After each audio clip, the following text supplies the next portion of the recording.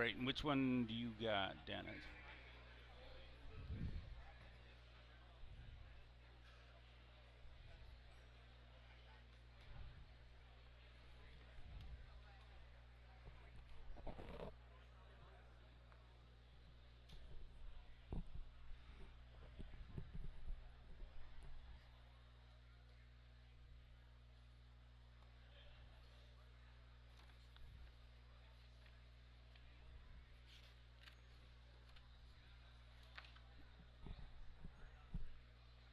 All right. I'm hoping everybody here can hear us. If you can't, if you're listening, let us know somehow and we'll see if we do. So we're gonna, for everybody that's watching, we've got on camera 1.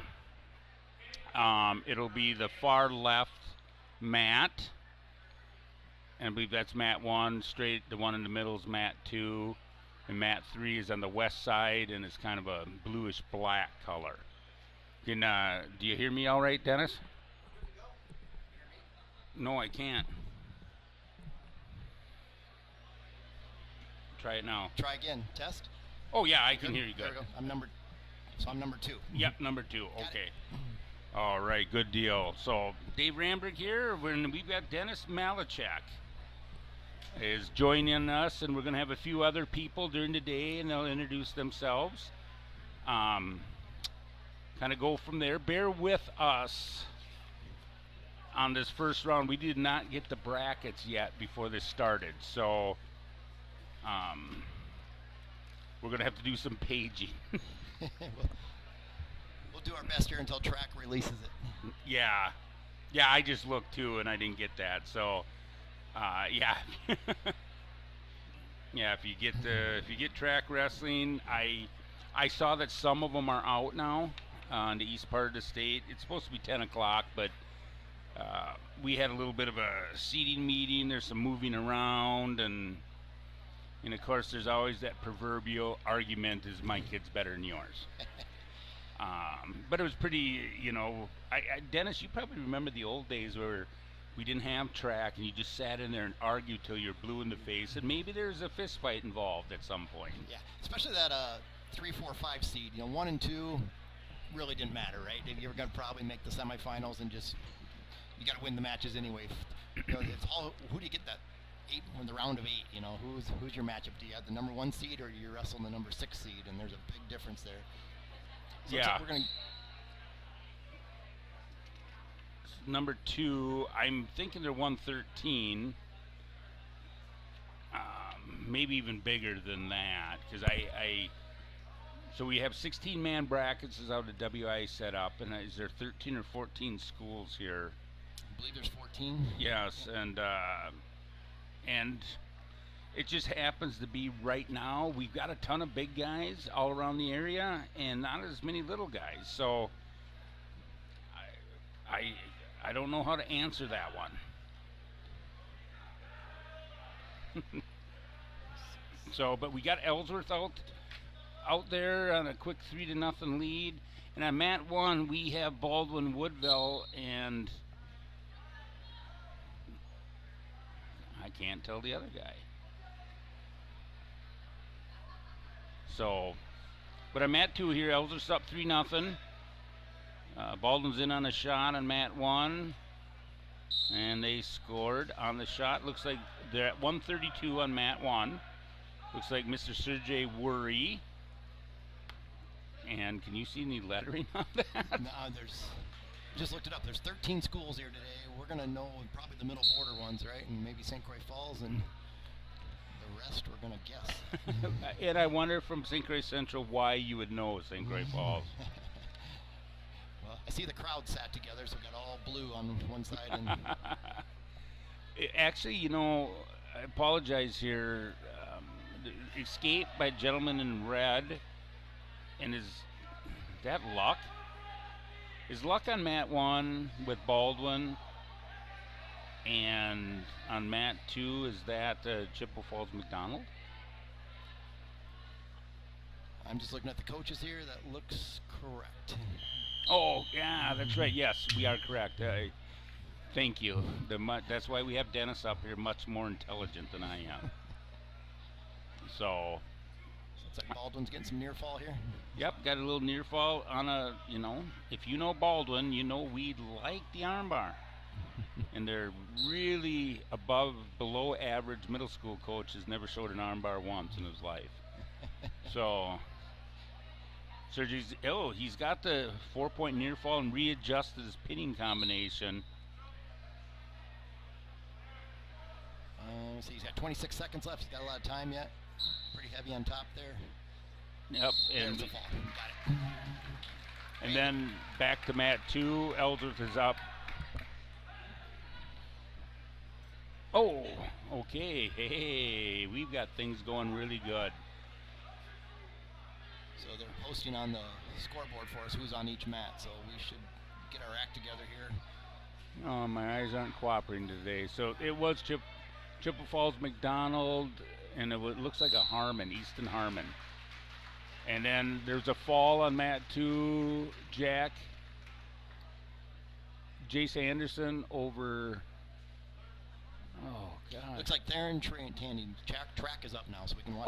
Oh, good. Well, I'll let you take care of that, and I'll throw in some needless information about them if I can think of anything.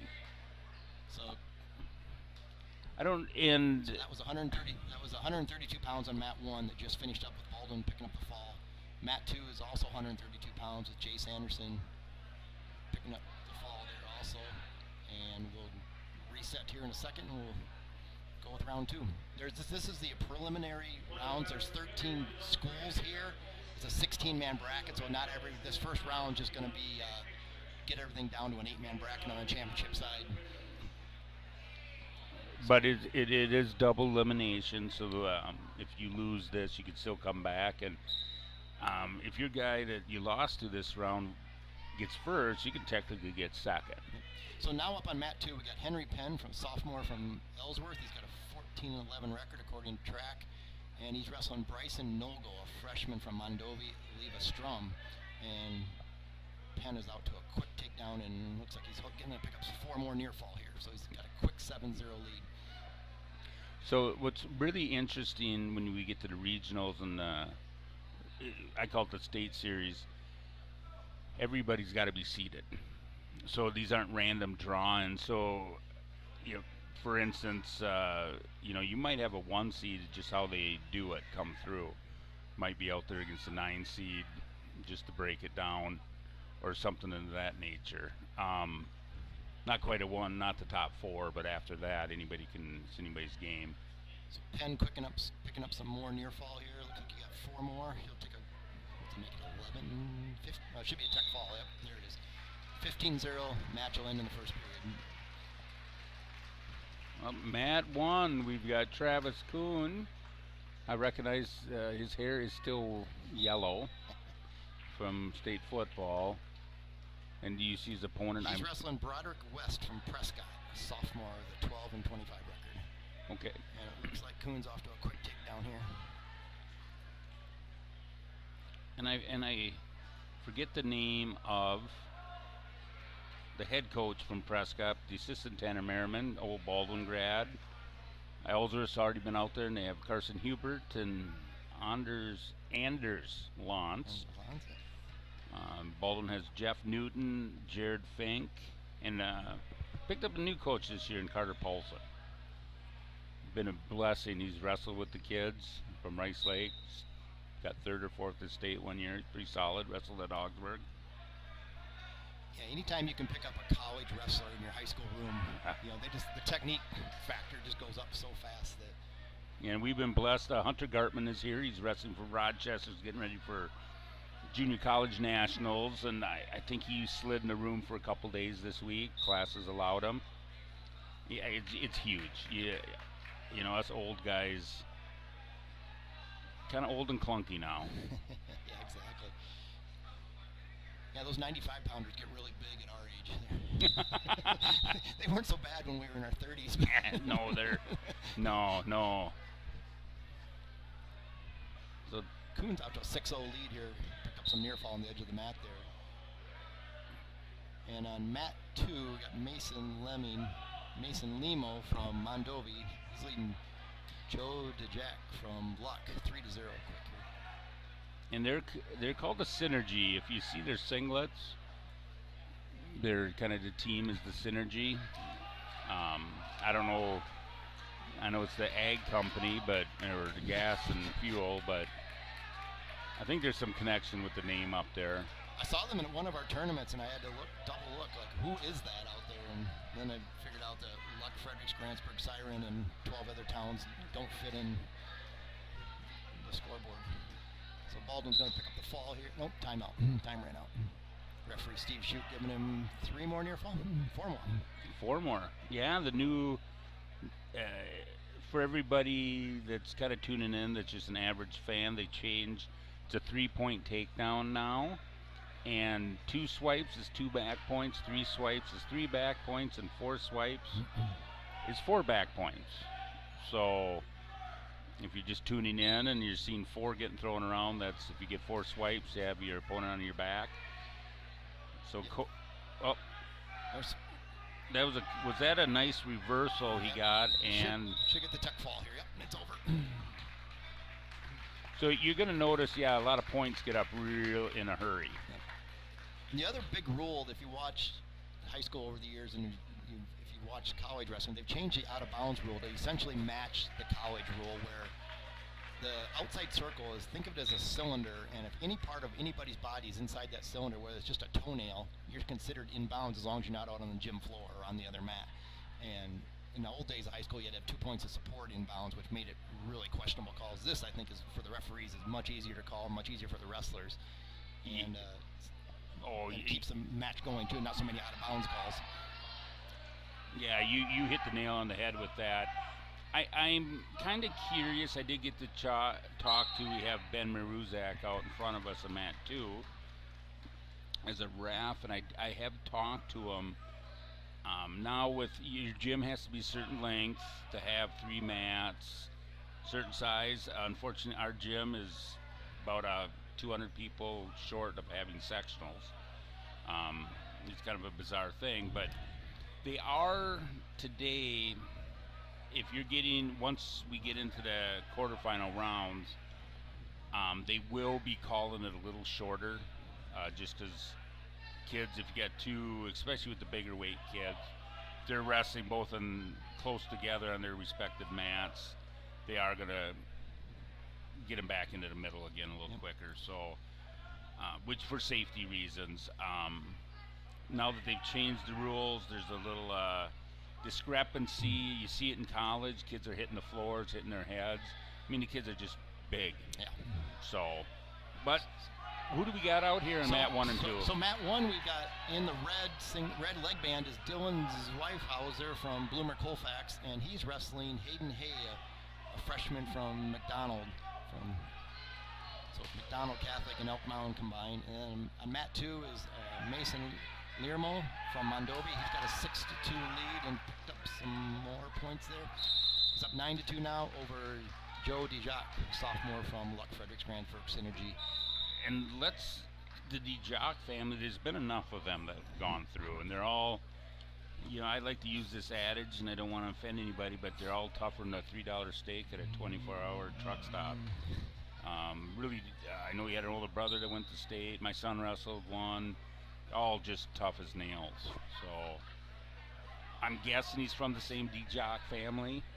It's not an immensely popular name, but so we had a fall on mat 1. Now we got Ellsworth, I'm guessing. Yep, I'll post it here in a second. So it looks like we got Knox Hines, a freshman from Ellsworth, 5-18 record. He's wrestling Prescott Stephen Antherton. He's a senior with a 24-20 record. So freshman versus senior here. Well, I'm Hines. That's a family, and Athertons. They've had quite a few over the years. Probably starting after your son. Yeah. They had a run of Athertons, and they're all pretty kind of talented wrestlers. Yeah. Always were a tough out when we had to wrestle against an Atherton. I appreciate you knowing all the names, Dave. The kids that graduated last year was the last group I coached through the youth and middle school program. So these new kids here, I know the parents, I know a few of them, but For the most part, this is all new territory for me. And then my youngest wrestler graduated high school 8 years ago already, or 7 years ago already. So it's been a while. Yeah, no, it's. I know the names, and you know, we've kind of mixed up our schedule in the middle school. And you know, with the new super regionals that started last year, and I think they're doing an all right job with it.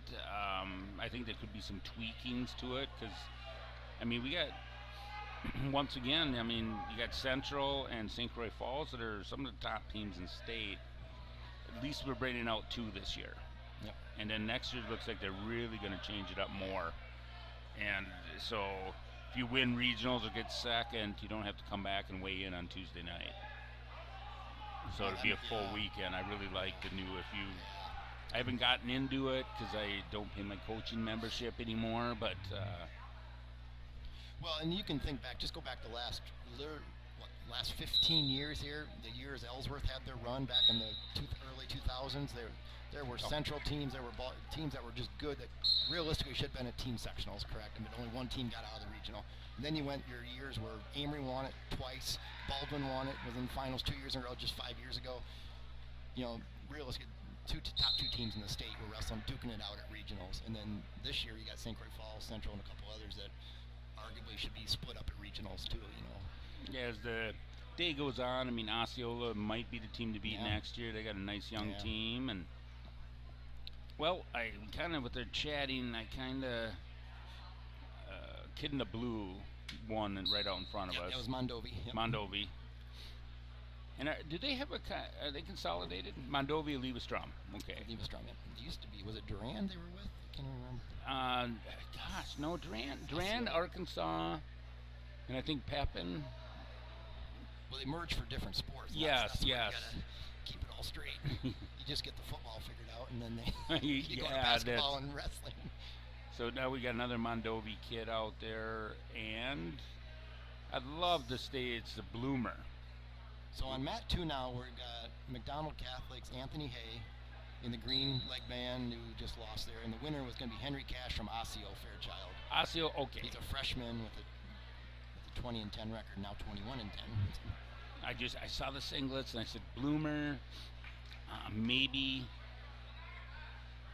We still got to go on. Hines and Atherton are still going out there. There must have been a little blood time. Yeah, we're in the second period. They're still knotted at 0, so we'll see what happens here. So while now are we looking at the Bloomer Colfax kid, and we know that this is St. Croix Central?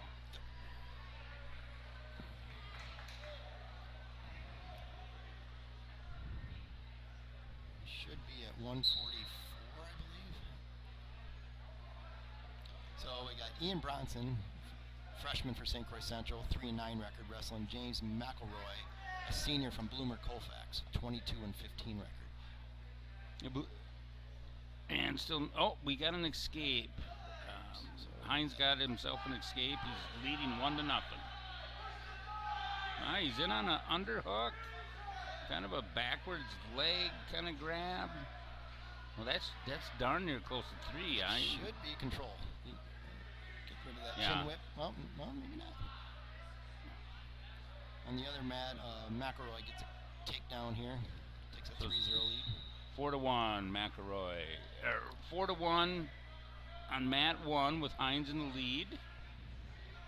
I mean, on paper with a 5-18 record, you got to be pretty excited unless he dropped down a weight class and fitting in and looks. I know that Atherton looks like he's kind of a well-built kid. That Hines. I can tell you one thing about regionals is don't look at the record, because some schools wrestle a tornado of a schedule, and you could come in at 10-10 and be ranked 4th in the state. If you're wrestling down at Pi State and all those types of tournaments, or somebody might come in 33-3, but if you haven't wrestled anybody but JV level kids, it doesn't matter today. And it all comes down to Baldwin's kind of going through a little struggle right now of COVID. These are the kids that were through COVID, and we lost some kids. So we've kind of adjusted our schedule a little bit going forward for this. So I'm not saying the tournaments that we're going to are weak by any means. I'm just saying, instead of staying out of Lakeville and going to Port Washington and those, we're staying a little more local and building the team back up, a little more competitive. So McElroy from Bloomer picks up the fall over Bronson from St. Croix Central at 144 pounds in the first round here. Yeah, I totally, you got to... Oh, we might have to get another chair and put you over on that side. Oh, right here. And then now we know we should have this one pretty good.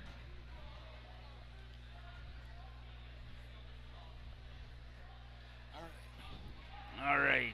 Looks like we got an Amory kid out here. And Graydon, can you hear me? You can? All right. We're joined.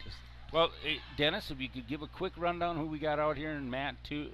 Matt, let's go on Matt 1 first. We got Steve Anthony from Prescott still wrestling, Knox Hines from Ellsworth. Hines has no, just changed. It's now 9-4 in favor of Atherton with a minute to go in the third period. At Matt 2, we're looking at Chase Dosh, a sophomore from Amory, wrestling Brock Hansen, a junior from Bloomer Colfax. All right. And Amory is the red leg band, and they're both red singlets, so red leg band is Amory. Yeah, more red. More red. The body's covered by the red. So we're joined in the booth here by Graydon Monacan. Placed 5th last year at state and was part of the football team that made the run to the state finals, but unfortunately there's other plans for him this winter. So go ahead and introduce yourself.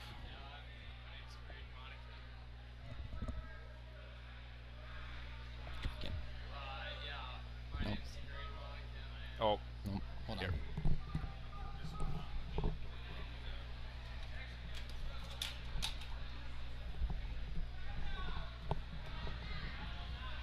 Yeah, I'm Graydon Monacan. I've been wrestling all my life, but I got hurt this football season, so my senior wrestling season unfortunately came to an end when that happened.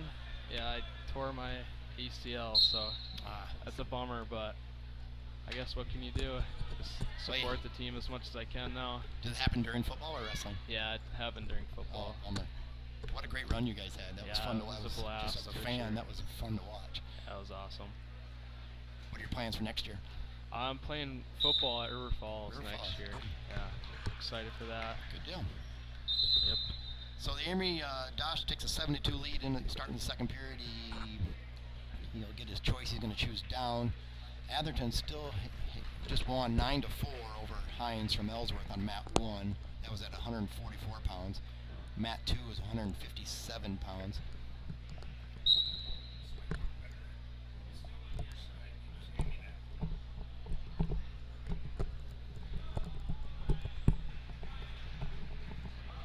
All right, Graydon, you hear me?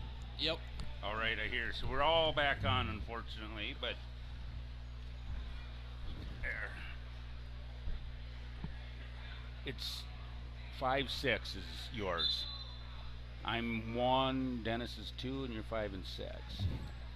And I'm not going to mess with anything. You know, this is way above my pay grade, my intelligence. So, like we say in our announcing over at Central, you get what you pay for. In a sense, we're volunteers. That should explain everything. So. Yeah. Well, you know, if people are listening right early, you're going to have to suck it up and tough it out and listen to Dennis and I next week. So Drake Gartman just picked up the fall for Baldwin there on mat 1. That was really quick.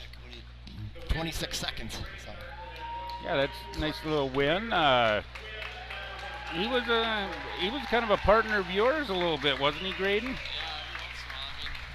Yeah, when we got into high school, we kind of were a little bit different weights, but through middle school, we practiced a lot together. And as you can see, that was his 100th win. They held up that banner. It's impressive. Good for him. Yeah, I just kind of wanted to, coming from you with being a little more than me.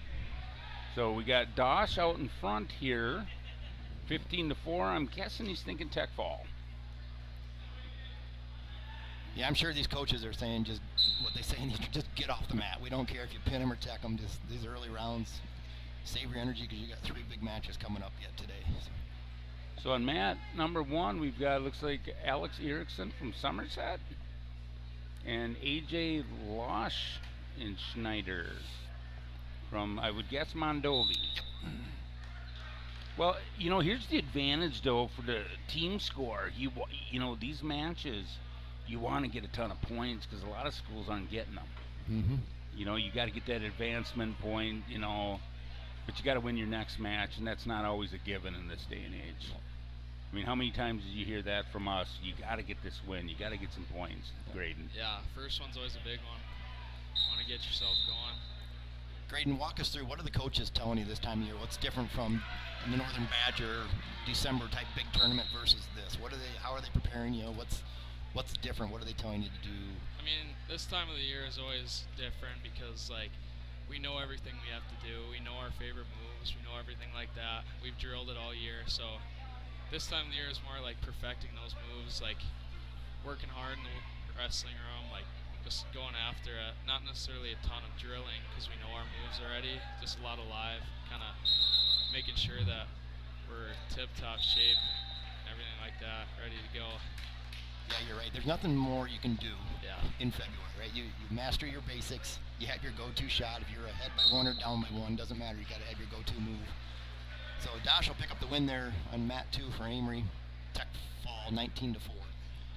So I got to ask Graydon, one of the best speeches I've ever heard was, I don't know if you were a freshman or you're still in middle school. At this time of the year, if you're at prom, you dance with the girl you brought. We're not looking for new ones. And I remember standing in that room, and I was in tears. I had to walk out of the wrestling room because I was like, the most straightforward analogy I've ever heard, and he left everybody speechless. Yeah, I must have been in middle school for that one, but that is a good one. So Mondovi picked up 4 more near fall on mat 1. He took 11-0 lead at the end of the first period. That's Loscheider, sophomore from Mondovi, with a 13-23 record. He's wrestling Alex Erickson from Somerset with a 5-8 record, and we don't have his grade level on the track. Mat 2, we got Joel Wiltrot from Luck Fredericks Grenford in the green on top in the green leg band. He's up 3-0 quick, picking up near fall. He's wrestling Thomas Sweeney from Somerset, a freshman with a 5-14 record. And doing just what Dave said, getting more team points here. Does it have the record for that Wiltrout? He's 20-16. Okay, because I did see, I was in at the seeding meeting, there was one kid with a really good record that was going to be wrestling in this round where I figured, and I was like, wow. Okay, you don't see some of the guys with those big records wrestling right away, but then we've got a couple of brackets that are pretty deep here today too. Graydon, do you like I call it the new format where these kids are wrestling 40, 50 matches a season? Do you like that versus Dave and I, we're old here. In our day, if you won a state title, you only wrestled 25 matches, and that's all the way to the state finals. So do you like the 50, I mean, you see these kids coming in with, this kid's got 36 matches under his belt already. Do you like that, or do you rather just... I mean, I think there's an even medium there. I'd rather wrestle probably 25 good, hard matches than wrestle 50 matches where you're only out there for the first period. There's kind of a good side to both of that. You want to be on the mat, you want to get matches in, get experience, but also, I mean, good matches are better than, not a lot of good matches are better than a ton of not so good matches. Yeah, good point. Do you like what they've done with the middle border conference? We'll stick to that, but just combining the duels and basically making it fewer weigh-ins. I mean, I think that's a good thing for the athlete. Yeah, I think so too. I mean, the triangulars are good because, I mean, I guess you're only wrestling one duel a week then. Instead of having to weigh in on Tuesday and then weigh in again on Thursday, it's easier on your body just doing that. Yep. A little more consistent too. Yeah, yep. for sure. I would argue for the athletes, it's a good thing because you just, for what you said, fewer weigh-ins, a little more controlled. I would say from a fan base, it's bad because, look, I'll take St. Croix Central to be selfish here, but we only had 2 home meets this year. We had a quad duel, we wrestled 4 duels in one night, and then we turned around and had our conference double duel night. So it's hard to build a fan base. Basketball gets 12 home games. They're on TV every week, and we got 2 home meets is all week. So it's We got one. We had a quad that was canceled this week. We had one on Tuesday. They pulled out. So we only got one home meet. We had the parents' night, senior night, pep band. Cheerleaders did their thing all in one night. And make it worse, we had a middle school meet right before it. So so up on mat 1 now, we got Bill Jardine, a freshman from Mondovi Levistrom, freshman with a 6-11 record. He's wrestling Jaden Stave, another freshman with an 18-18 record for St. Croix Central at 165 pounds. Nice little, kind of a hybrid high crotch. Turn that corner. Nice little takedown that Jaden had there. I'll tell you right now, this Stave kid, for a freshman at 165, look out. Most freshmen just aren't physically ready to wrestle at 165 pounds, let alone do well and win 18 matches this year and win some big matches. Has some pretty good technique, seems to be coachable, and he might surprise some people. We might see him wrestling next Saturday. I'm hoping. His dad was a state place winner from Baldwin. Unfortunately, he moved to Roberts. I think we discussed this. I talked to Ron once in a while, and we discussed this. I'm sure his grandma and grandpa, or Jaden's grandma and grandpa in the crowd actually saw grandma earlier. So who do we got out here for Ellsworth? We got Matthew Lundstrom, a sophomore with 12-17 record. He's wrestling Dominic Weiss, a sophomore with a 5-10 record from Prescott. And Lundstrom's off to a quick lead here. He got takedown and picking up 4 near fall real quick here. Might be over. He's got that pretty tight. So this Jardines, I'm kind of wondering if his 96, there was a Jardines from Mondovi that won state, and we called him the man with the plan. He had to wrestle not Garrett Lowney, Bill Lowney. And that Lowney was a big thrower, threw this Jardines 3 times, and he rolled through all 3 times, and he won 17-15. So we always called him the man with the plan, tall, lanky feller. It's always one of my state moments that have stuck out for almost 30 years now, Graydon. It's like, wow, that's impressive. So Ellsworth picking up some more near fall here. He's going to get at least 4 more here. And you know, if Anders Lantz is in the room, I remembered how he wrestled, and just 2-3 guys, all those leg turns come with the crossface, and it looks like he picked up the pin there. So Anders, of course, wrestled at St. Cloud or South Dakota State and the Badgers. So you're bringing in a different level, to your point earlier, that you're getting a D1 kid in the room now. And I shouldn't say kid, he's probably 25, but I think him and my son wrestled probably 10 times between middle school and high school. Yeah. So I'll just say Anders won most of them. Tough kids.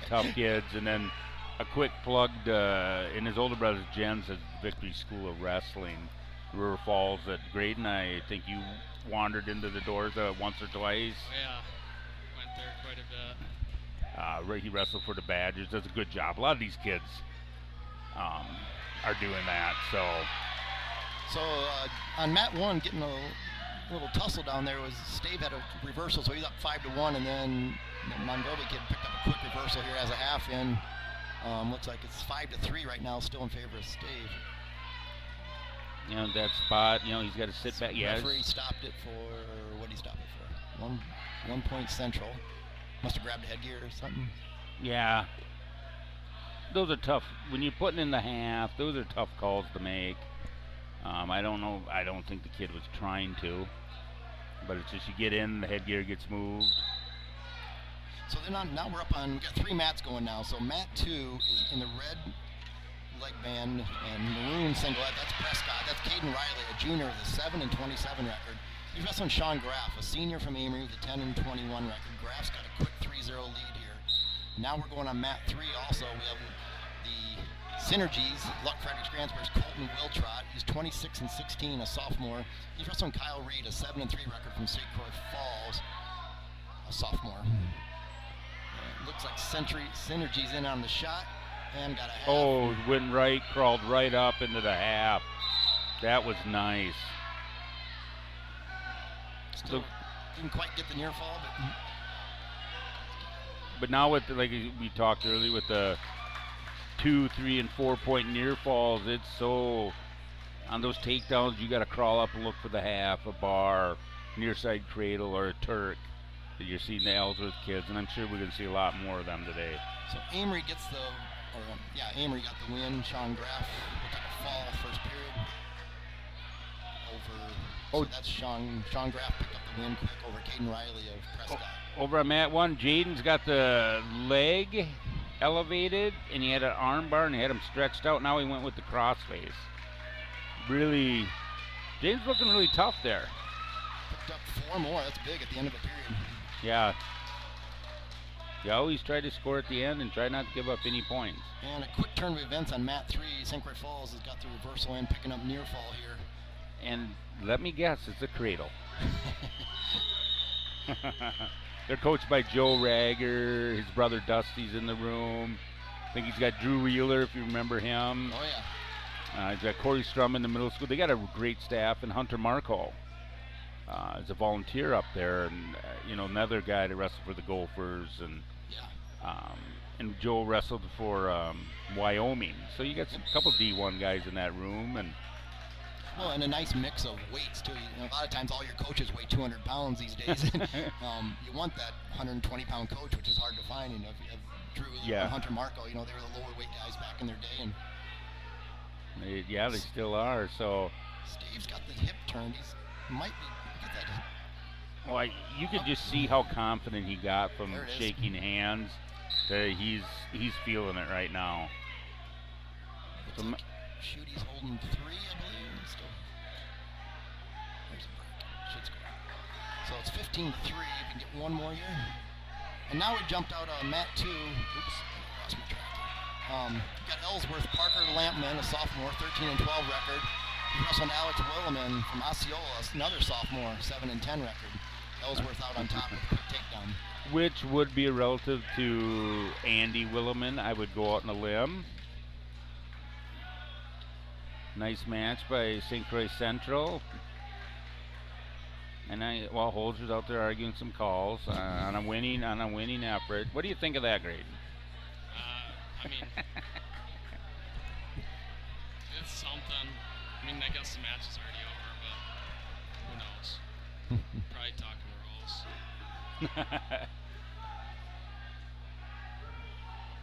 So out there on mat 1, it looks like we got Giovanni Sowell and Hunter Halverson from Ellsworth. Sowell from Amory. 2 sophomores going at it. And he's the younger brother but bigger of the lighter weight Sowell, I believe. So it looks like we're jumping down to round 1 already? We got 113 pounds on mat 2. We have one more on mat 1, Drew Stark and Noah. Yeah, that was the weight, 175, Noah Kruger. Because I think Drew got a pretty decent seed, and he's still out here in this round. But they're slowly moving. Mat 3 is into the second round. Mat 2 will be into the second round, just looking at the board, and then one more of the first round. And what's the rule these days? Is it 45-minute wait, or is it an hour? Or is it... No, I think it's down to 30 minutes. Okay, which is good enough. Yeah. I know that was a conversation we had earlier. I wanted to go, and they asked. I just said with the time, you can plug it in. And let's go with 2 mats, because 3 you're going to get it done too quick, especially with we had a couple lightweight guys. So Kyle Reed from St. Croix Falls at 106 pounds picks up the technical fall in the third period, I guess. So yeah, he'll advance to the semifinals. And to your point, you said earlier, and I'm sure Graydon's been out there, he got taken down on a real slick takedown. He almost had some back points given up, but he comes back and gets the tech fall. So yeah, throw the records out at regionals. Looks like Ellsworth picking up some more near fall on mat 2. Lampman's up 6-2 with more to come. So Graydon, when you wrestled at regionals, was it more? And you got to go through the old style regionals and now the new super regionals. Did your train of thought change at all? No, I mean, going in there knowing that at any point your season could be over, you still got to wrestle really good. But I really like how the new super regional is like how they run that, especially because it runs nicely, and then also you can kind of build your sectionals bracket right as you know you qualify for sectionals, so that's always good. So over on mat 3, Malachi Barker, a freshman from Osceola, he picked up a takedown, and he's got the spoidle on the Amory wrestler James Robbie, also another freshman. So he's going to pick up. It's up 7-0 here, and he's not going anywhere. I don't know if he can get the fall from that position or not. Well, technically, no, the way he's sitting, you can't, but I'm not saying the ref isn't going to give it to him. Now he's kind of readjusted a little. Yeah, that is, hey, I give him credit. That's a tough position to get caught in. Brock Hardy from Nebraska sat there at a minute and, 40 last year? Yeah, in the NCAA, yep. Yeah, so he still wrestled back to, I believe, 3rd. And there's nothing he can do. Over on mat 1, Amory and Ellsworth are still knotted at 0 in the second period, about halfway through the match. Solwell's on top with the armbar.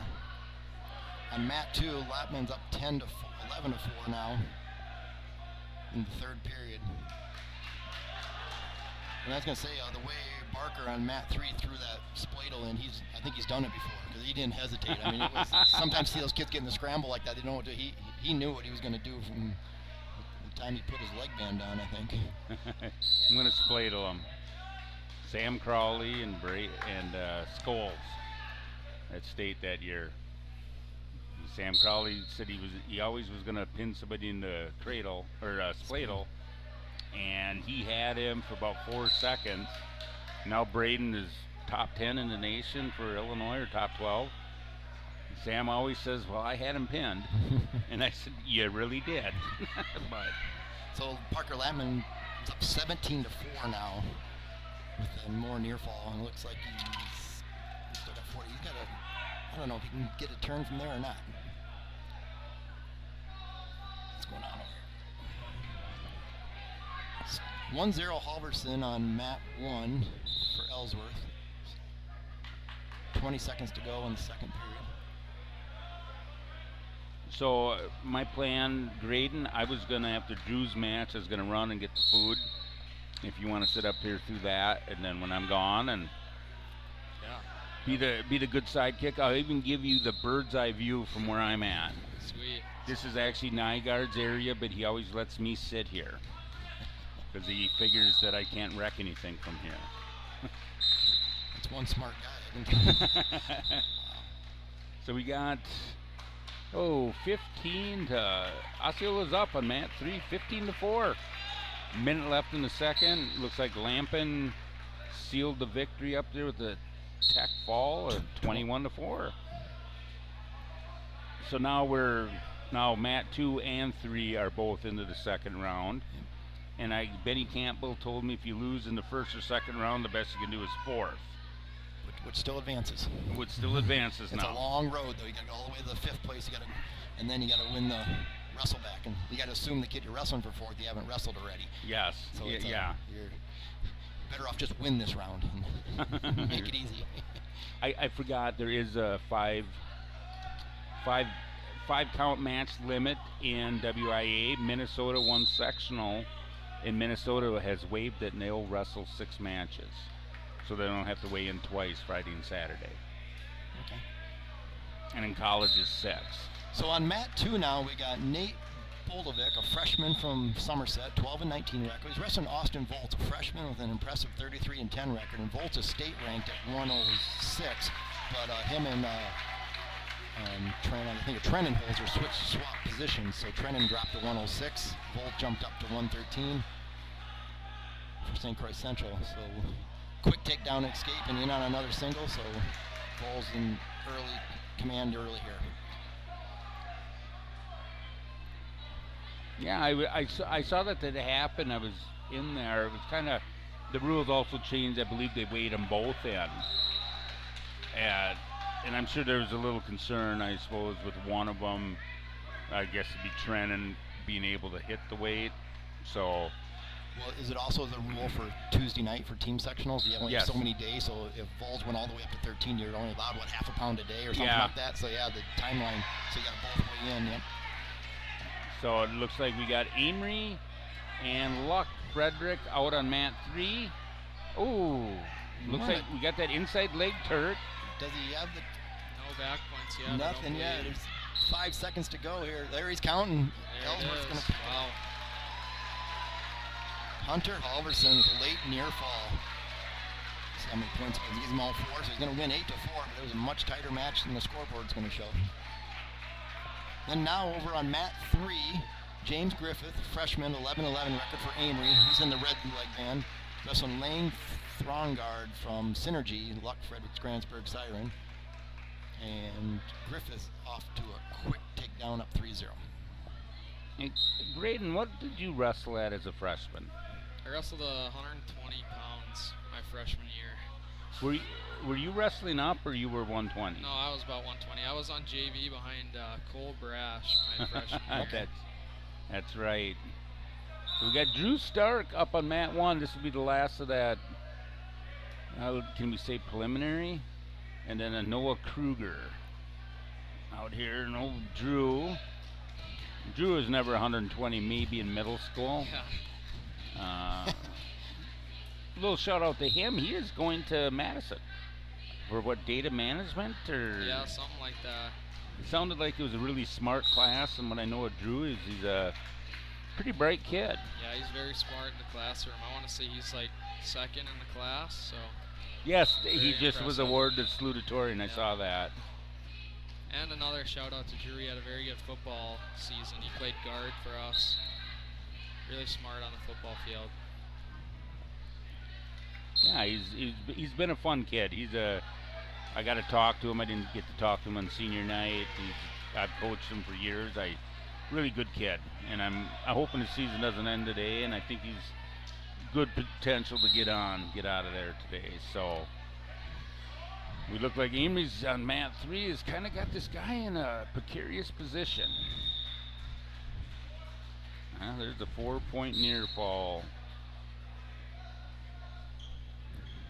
So the reason why I asked you, Graydon, you started at 120, and last year you got 5th at state at 144. Yep.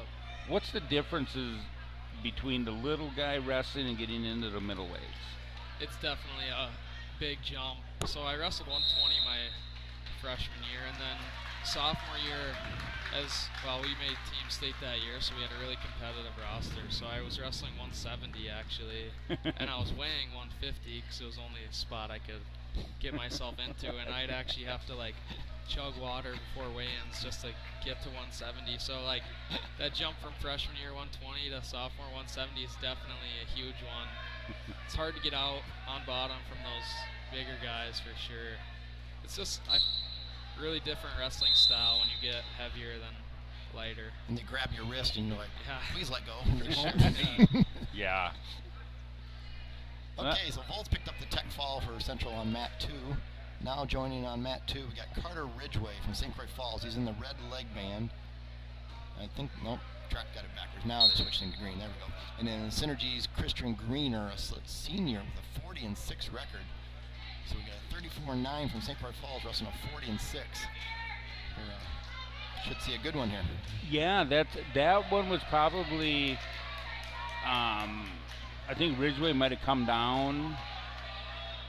That was the most hostily contested of jumping places and all that. And I know the luck coach is like, well, that guy's pretty good. So obviously with a 40-6 record, he's got to have some ability. Oh, Drew Stark's up 3-0, and he's putting a ride on. So Graydon, you've wrestled with Drew all your life. Is there a possibility that he might just fall out? I don't know. I mean, we're picking on Drew a little Yeah. bit, Dennis. St. Croix Falls is Ridgway with the fall. First period, 1 minute 10 seconds, or give or take a little. Yep. No, and I knew the Ridgway is pretty good. I haven't got to see luck at all this year to, Drew picks up a fall. There you go. Impressive win over there. Good job, Drew. We got Mr. Wasley and Mike Nielsen coming over to coach Central guy. And he's up against our very own Sergey Worry from Baldwin-Woodville. think that's Kane Parembo. Oh, that's Kane? Yep. You know, you look at my size, all the little guys are kind of the same, aren't they? Yep. Okay, Kane Parembo. So Griff is going to take a 12-0 lead into the third period for Amory over on mat 3. Jack Showard and Primble just getting going on mat 2 here. And on mat 1, we got Garrett DeLong from St. Croix Central and Drew Ryder from Bloomer Colfax. Is it a knee? Quick injury here. I was just going to say is that's the family. He got 5th at state last year in North Dakota. Yep. In the big division.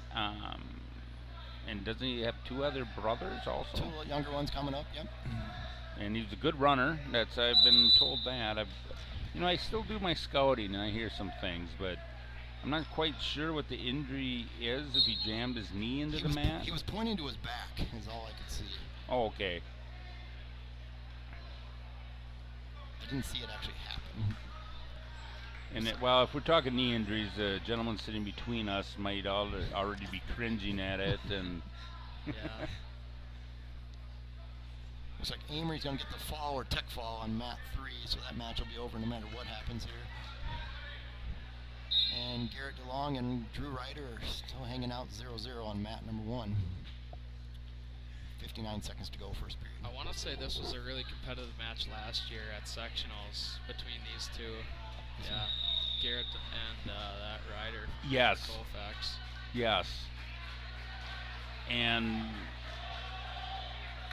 has Garrett been at this 120 all year? Is he? Yeah, okay. He's been all year long. Yep. I don't know how he makes weight. He looks like he should be a 47-pounder or somewhere in there, but he's. Yeah, because that was a match I remember kind of looking, going, wow, that's a little early to be having that match. I know Garrett picked up a couple losses earlier, and maybe it's because he was struggling getting down the weight. And looks like the Central Sours got a nice cradle locked up. Oh, he's got the knee in the ribs. That's pretty tight. Yeah, that's really tight. There's the foul.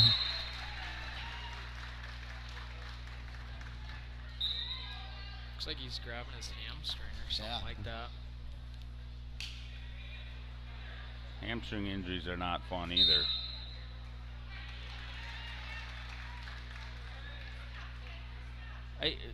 So Graydon being a little banged up, I got some theories, and most of these kids are banged up this time of the year. I mean, you're dealing with soreness, achiness, ribs, knees. Over the years, what was the toughest thing you've had to deal with as of injuries? I mean, I guess I didn't get hurt a lot. I mean, I dealt with some ankle stuff, but this is the only really major injury that I dealt with. But I guess in wrestling, other than that, it's just like those 2-day tournaments like Northern Badger, that wrestling in that second day is always a freaking dogfight because you're tired from the day before. You gotta, not like you can refuel yourself after the first day, you still gotta make weight, but when you're coming into like regional sectionals time, it's nice because after regionals, if you qualified, you can really refuel and recover because you don't got to wrestle for another week. But then you also throw in that factor where all these good teams got to weigh in again on Tuesday for team sectionals. Like, yeah, I think that's definitely a disadvantage, but also like comes at a cost having a good team. Yeah, it does, and I know the weight descent plan, and it just isn't the form. But I don't like the Wisconsin plan. I mean, I understand safety of the wrestlers, but I like the Minnesota, and it becomes a political thing. But I know there's a kid out wrestling today that's battling a back injury, and he's been battling it all year. And you get stiff, and then at the college level, the kids, I know where my son wrestles, and I'm sure with Dennis's boys too, that the shoulders are the ones that they hurt in everything you do. So, but who do we got up here going, Dennis? So on mat 2, we got Riley Cummings from Synergy. He's up 10-1 already on Braden Sanford from Prescott. Sanford's a sophomore, 17-29 record. Cummins is a 36-8 sophomore. Over on mat 3, we got Osceola's Keegan Berg, a freshman, 16-11 record. He's wrestling Noah Walker from Ellsworth, and Walker has a 6-1 lead here in the start of the second period. Over on mat 1, DeLong, they went 0-0 first period, got escaped for the second. They're still getting to know each other on their feet. Still 1-0. 30 seconds to go, second period. Sanford from Prescott's another name. They had a bigger one that was just behind your oldest, and I think he placed the state a couple of times. Ty Sanford? Name rings a bell, yep. Maybe he's around Drew's age, so... Yeah, didn't you wrestle Kyle Larson? Not Kyle, Ryan Larson? Yes, yes. So it looks like Synergy picks up the win, but hey, Graydon, if you want to move over here, because you can give some background on the guys out there. Just, be nice to them, because I'm sure you're going to have wrestled a few of these guys coming up. Yeah.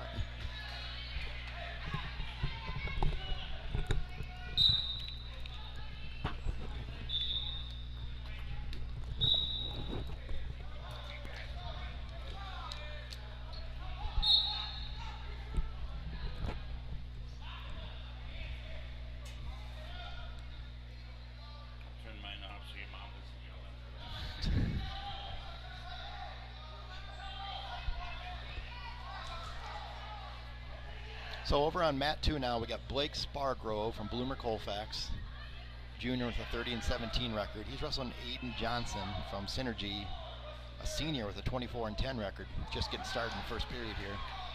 Over on mat 3, Walker still has a 9-1 lead in the second period. Looks like he's taking control of that one. I missed it over here. Did the Bloomer kid chose both up? He chose neutral, yeah. Probably down. A smart move. You get DeLong on top, you're probably going to your back. So Take down the win. Yeah, and honestly, I agree with the call, because one, to get the escape really does nothing for you. You still got to get a takedown, and it takes a lot of energy to get out. So why spend? You got to, and the weak takedown still wins it. So all 2 minutes on your feet's a lot better than getting an escape with little time left. Yep. Yeah, true. And if it takes you a minute to get out, then you're.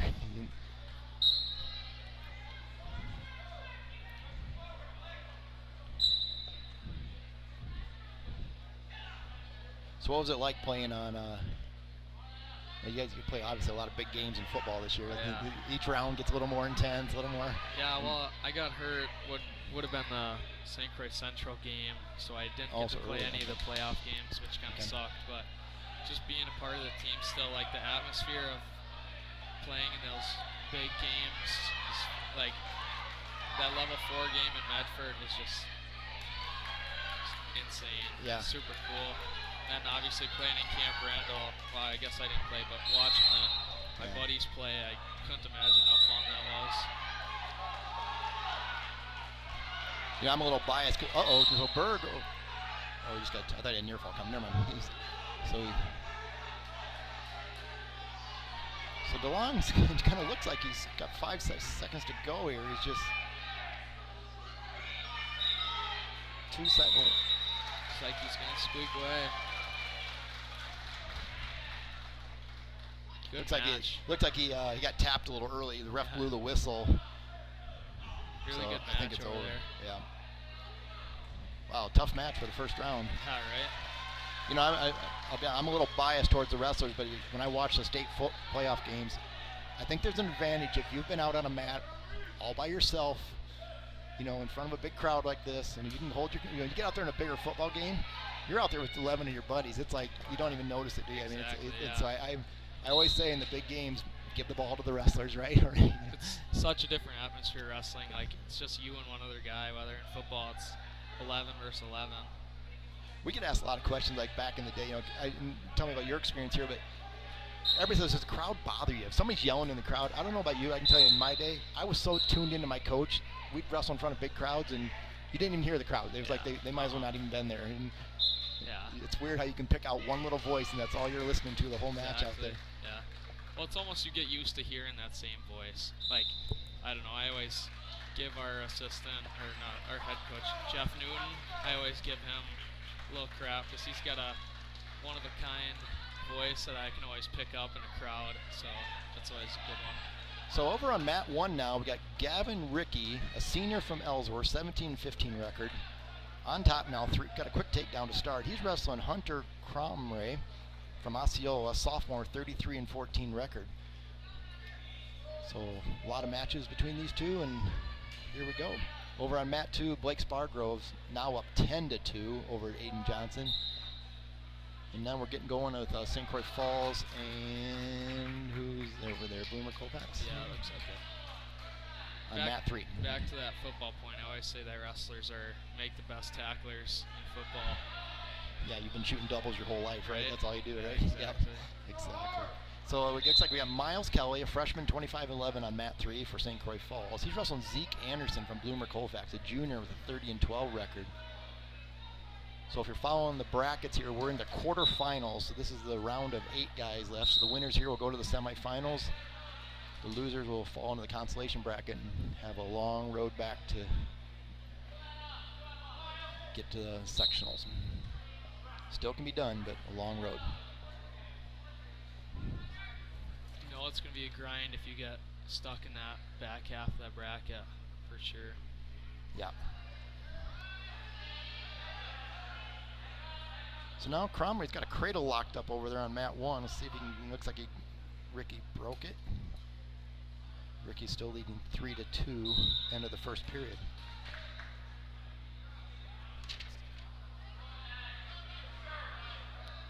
I believe that Cromway from Osceola was a state qualifier last year at 106. Okay, so he's up quite a few weights then. Yeah.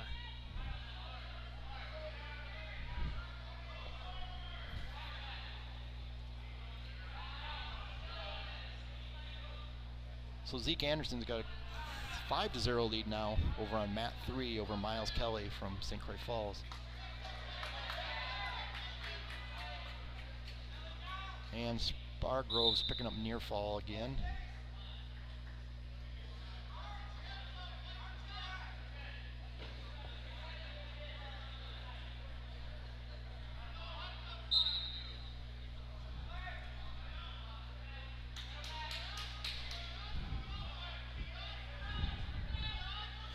So now that you're out, you can tell the crowd now what you said. You had to work on your go-to move in the big move. What was yours? What was yours on your feet? You had to score. What was it? Definitely blast double was my go-to. I shot that on almost everybody. And then if that didn't work, I liked the little slide by. Worked really well on my feet. Beautiful. So Cromley, referee's holding 4. Still got the arm bar in his way. He hasn't awarded the points yet. Talonberg coming to the mat, 2. State placer last year.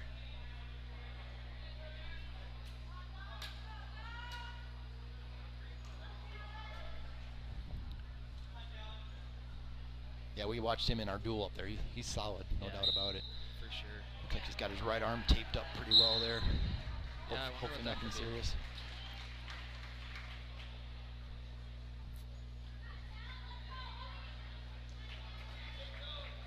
So there, Cromley got his 4 near fall finally. So he's up 8-3. Going to end the second period that way, it looks like. Talon gets a quick takedown for Osceola on mat 2. He's wrestling Jace Anderson, a freshman from Ellsworth.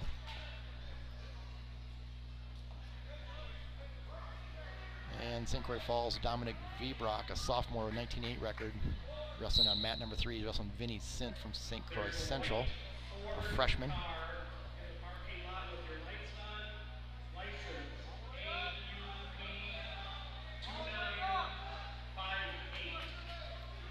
Berg picking up some more near fall on mat 2.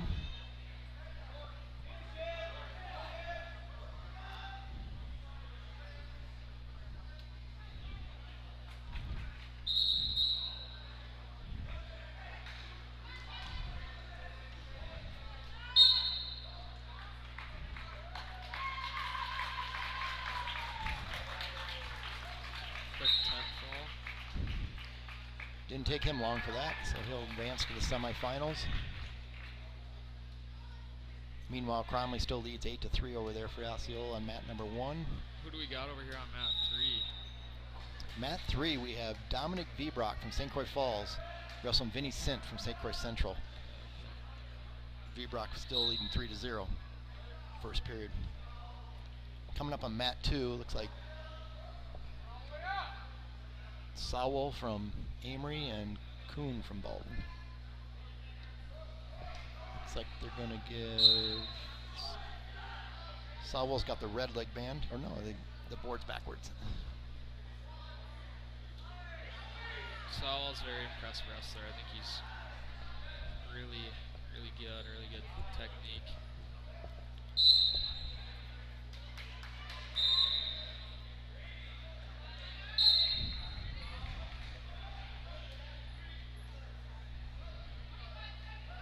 So Ellsworth just picked up 3 near fall. He's got the leg and he's kind of got the hip turned on Cromley there. There's 18 seconds to go in the match. We'll see what he can do here. Looks like he's just going to run out of time. Got a pretty decent ride out there for a third period for being down 8-3. Well, now he's going to give up a late score. I don't know if they scored that. Yeah, they gave him a reversal. So final will be 10-6 there. Cromley from Osceola will take the win over Gavin Rickey of Ellsworth. At 126 pounds, yep.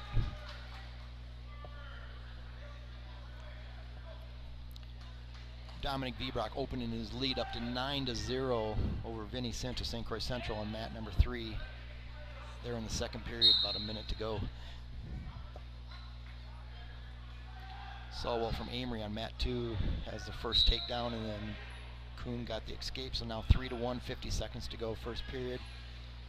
Now joined on mat number 1, we got Weston Ingham from Amory, a sophomore, 37-8 record. He's wrestling Siraj Worley from Baldwin, a junior, with a 10-18 record. And Ingham was out with a quick takedown. And it looks like the intentional escape coming.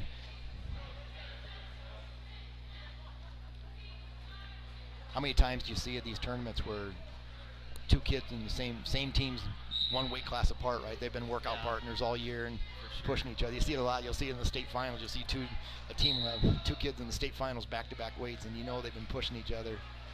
Definitely. Well, I give a lot of credit to my success last year to Colton Hush. I practiced with him a ton. He kicked my butt quite a bit, but definitely made me better.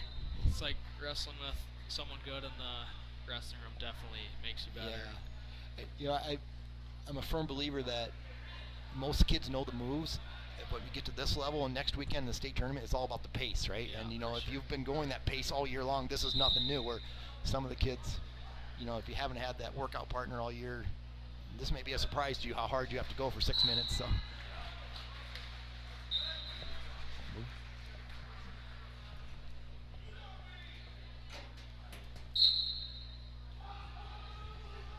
Better. I'll time it up here. All right, we're getting all our cords crossed here, but we'll figure it out. Quick win for Ingham over on mat 1. I missed it. Did he get the fall, or it must have been a fall? Yeah, I think it was fall. Okay. Sowell's opened up an 11-1 lead on mat number 2, and V-Brock has opened up a 12-0 lead over on mat number 3. Now coming up on mat number 1.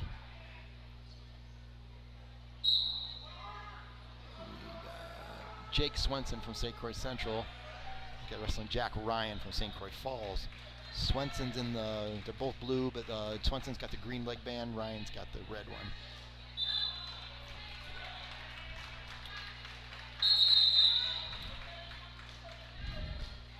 Looks like V-Brock just picked up the tech fall over there on 3. Okay.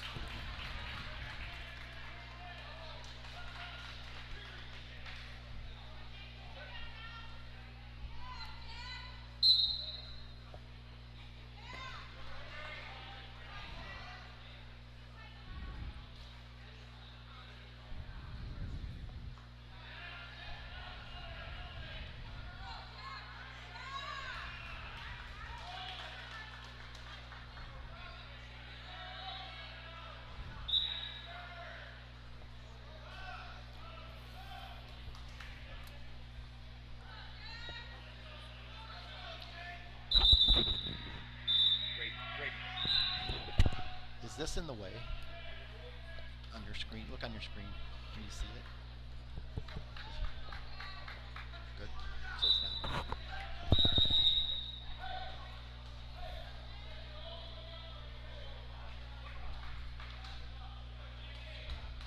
Okay, Swenson's in a 4-4 match over there on mat number 1. Sowell's opened up a 14-3 lead. Looks like he's going to get near fall on a take. Oh, what are they calling it? There we go. So he's going to take down a near fall. It's probably going to be a tech fall. Yeah, I'm doing near fall. Never gave him near fall. Okay. So now up on mat 3, got Alvin Peterson from Somerset, sophomore 19-9 record. He's wrestling Henry Penn, sophomore 15-11 record from Ellsworth. And Penn's in quick on a shot, just getting started first period.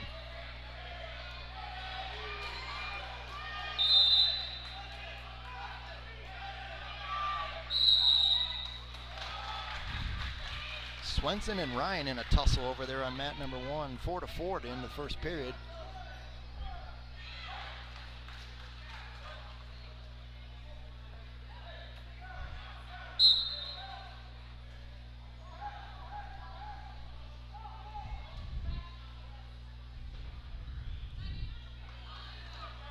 Penn's got himself a takedown and looking for some near fall here. Looks like he got 4 more, so up 7-0 quick in the first period.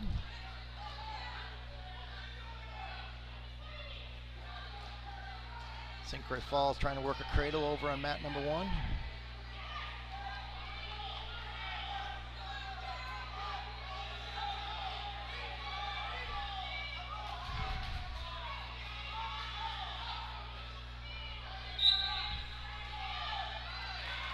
Swenson looks like he's going to get a reversal here over on mat 1. He'll take a 6-4 lead.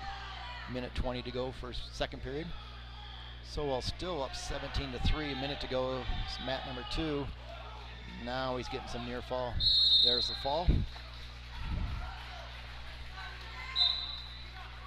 was career win 100 for Tony Sowell on Avery on minute number 2. 100th win for Antonio Sowell. It's impressive. Congratulations, that's a huge accomplishment.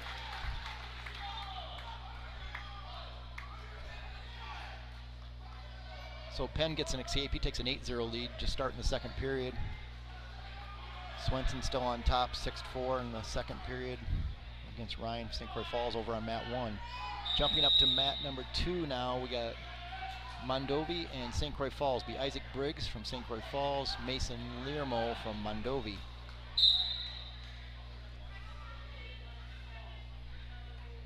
And that is at 144 pounds on mat 2.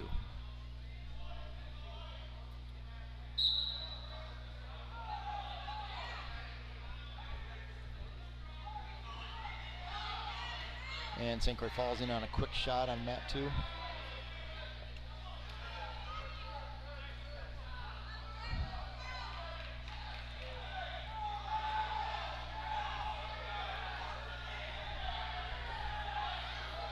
In a little edge of the mat controversy, looks like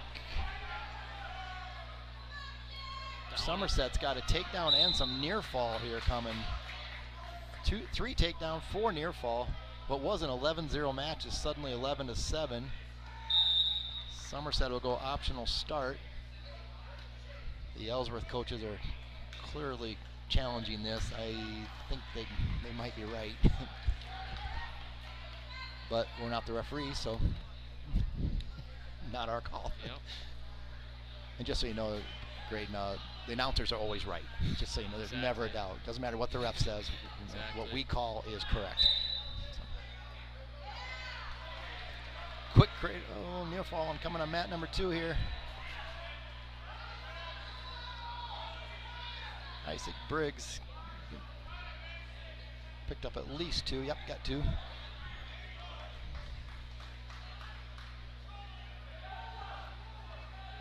So back and forth over on mat number 3 is now 12-7 in favor of Henry Penn from Ellsworth. Mat number 1 looks like we're doing a little blood cleanup here. Start of the third period to be 6-4.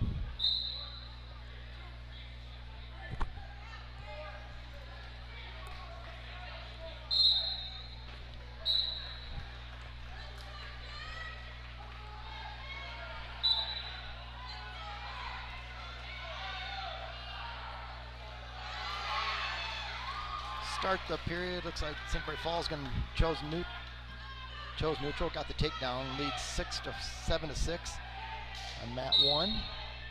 Minute 39 to go, third period.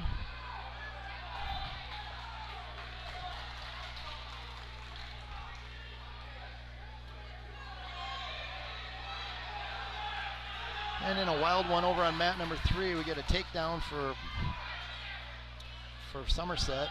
Makes the score 12-10. He's on top. He's got a bundle in. Not sure he can turn him from there, but minute 22 to go, third period. We got a barn burner over there.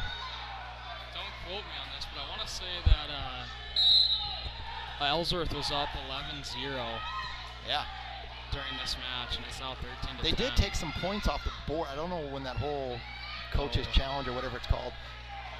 But anyway, it's 13-10 in favor of Penn from Ellsworth right now.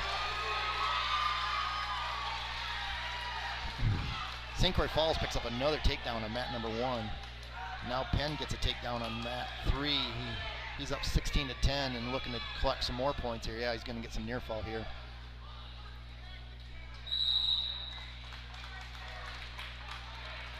Now coming up on mat 2, Henry Cash from Osseo Fairchild, freshman, 21-10. He's in the green leg band. Stephen Antherton from Prescott, senior with 25-20 record. Freshman versus senior on mat number 2.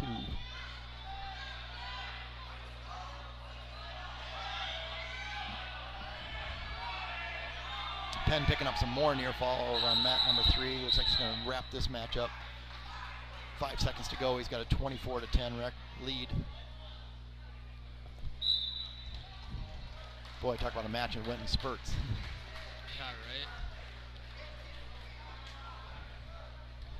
So Penn will advance to the semifinals.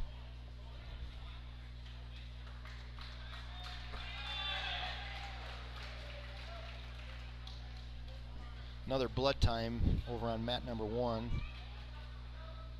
Looks like it's going against St. Croix Falls. They're counting down. I believe they get 5 minutes now in high school or something like that. So, see what happens there. Now coming up on mat number 3, we're going to have Logan Meyer from Osceola versus Dylan Zweifenhofer from Bloomer Colfax. Meyer, a junior, 36-12 record. Zweifenhofer, a senior, 25-21.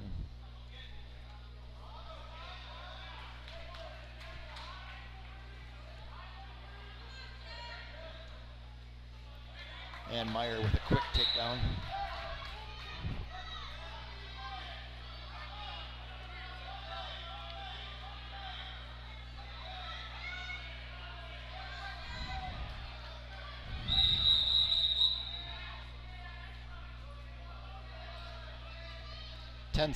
6 seconds to go on mat number 1. St. Croix Falls leads 10-7.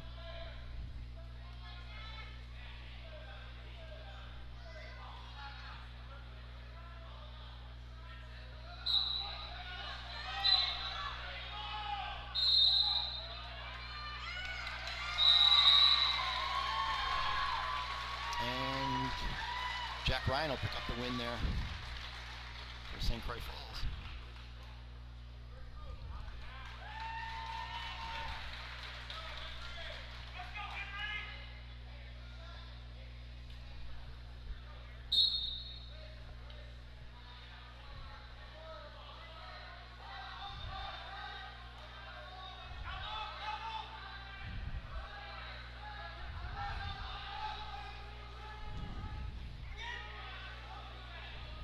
Next up on mat 1 is going to be Blake Fox from Somerset and James McElroy from Bloomer.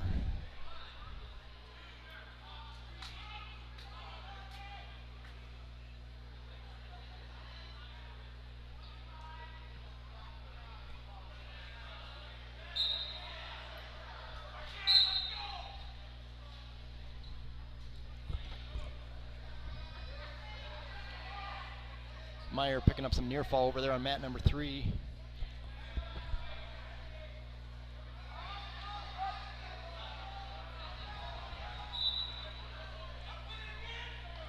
Picks up 4 more. He's going to have a 9-0 lead.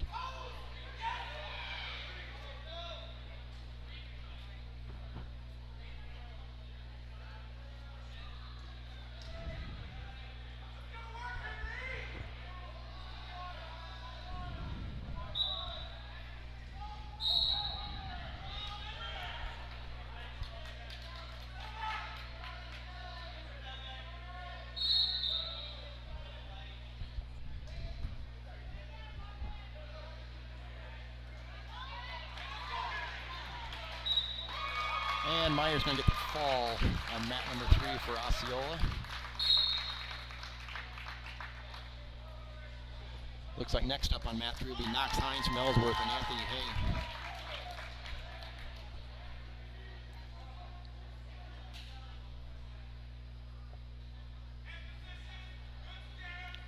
James McElroy from Bloomer Colfax get the early takedown. He's up on Blake Fox from Somerset 3-0 on mat number 1. Mat number 2 is a tussle at 7-5. Stephen Antherton from Prescott's leading Henry Cash from Osseo Fairchild. He's on 15 seconds to go, second period, and a big throw. And then we get 3 for Antherton. He'll take a 10-5 lead at the end of the second period.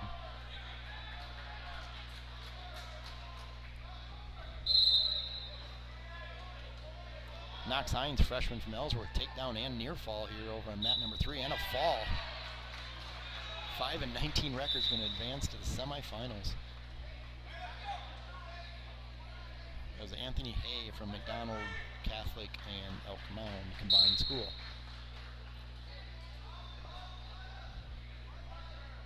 Mat number 1's turned into 4-3. Blake Fox takes the lead right now. We'll get started in the second period.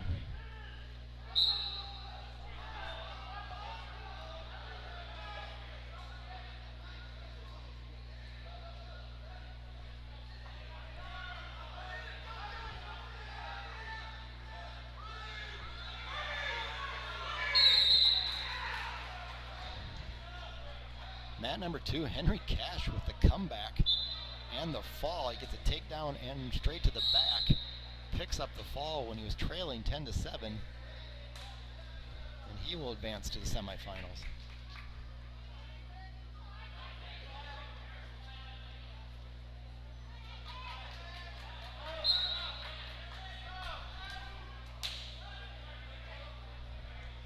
Next up on mat number 2 is going to be Isaac Dunham from Osceola. He'll take on AJ Loschleider from Mondovi.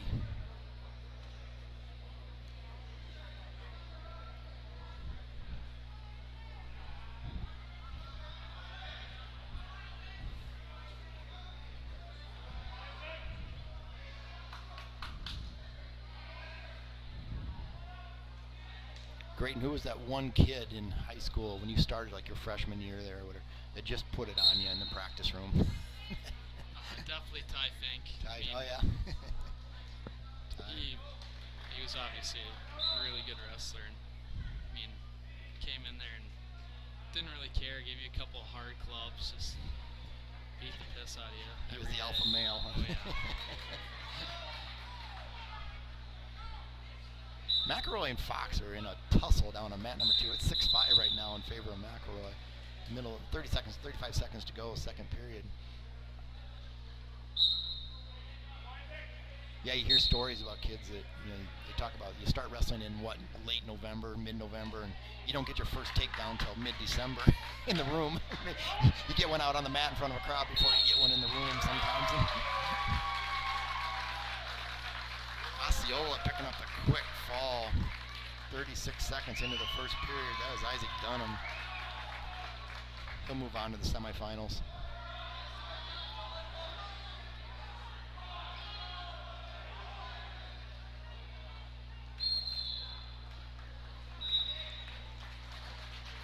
Over on mat 3, they called the fall. Brady Pinard pinned Aiden Poirier from Bloomer Colfax. So Amory picking up the win on mat number 3 in a really quick fashion.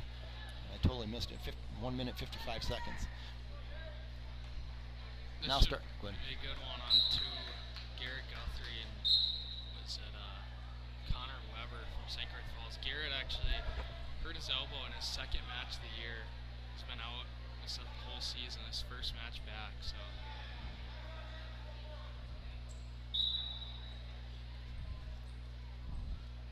Usually when we see these matches, we'll see if they got the gas tank right. It's really hard. I mean, you're injured. It's hard to get in shape, and this is a weird sport. It takes a lot. Now running up on mat number 3, we've got Tanner Holdorf from Baldwin, Wrestling Chase Dosh from Amory. And there's a quick takedown, and what do you do? Takedown near fall. 6-1 for Holdorf right this moment.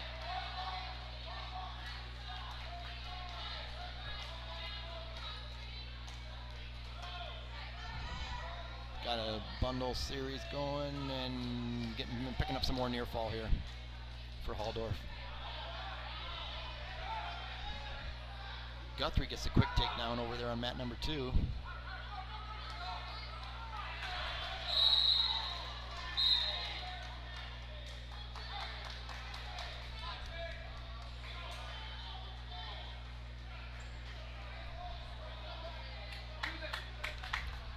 Did Guthrie go to state last year? I'm trying to remember. No, he was really close in sectionals, Yep. but didn't quite make it. I knew he was in the mix. Yep. Yep.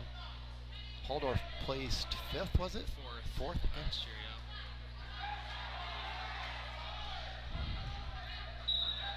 So, update on mat number 1, 30 seconds to go. 7-5 in favor of McElroy right now.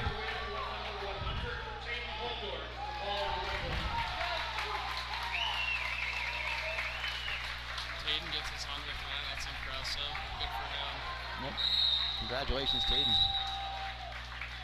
16 seconds to go on mat 1, still 7-5. Still neutral. We'll get a restart here in the middle. 6-1 for Guthrie, and still start of the second period. There we go. A quick throw and a takedown. Wow. And did Fox was trailing. Blake Fox, Somerset with it. No, they got it backwards. You got the scoreboard backwards, right? Yeah, I think so. Yeah. Blake Fox got the win, right? Correct. Yeah. Yep. Fox won that.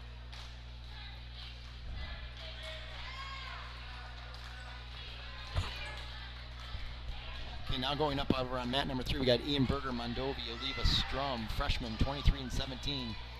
He's on his back right now. Peyton Kelly, St. Croix Falls, 28-14, senior. Off to an early takedown and near fall.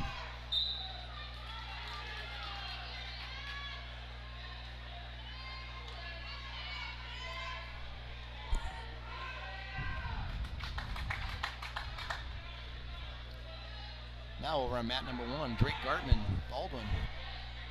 Wrestling Cody Meyer from Osceola. 144 pounds.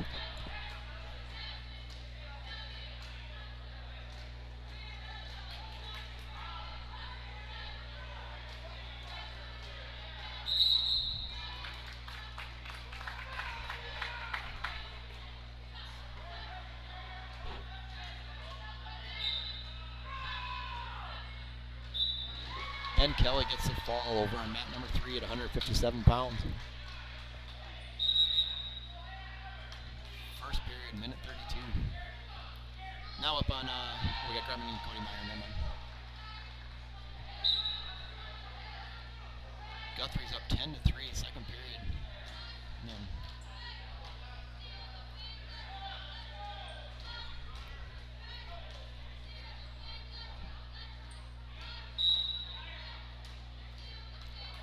gonna bump up to 165 pounds on mat number 3. Gonna be Jaden Stave from St. Croix Central. Drake Peterson, St. Croix Falls. St. Croix Central have the green leg band. I'd bet money that we were going to see a cradle over here on mat 3.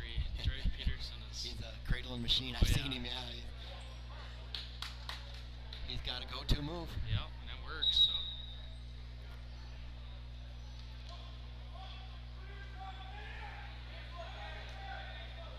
You know, and you see a lot of kids that are that way, and you know they're good on top, right? And now with the 4-point near fall, but to get on top, you got to be aggressive on your feet. You got to get the takedown first. You can't wait for the second period and go for there. So a lot of times you see these kids are kind of a little hesitant on their feet, and they may be good on top, but man, get after it like he's doing right now. Get in on your shot so you can get to your go-to move.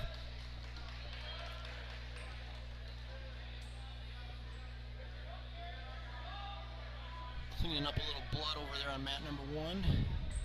Still 0-0. Guthrie hanging on 10-3 right now. Third period, minute 40 to go. Peterson's got the takedown over on mat number 1 and close to near fall. Yep, there he's getting a count.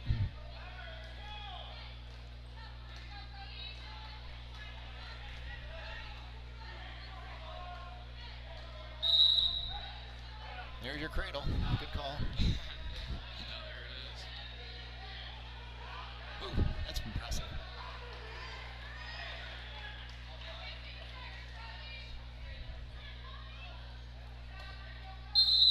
And he gets the fall. Well done. It's good technique there. What do you think he is? He's got to be 6 foot tall, isn't he? Yeah.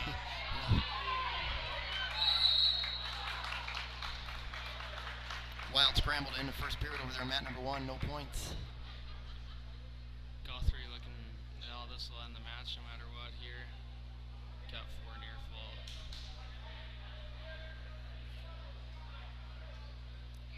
Impressive first match, I'd say, for sure. Definitely.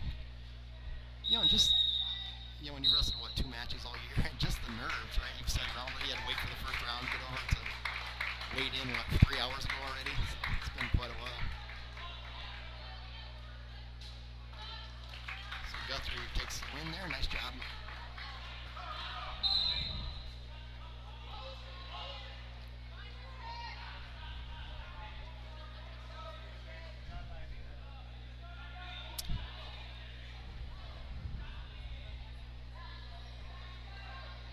Now going on mat number 3, Tristan Campo from Osceola, Jacob Wall from, that is Osseo Fairchild? No, what singlet is that? That's McDonald, right? Bloomer Colfax. Bloomer maybe? Colfax, there we go. Yep, good call. Campano, senior, 27-19 record. Wall, freshman, 12-6 record on mat 3, 165 pounds. Now up on mat number 2, we got Leo McKenna, St. Croix Central, a sophomore, 19-9 record. Wrestling Joe Wiltrout, senior, 21-16 from Luck Fredericks, Grandford Siren Synergy. McKenna out with the first takedown, 30 seconds into the first period. Still 0-0 over on McKenna with a near fall and a fall. Meyer looking for some back points over there. He's a ref holding nothing yet. Oh, there he's got the tongue roll through. Looks like he's going to get 4 or 3. Do you think these kids have been watching Spencer Lee from Iowa over the years? Because everybody's gone to the, Oh, yeah. You trap that wrist and it's 4 points. All you got to do is get the hips to turn. Exactly. If you notice what he did different there, the first time he tried to take him over, he just tried taking him sideways. And you watch the second time, he drove his feet forward, and that's what lifts the hips up. And once you drive them forward, the hips come up, then you pop sideways, and it's automatic. You see a lot of kids just dive to the side, and then your hips are way too strong for that. You got to get them up off the mat and get your shoelaces up and get driving. Now up on mat number 2, we got Matthew Lundstrom from Ellsworth, Wyatt Hastings from Osceola. Hastings, a sophomore, 39-11 record. Wystrom, sophomore, 13-17 record. And over on mat number 3, still Campano with a 3-0 lead over Jacob Wall. Campano from Osceola, Wall from Bloomer Colfax. And now we're getting near fall the other direction. Near fall. What do we get here? Just gave him, what did he give him? So he gave near fall to Osceola, then the reversal to Baldwin. So 9-2. Little blood time here.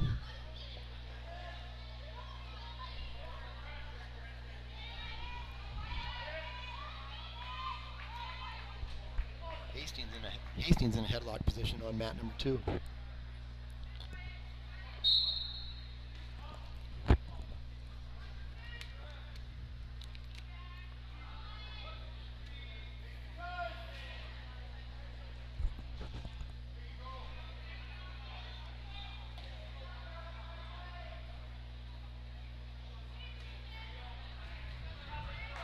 Campano with another takedown over on mat 3. That'll jump up to that 6 to fireman's well over there. I saw him take a guy down first in a nice fireman's, and that one too. Wall with another. You get the escape. They give it. Yeah, they gave it to him. Hastings gets a fall. We're on 2.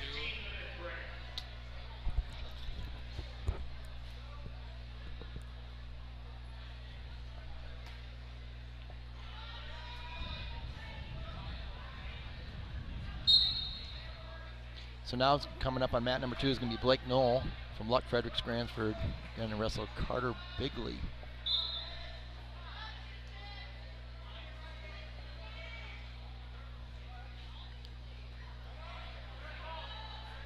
Looks like Carter Bigley from Somerset. Is he on? Yeah, got the points. 3-point takedown. Bigley's a 28-10 junior. Knoll's a junior also at 29-13, about as even as it gets.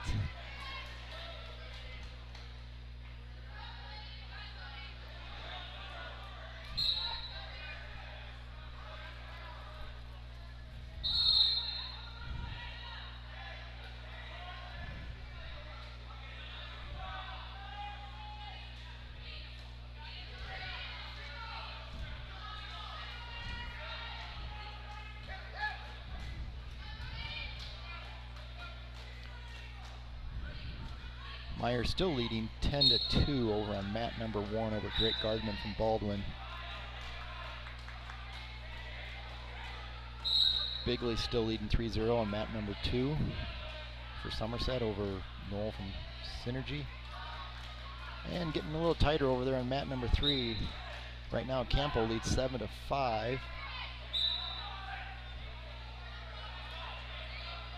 About halfway through the match.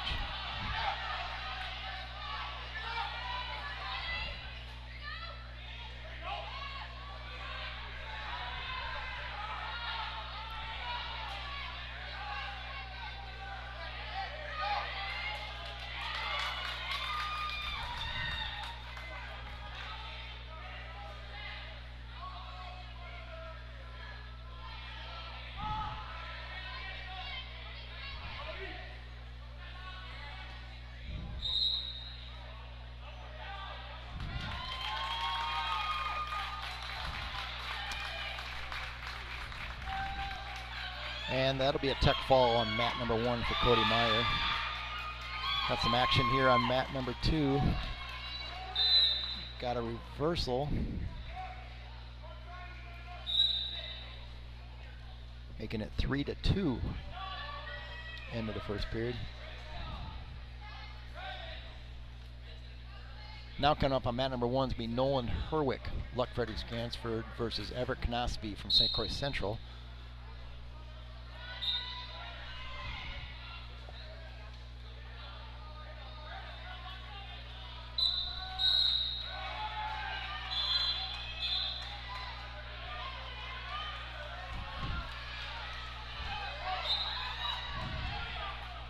We got a barn burner on mat number 3, 7-6.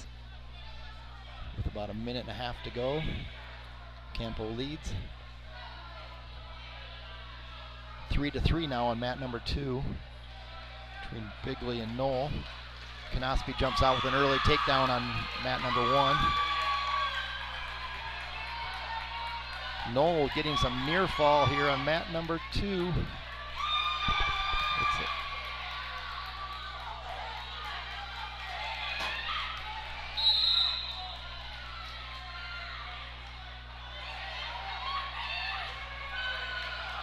Knosby picking up near fall on mat number 1.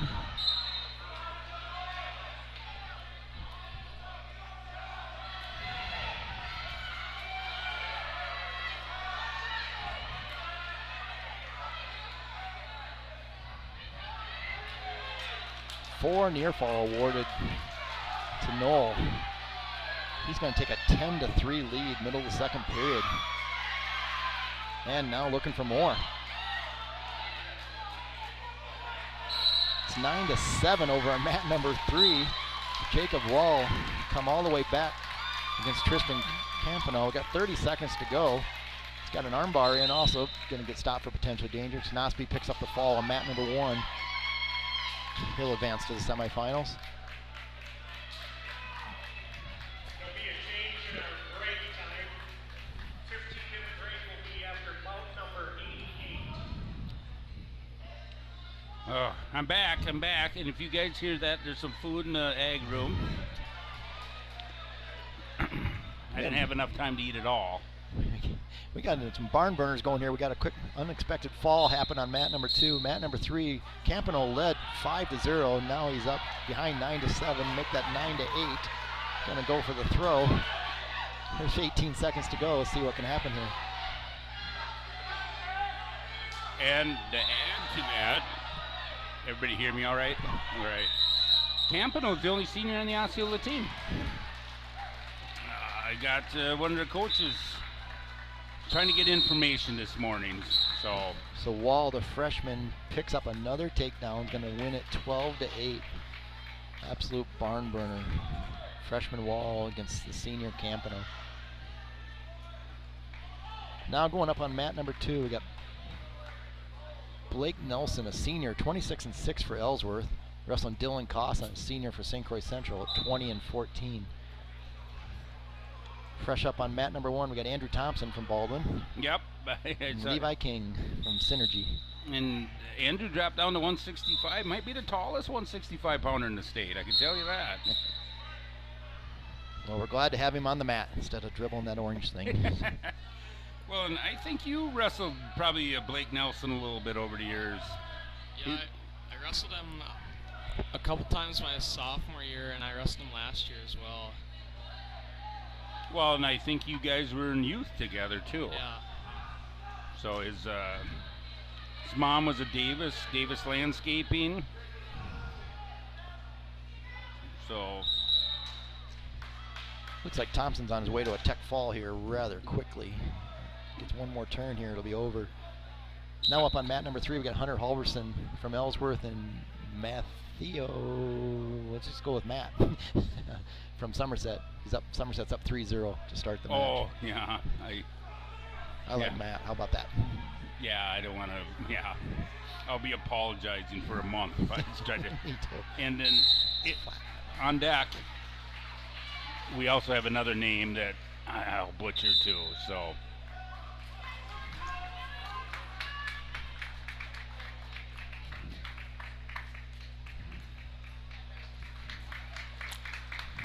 Yeah, Dylan Costa was my beginning of the season sleeper I picked for St. Croix Central. He took the last year off, came back, and just put together a nice solid season as a senior for us. And yeah, got healed up. And I saw him a little when we had that try against you guys. I'm like, boy, that's nice that he got back, and he looks pretty good. Yeah.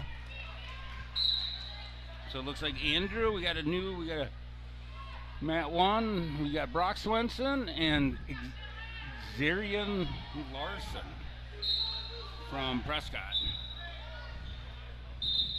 Brock's a wrestling family in Hammond and Roberts. He's got 1,000 matches under his belt already. Yeah. His dad was a star at UW River Falls Wrestling back in the day. Talking about that, we're taking a little break, and I was talking to the table workers, and Rourke Langer, the coaches at Amory, new coach this year. Swenson with the fall. His dad was a 2-time D1 All-American at LSU. We got Newman over here, Dave Newman from Osceola. There was an All-American at River Falls. And then Swenson fits right into that mold, and I was like, wow. And I was like, we got some wrestling families around here. A lot of area kids on college rosters. Yeah, it's good with this area the club scene has grown significantly in the last 20 years, and you're seeing the product out on the mat now. Yeah, and it's kind of a lot of fun. So on mat 1, we have, now after Brock Swenson's quick pin, we have Trevor Murdoch, Baldwin-Woodville, and Sawyer Van Horn from Ellsworth.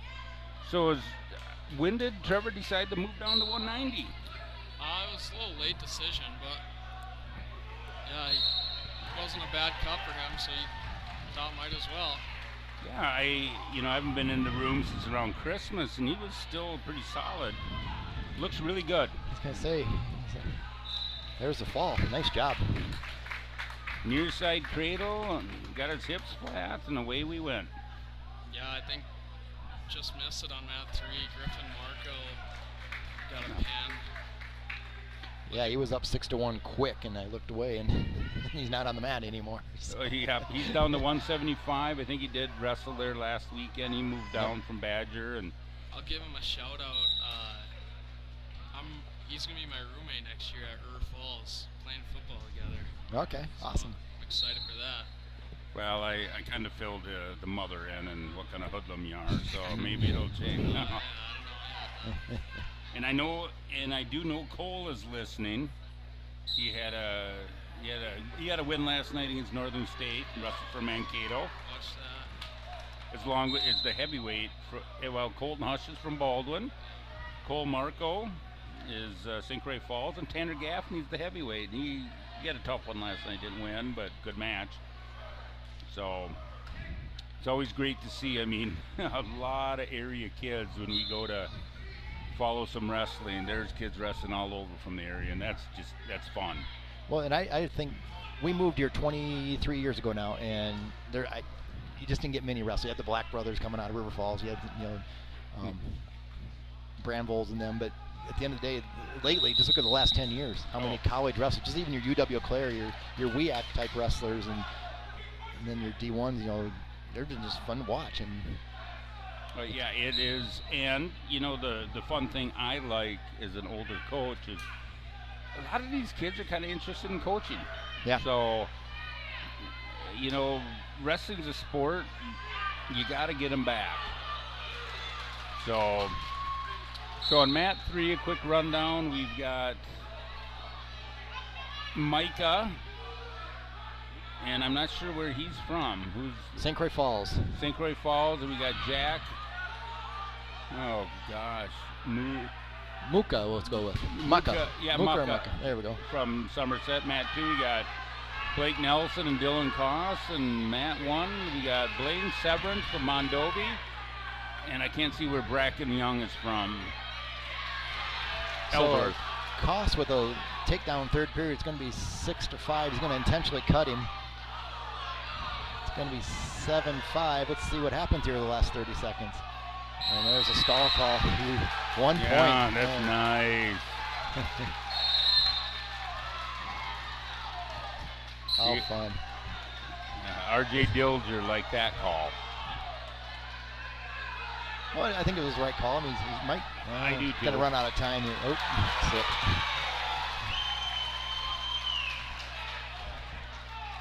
Tournament wrestling. Got to go all the way to the end. Well, Graydon, I'm going to ask you, and that was a conversation I did have with some of the refs. Do you feel that the tournament reffing, when you get to the state series, is different than the year? Yeah, I mean, definitely at state, make calls a lot quicker than they do, like, regionals. Like, stalemates happen a lot quicker, stallings happen a lot quicker. They expect you to wrestle more at state for sure. Well, and I'll get to that. We'll catch up. We got Drew Stark coming out on mat 2 against Ethan Odegaard. That's a name from the Mondovi Durand area. Yep. And on mat 3, it looks like 215 pounds. We have Mr. Hayden Buckle from St. Croix Central, and Sam Aho. So, and yes, that is his name, people. So, and it looks like Hayden's got a 3-1 lead. So and you've gotten a chance, Graydon, to wrestle around the state.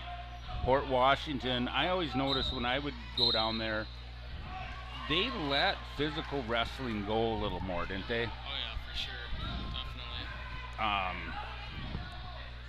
definitely. I remember Max getting more roughness calls down there, but they really let it go down there more than they do up here. Oh, Hayden Buckle with the pin. Up 6-1, and he got the pin over Mr. Sam Ahole.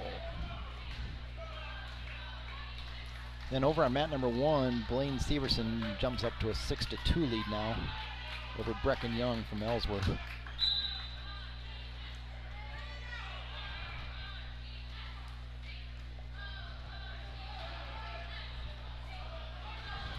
Got a wild one going here on mat number 2. Yeah, that's... See if the new out-of-bounds rule comes into play here. Ooh, is it going to be a slam? No. Oh, my. Oh, my. Yeah. Oh, my. Takedown and near fall coming for Drew.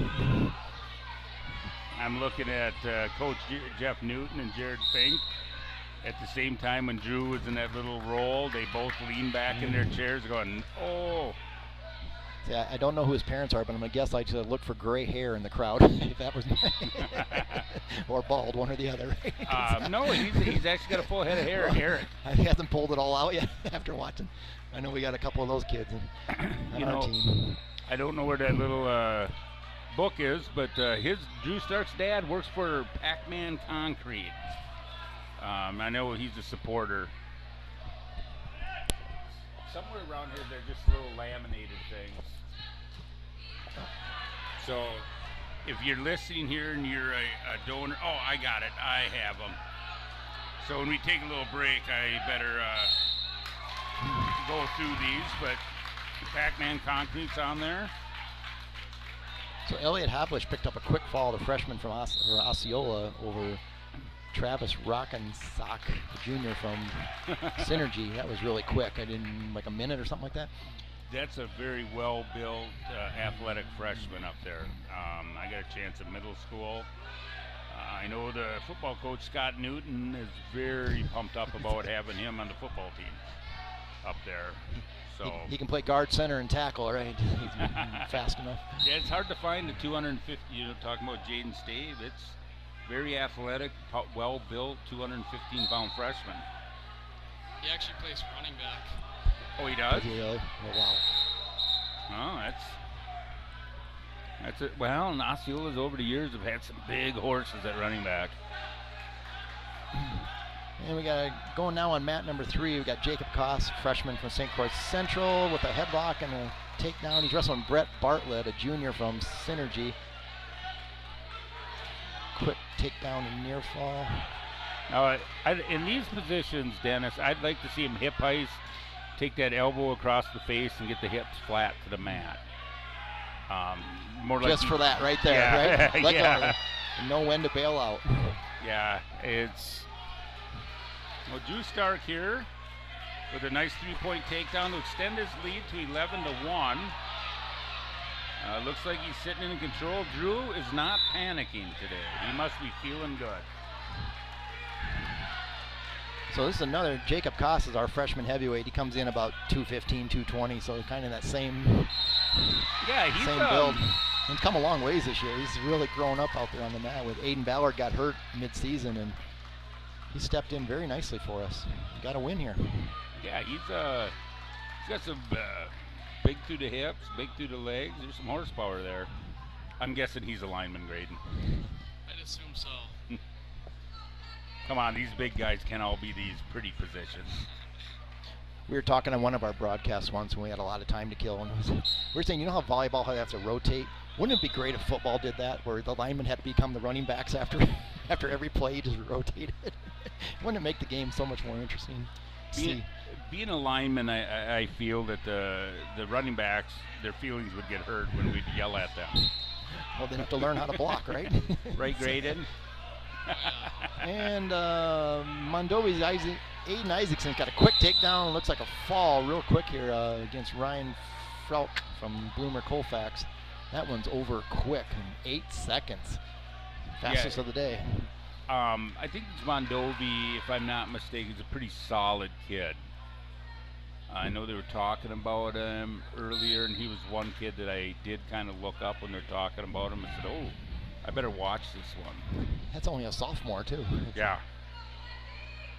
Because, their 220-pounder that got 4th at sectionals had to go down to 215. So Graydon, when you were growing up, they told you eat your bacon and eggs to grow up and be big and strong. Well, sometimes you get punished. You don't want to wrestle those guys. Right? You're good to hang out in that 150-pound, 160 pounds. Exactly. Looks like we're going to get a fall over here on mat number 1. That's pretty tight cradle. Panther Bridge from St. Croix Falls picks up the fall over Brady of McDonald Elk Mound. Now on Starks, now up 11-3 on mat number 2, looking for more here.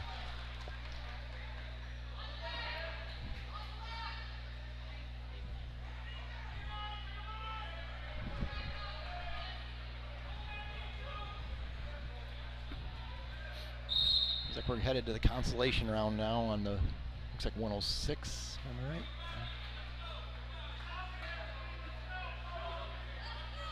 No, that's 132.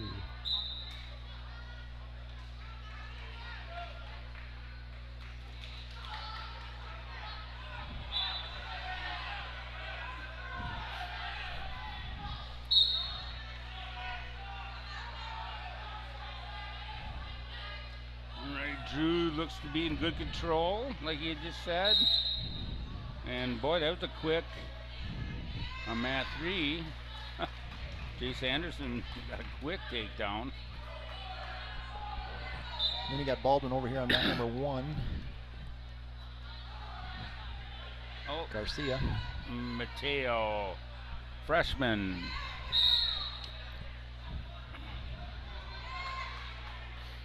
He just came out last year for wrestling. He's a little raw, he's a big body, he's a pretty decent athlete.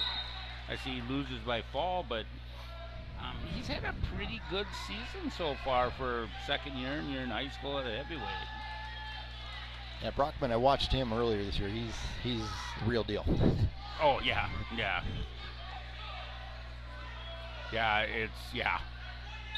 St. Croix Falls, I don't know where they get these kids, but boy, do they get some big kids that are just horses. We got Tanner Gaffney playing wrestling at Mankato. I think, they had a gentleman a couple years ago that's playing football. Somewhere's big, strong, well-built kid. As the old adage is, it must be something in the water. Yeah. Maybe a quick update on team scores here. Right now, St. Croix Falls has a pretty commanding lead at 144.5 points. Second place, St. Croix Central with 110 points. Osceola's at a 100.5. Amory's back at 67. Baldwin 66. Ellsworth 65. So, just as we expected, tight team race right at the top. This round, the semifinal round, is where you score all your points. So, this will be the big round coming up. We've got is that Kane out in mat 3? Sergey out on mat 1, and they're in Tandy. Sergey with a quick takedown. With the team scores, does that surprise you at all, Dennis? Well, it's these early rounds, right? You had the prelims. Like I said, you had a lot of bonus points in those earlier prelim matches. The quarterfinals, I think, went pretty much as prescribed. Maybe a little upset there with Swenson and Gard at the one match, but outside of that, yeah, I mean, this is what I would expect to see. I kind of thought it wouldn't have shocked me if you said Osceola after the first couple rounds was ahead of Central. I just knew that they had a few more matches, but that looks good for Central though. I think Osceola had a couple more matches in that early rounds, but 3 good, too bad. We can only take 2. I mean, 3 good teams. Well, this next round, we'll get through the consolations here, and the next round coming up will, if you win, you're guaranteed 3rd place. So you're getting a lot of team points and podium points right now this next round, and it's hard to make those up on the backside of the bracket. So looks like Sergey's got a arm bar in, and kind of drove his guy over, and looking for some big points now. I think the ref's holding 4. And I add to Graydon. Graydon had the pleasure, gotta give a shout out, we got Mike Hansen and Tim Monacan, Graydon's dad, working mat 3. Mike was a junior college All-American wrestler, and Tim is one of the best athletes I've ever seen. But I wouldn't give him that much credit. well, as we age, you know, we become better than what we were. Oh, definitely. But I coached both Mike and Tim for a few years, came in and helped out at middle school. It was a lot of fun having them in. But I was saying earlier to Dennis, I don't think that the below average middle school coach had ever showed an armbar, did he? And Baldwin's known for that, aren't they?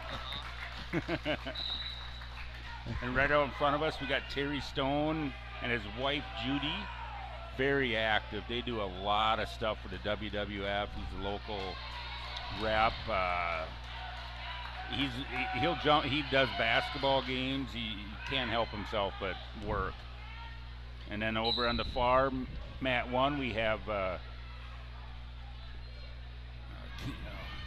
it Kennedy Wang? Yeah. Okay, I get the two mixed up. Kennedy Wang and Libby Worry. And Libby's well, obviously Sergey's brother, but she's always willing to help out. I've seen her in the middle school helping out, so I mean, we can't do these tournaments without people that are going to come in and help out. Yeah, it takes a village, and you definitely have a good one over here. So we got impressive. Travis Coons up on mat 1, and he's got a quick 3-0 lead over Hayden A. Where I'm at, where he's from, is getting cut off. So, and then he's from McDonald and Elk Mound. Okay. So, and Travis's younger sister's the towel tapper on mat 2, and I see her glancing over. She's a middle school, phenomenal middle school female wrestler. And they had their regionals last night. Yeah. And how did that go for Hammond? Has a couple girls that were down there? Yeah, and Ada Miller won it for us. Oh, so good freshman. She's coming through the program very nicely. Got a little bit genetics on her side, but between the Heinbucks and the Millers, but not too I too think bad. it's all Heinbuck. I can't give Derek any credit at all. I told Derek that when Jason's in our Hall of Fame, I said, Derek, you're not. He just looked at me kind of funny, but great people. Like you talk about people that just do more work behind the scenes than all the rest of us combined. You know, I was talking to, I forget her first name. Last name's Rager, married Dusty Rager from St. Croix Falls, and she's been very active. And I had a nice talk with her this morning because we need some help. We're going to have our first, possibly 2 girls next year, and getting the right matches and the right coaches. And at first I was kind of nervous a few years ago, but now I'm really embracing it. I'm having a lot of fun with it. Coaching girls a little different, but it's fun. Yeah. I enjoy it.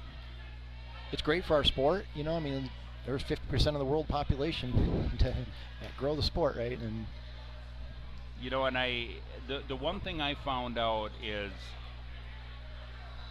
even though they're in a combat sport, they still enjoy dressing up, putting their hair up. Yeah. Sometimes I forget that as a coach. It's just you don't care, especially when you're talking to boys. But yeah, it's fun. It's fun. So now we got a whole new people as we talk. So mat 2, we have Alex Coffey from Mondovi and Cale Johnson from that was the last match. Coffey picked up the fall already. They've already moved on to the next one. I'm sorry. No, Jeremiah Johnson and Jacoby Judkinson. Judkins. There we go. Okay. Yep. Johnson off to a quick 3-0 lead. Jake Swenson off to a 7-0 lead over on mat 3 for St. Croix Central. And they're still getting to know each other over on mat number 1 between Hines and McElroy. I like that, getting to know each other, huh? Well, they've been out there 50 seconds. Let's see. No score on the board. McElroy looked pretty, oh, who did he run in? He had a good match the first round. Yeah. Yep, they're just fighting some inside position. Out in front of us on mat 2, and remind me when we take a break, we'll got to adjust this one a little. Right now he's got a butcher going, getting talking to moves. He's got him broke down flat. No, the guy fought out of the butcher, now he's back on top riding him. My question is, we got blood time. So I was just wondering if the parallel ride has been big this year. Is it, Graydon? I haven't seen it a ton, but definitely there for sure, as it usually is. You know, and that comes this time of the year. You know, Northern Badger and a couple tournaments that I did coach at, I didn't see much of that, but it's this time of the year that they busted out. But that kid from Ellsworth, the Jeremiah Johnson, I thought had a really nice ride going.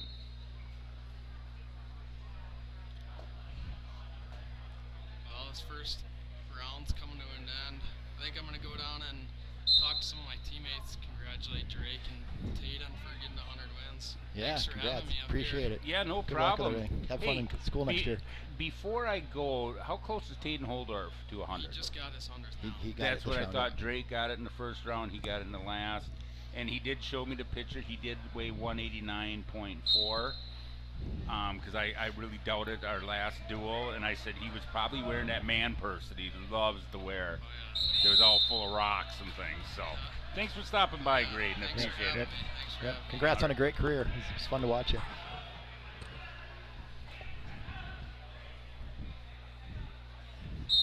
All right.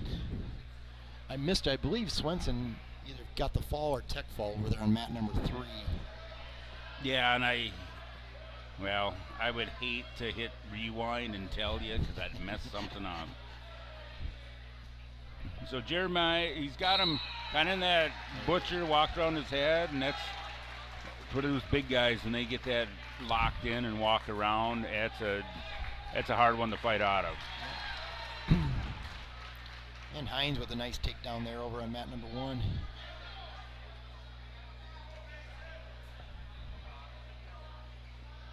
Hines lost a tough one to Atherton in the first round, didn't he? Yep. So I see Atherton is up, so they must be doing front and. No, they said they're going to go through about 88. I'm not looking at brackets right now, so I assume I they'll see get to 83 up there, I believe. Yeah, so. 84, 86. A couple more to go. Okay. If I explained what's going on, I'd probably lose everybody. But when you have a 16-man bracket and you only have 8, 9, I call them kind of that pigtail, and they drop back in there, and then they try to get as many matches in there because they all count. Yep. So in front here we have. We've got Mason Lemieux from Mondovi, and we have an Amory lad out there. Harlan Stone. All right. Looks like Mr. Lemieux picked up a takedown right at the edge, and to your point, he might have had a toenail clipping in there, but he was in. Yep. Oh, we got another out in mat 3. We got the Ace Central, Steve Atherton, and who's it, Bronson? Ian Bronson, yep, freshman for us. Okay. Got a couple matches this year on varsity for us. Did a nice job.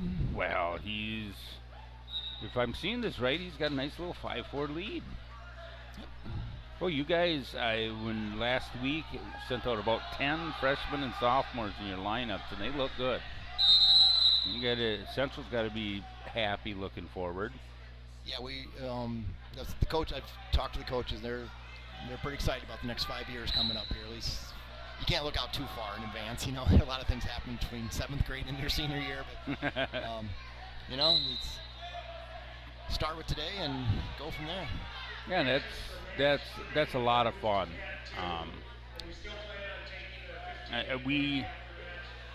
We said the same thing when we had that group of 2023 kids when they were 6th, 7th grade. It's like, wow, we better not miss on these guys. Mm-hmm.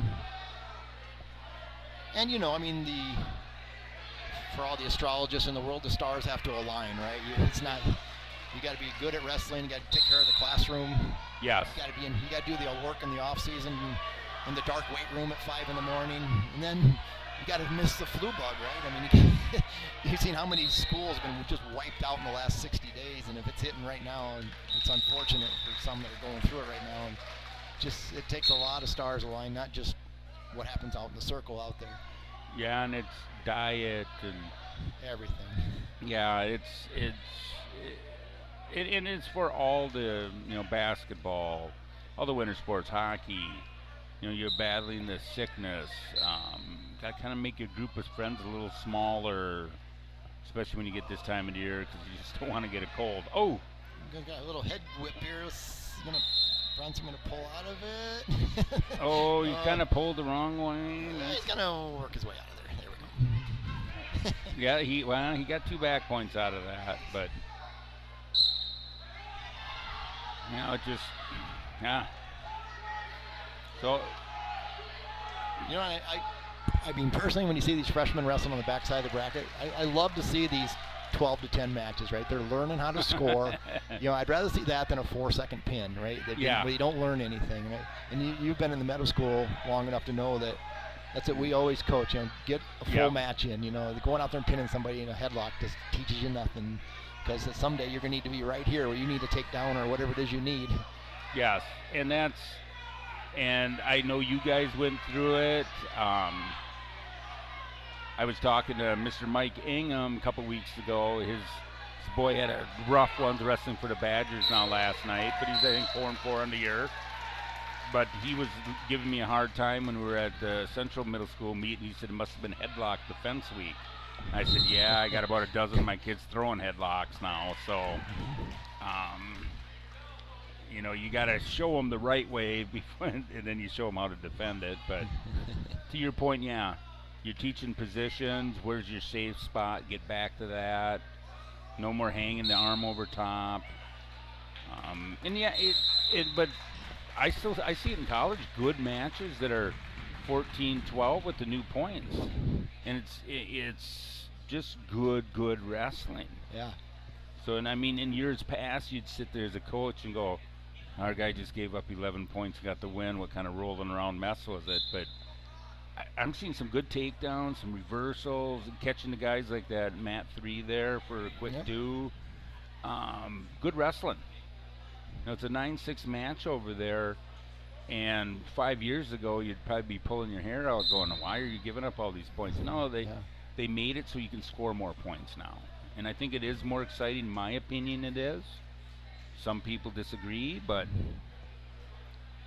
Well, I can tell you, I'm old, like Moby Dick was a minnow when I started wrestling, but my senior year, they brought in the tech fall rule. And up until then, we were basically coached to take them down, ride them out. Be ahead 2-0 first period, get your escape second period, take them down again, 5-0, whatever. And then whatever happened. But when the tech fall rule came in, it changed the game.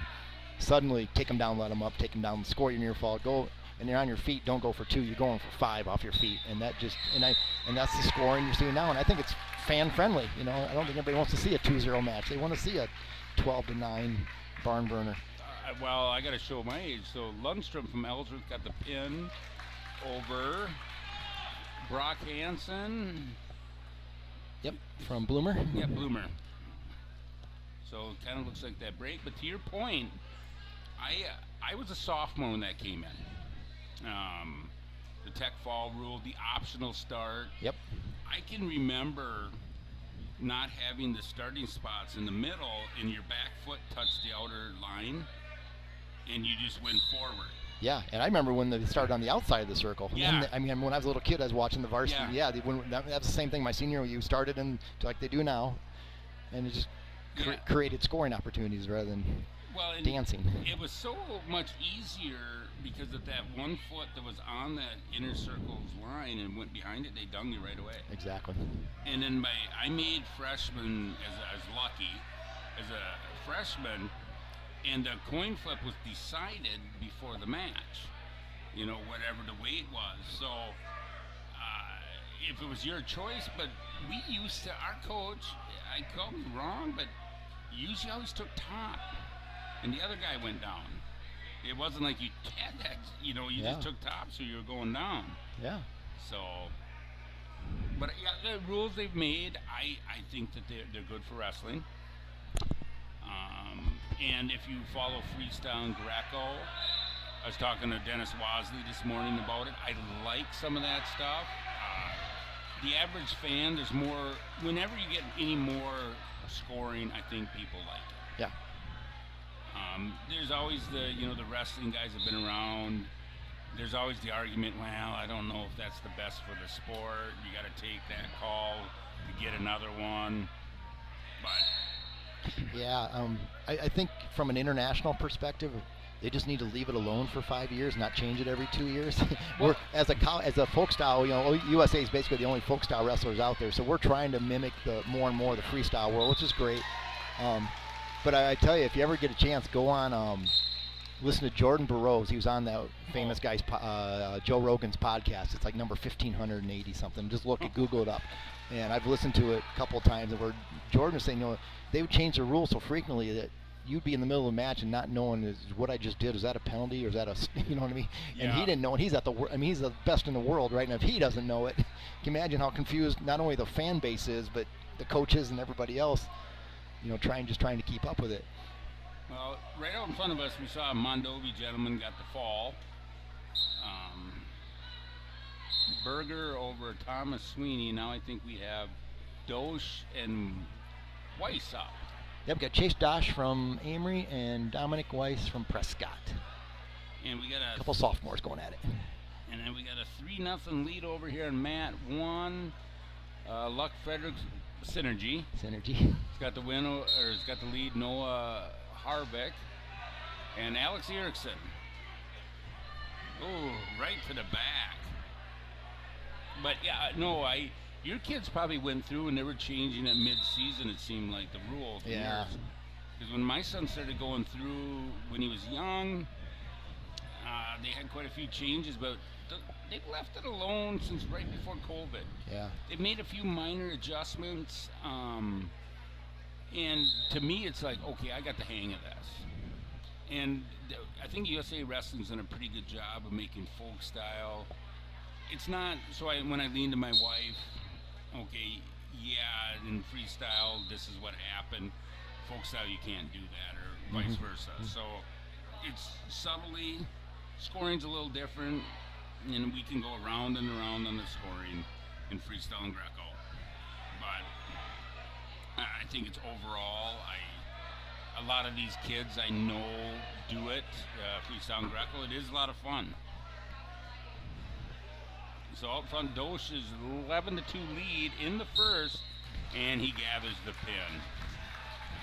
Nice, solid match by Amory. And they went through, their coach that coached them to a couple state titles left and is now at Rice Lake.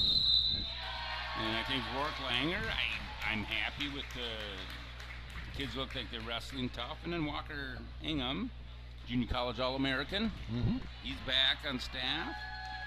And it's got, two in Rourke's early 30s, so I'm guessing he's still wrestling. He looks in good shape. Yep. So who do we got right up in? We got John V or Soul and Stave going at it here on mat 2. No, they wrestled a couple weeks ago, but Jaden was at 57. Now he's up to 65 again. He went out at 57 and wrestled Artide and Holdorf, and then bumped up to wrestle Sowell, and that was a tight, good match. But he was giving up a few pounds. I think it'll be different this time. Jaden's a really sharp, tough freshman. Then on mat number 1, we got Hunter Halverson from Ellsworth and Bill Jardine from Mondovi. It has to be. His dad was the man with the plan that won a state title. Because he was Bill Jardine too. And all to think I'm calling somebody a kid in '96. Yeah. Because I remember being just a construction worker and being down there, so.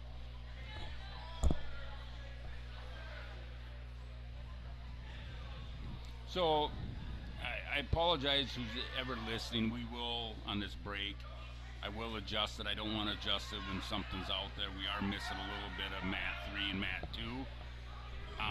And if you are watching, it's going to be kind of an all day, so we're going to have a little lunch break for all the workers. And and then it becomes a time. So they must be on mat 3, going to start right back over with some of the consolations of kids that are just wrestled. So they settled on 15 minutes, and I know when we were running numbers, we were going to need 10 minutes at some point of the tournament, especially with the backside of the brackets. So in high school, I believe it's 30 minutes now. They changed that. If you got a forfeit, it's 20 minutes from 45, and then I think it was 30. So, in talking of USA, when the kids are freestyle, I think it's 15 minutes. Yep. So, the WIAA and the NFHS have said kids now need a half an hour of rest. But then if you wrestle in USA events, they say you only need 15 minutes. So, is it an argument or not? I don't know. Yeah, I can remember watching my son at what's the one in Cedar Falls, the Cliff Keen or whatever. It's a big April tournament, the folk style tournament. Folk style national. Yeah, folk style national. And he was in, I don't even know. I'll say he lost the first round and won 7 straight on the backside, and he was literally on the mat, and his name was already on the board for the next round. And I was like, no, just stay here. Joe, go over 2 matches. You're right there. It was incredible. It was like.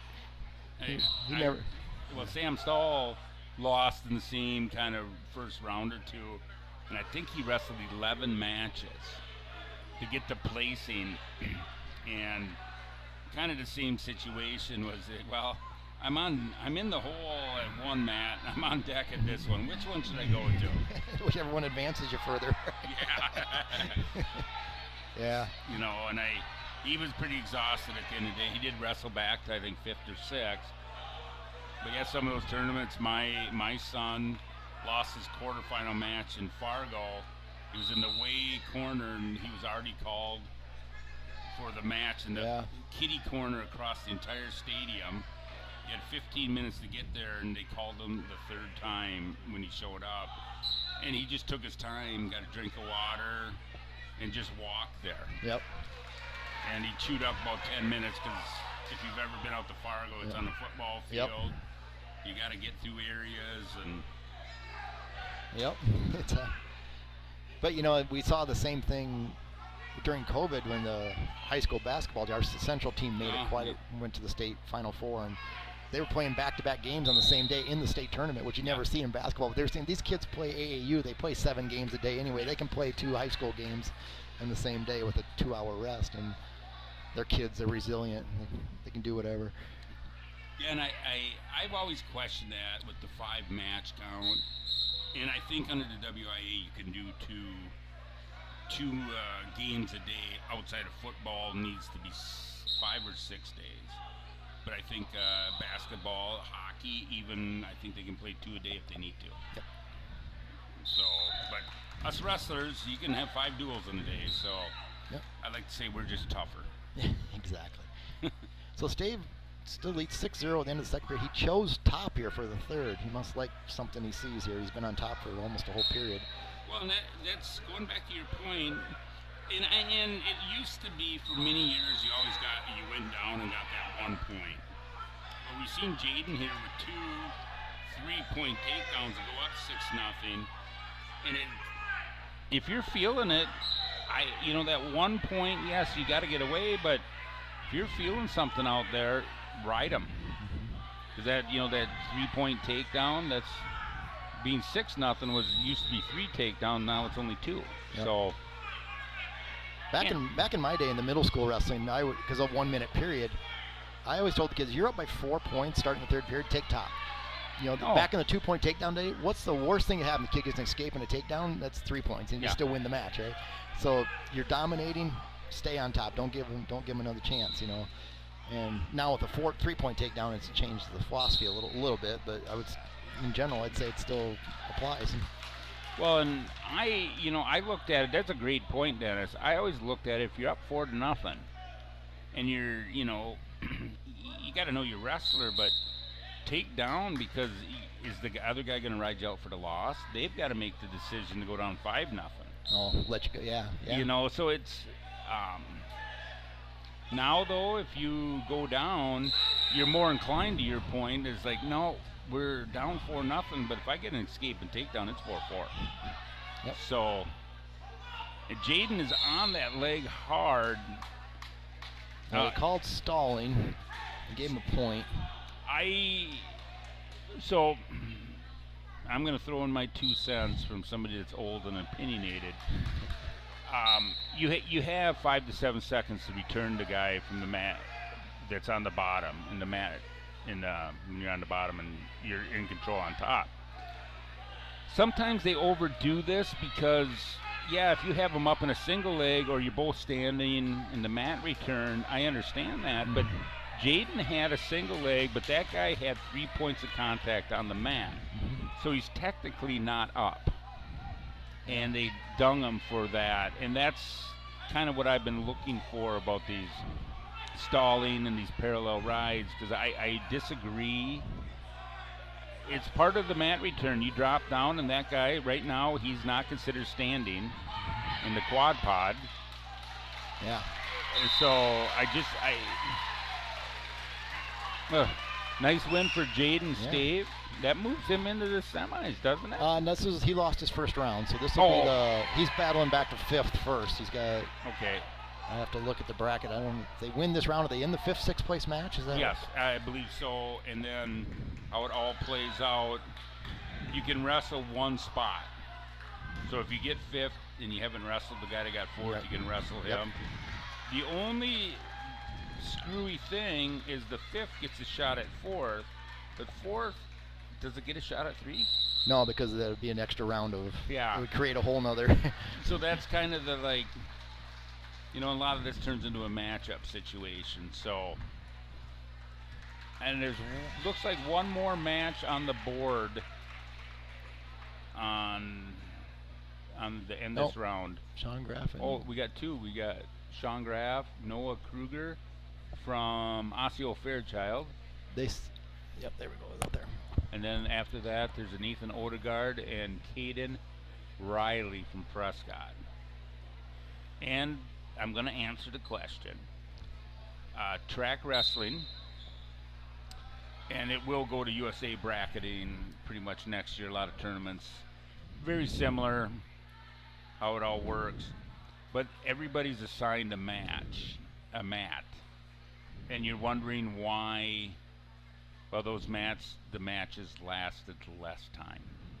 Why can't we move this other one over? Once it's assigned through track wrestling, and it'll be same as the USA wrestling, you can't really move it because it's got to be instant. At this time of the year, it's got to be instant scoring, so it gets posted, and the person on mat 2 and 3 would not have that access to enter it. So I get that question a lot, and that's one thing from to the average viewer that's just checking in. There's some things and there's some rules. And I understand it too. We've been at tournaments where one mat just goes so much longer, but to switch them over, it's a nightmare. Yep. So it looks like, I'm looking at the bracket right now, we have a whole another round on the Consolations to get to the 5th, 6th place match. So we do? So Stave will have Campano. I'm just using his as an example. He's going to wrestle Campano from Osceola next, and the winner of that goes for 5th place. The winner, yeah. So there's a whole another backside. The kids that just lost this round are out. There's double eliminations. That means they've lost twice. So this is the first time our bracket has shrunk. So what they will do, and this is, I'll try to get this adjusted a little better. So the semifinals will run on mat 1 and 2. So there's 4 kids left, so there's technically 6 kids now left out of a 16-man bracket, correct? We got 4 there. We have 8. Well, depending on which bracket. There could be 8 left. There's still 8 alive. Yep, 8 alive. So they'll wrestle that, then they'll go to the 5th. And unfortunately if you're on the back side and you win your match, you wrestle for 5th. At the same time, they wrestle for 3rd. 3rd and 4th. So that way there's a wrestle back there on the mat. The break time is the same, essentially. Yep. So, but if you win that 3rd place match and the finals, if that the gentleman that lost in the finals, and you win your third place match, if you have not wrestled, you get that chance to move up to second. It helps with seeding at the sectionals. Yep. So two things going on. One, we're trying to get a true fourth place because the top 4 advance, and secondly, we're trying to get a true second because that really is your seeding at the cross bracket at sectionals. So it's the second and third place are the true for the seeding. The fourth is just a qualifier spot. You're gonna, if you get fourth, you're gonna get the number 1 seed from the other regional first round. So it looks like Sean Graff has a commanding 10-0 lead with a minute left in the second, and he's comfortably sitting on top. Looks like he's got the legs split. He's digging underneath for the wrists, putting some pretty good pressure on there. Now he moved into, I call it the Augsburg ride, where you kind of hook that ankle. Putting some pressure on Mr. Noah Kruger.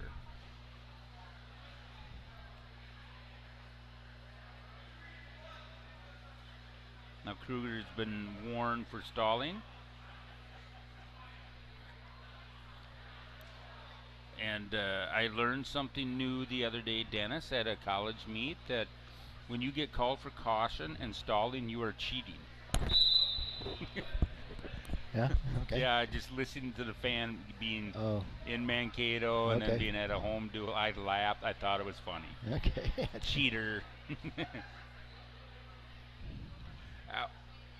She's not on the camera. I forgot. Jean was out taking pictures of a group of the kids.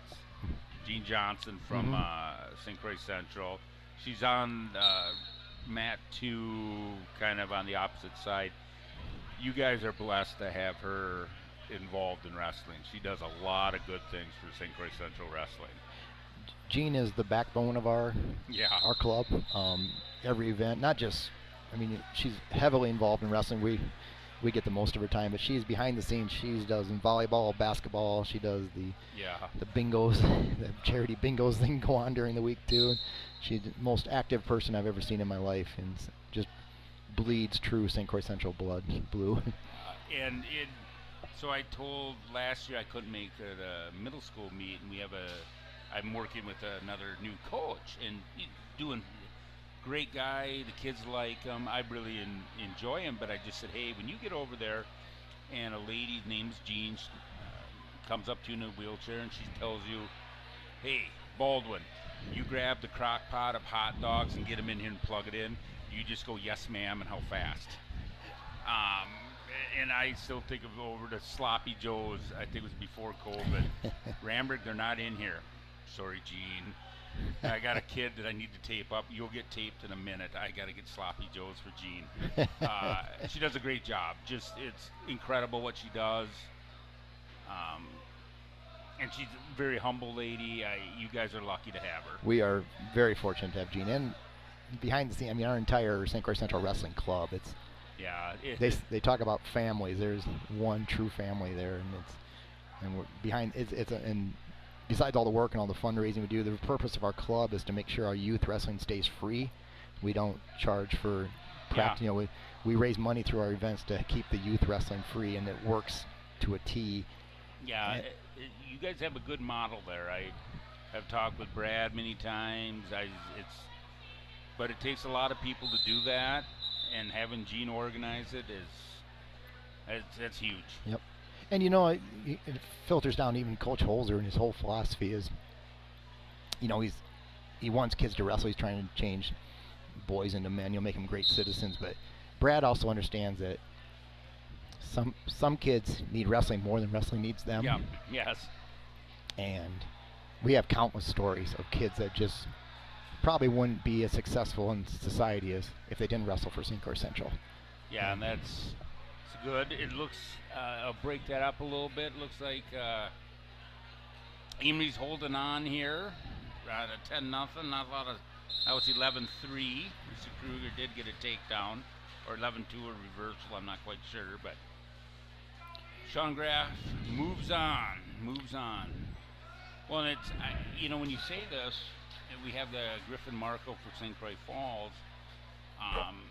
Dad was a longtime Amory coach, and him and his wife did such a good job with that program. Now the kids are at St. Croix Falls, and you got the Inghams, and Mike Kelly was there.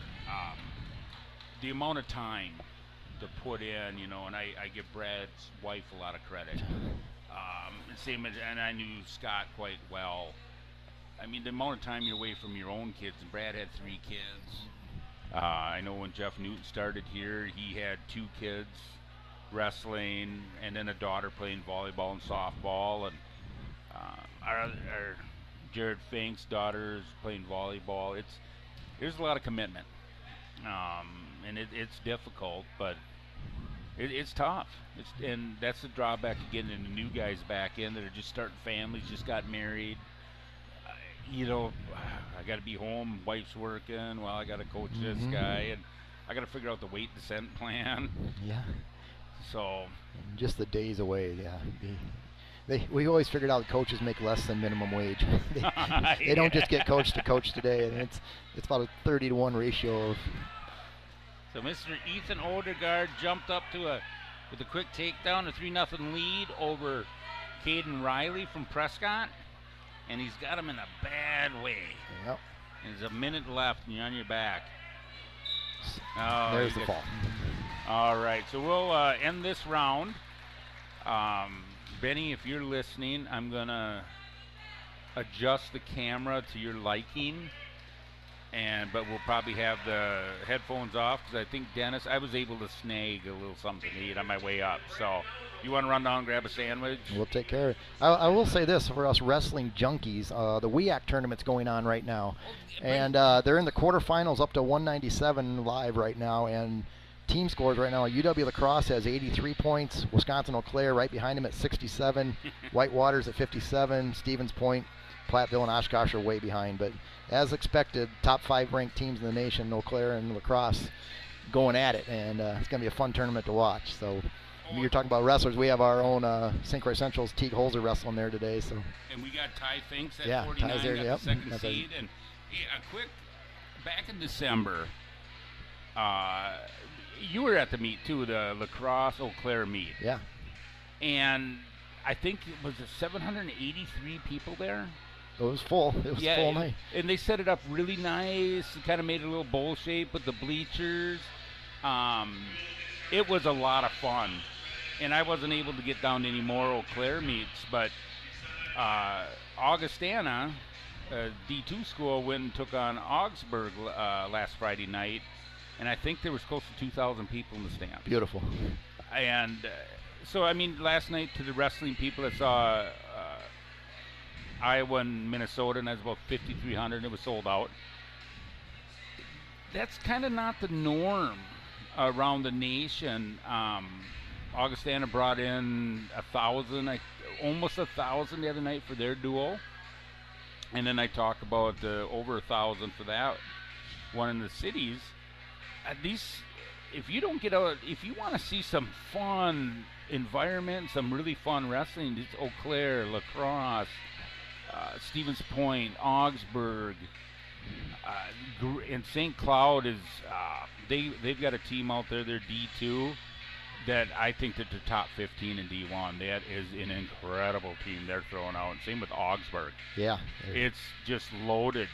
Area kids that are wrestling at regionals in a couple years will be wrestling at these schools. So exactly. But that Eau Claire La Crosse was one of the funner nights. It was a cold Wednesday night, and I went down there with a couple of my friends, and it was a good duel. A lot of fun. A lot of fun. It could have gone either way, and Dennis has a connection. And afterwards, I can't say enough good things about his brother that coaches at La Crosse, but I went up to him and I said, "Hey, nice duel. La Crosse did win," and chatted for a minute with them. But both well coached. Fader's got that Eau Claire team looking good. Your brother Dave's got the La Crosse team there, and La Crosse comes up to these D2, D1 tournaments. Yeah. And They were where were they at? They wrestled Northern Iowa this year in a tournament. Yeah. Found out what D1's all about. Yeah, so my son and I were talking, if you ever look at Wrestle Stat, okay, they only count your wins with your division opponents. And he's got some D1 wins and some D3 wins, and they don't put it on your record, but you get your overall record. Mm-hmm. And you know, and I'm looking with the D. You know, he wrestled that Kowalski, that All-American, and man, and my son goes, "Hey, he's as good as any other guy I've ever wrestled." You know, and that includes he's out on the mat with D1 guys. So you get outside those big Iowa, Minnesota, there's a lot of really fun and good wrestling out Yeah, there. love it. So we'll take a quick break and we'll come back.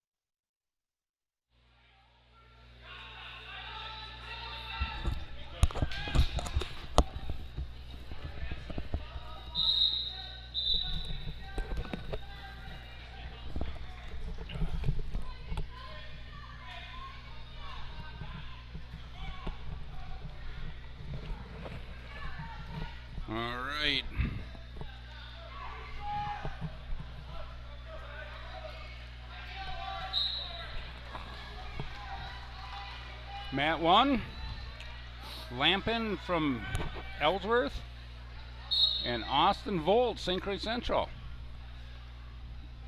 7-1, with Lampin on the lead. Out in front of us, we've got Osceola, we got Barker from Osceola, and Austin Peterson from Ellsworth. Mat 3, we have Lane Anderson, Amory, Carter Ridgeway. Is that, no, that's not Carter. Yeah, it is. St. Croix Falls. So that, it looks to me that they're doing all the semis in all 3 matches. Yeah, I missed. Oops, turn. Am I on? Oh, Yep. there we go. Now I'm on. There we go. Yeah, I missed what happened in 106 there. I didn't. Well, we're a little late, and I apologize. I'll look up the brackets quick here. See what we got.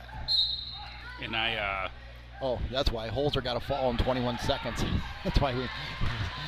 okay, good for it. So he moves on to the finals. Yep.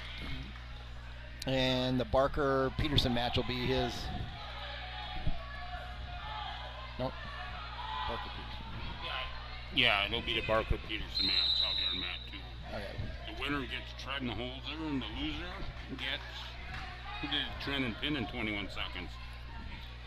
Now you're gonna make me go back. Oh, okay. Well, Never mind. Somebody. well, I got talking. If that's not a surprise, were you able to get a little something to eat and something to drink, Dennis? They the coaches must have been hungry. There wasn't much left there, but we got a sandwich. Snuck the last sandwich. So. Oh, you did good, good. Because I went in there and I'm like, they're all gone. And they said, yeah. And I said, I got enough for like 75 people or 80 people. I said. So we had a barn burner going here on 1. Volts has jumped back to a 9-8 lead after trailing 6-1, and looking for more here.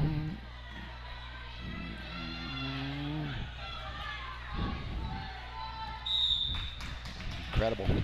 So 9-8, Austin Volts, 113 pound semifinal match against Parker Lampman of Ellsworth. How old is Parker?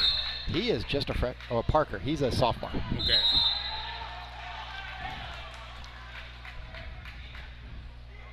I know he had a brother that would be older because they were just tiny. I always wondered if they'd ever get up to 106 or 13, but they did.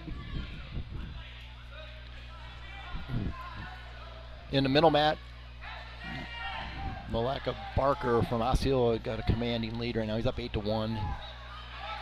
Third period, 45 seconds to go. Just gave up a takedown, I see.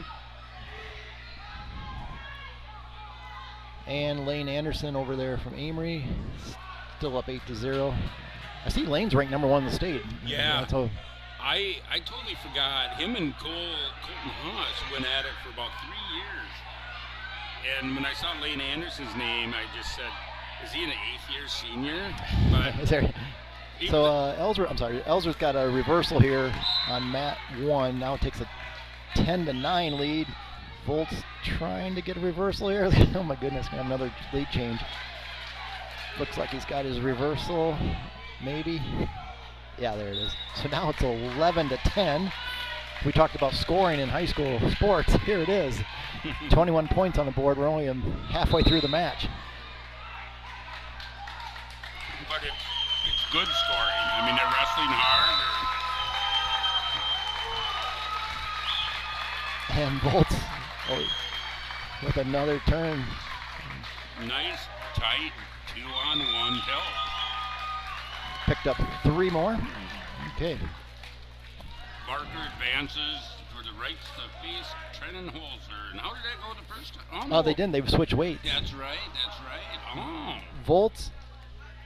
Oh, wait. Yeah, Holzer's down. Yeah, so it'd be. Geez, that's really tight.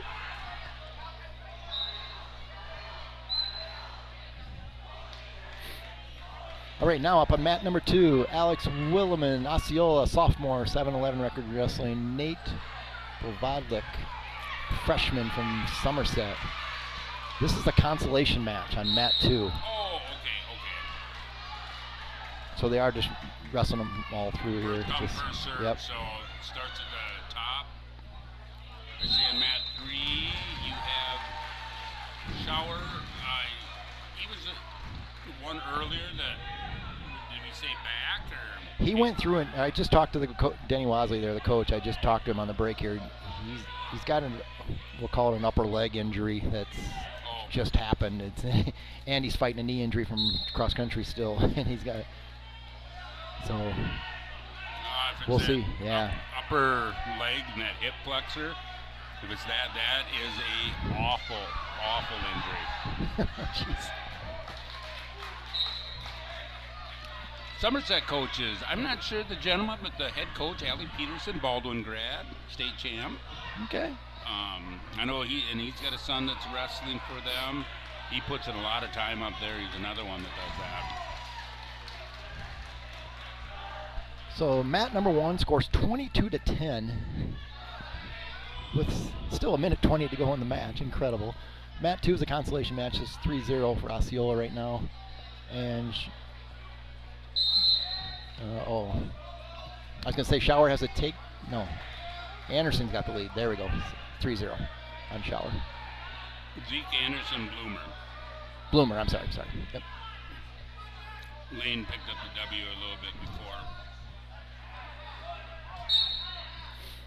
I see in the hole we got another Kelly Miles. St. Croix Falls. That's there's about 4 or 5 of them when I was going through, and I think they've all got kids going through now. So Volt over mat 1 is trying to get a tilt. He's up 14 now. 34 points on the board. This is incredible. Nothing. No near fall.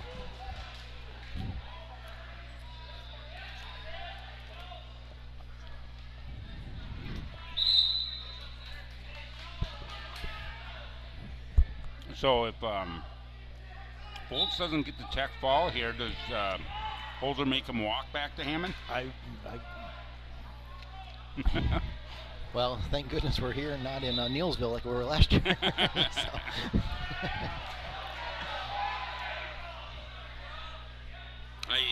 And this is one thing in wrestling that impresses me.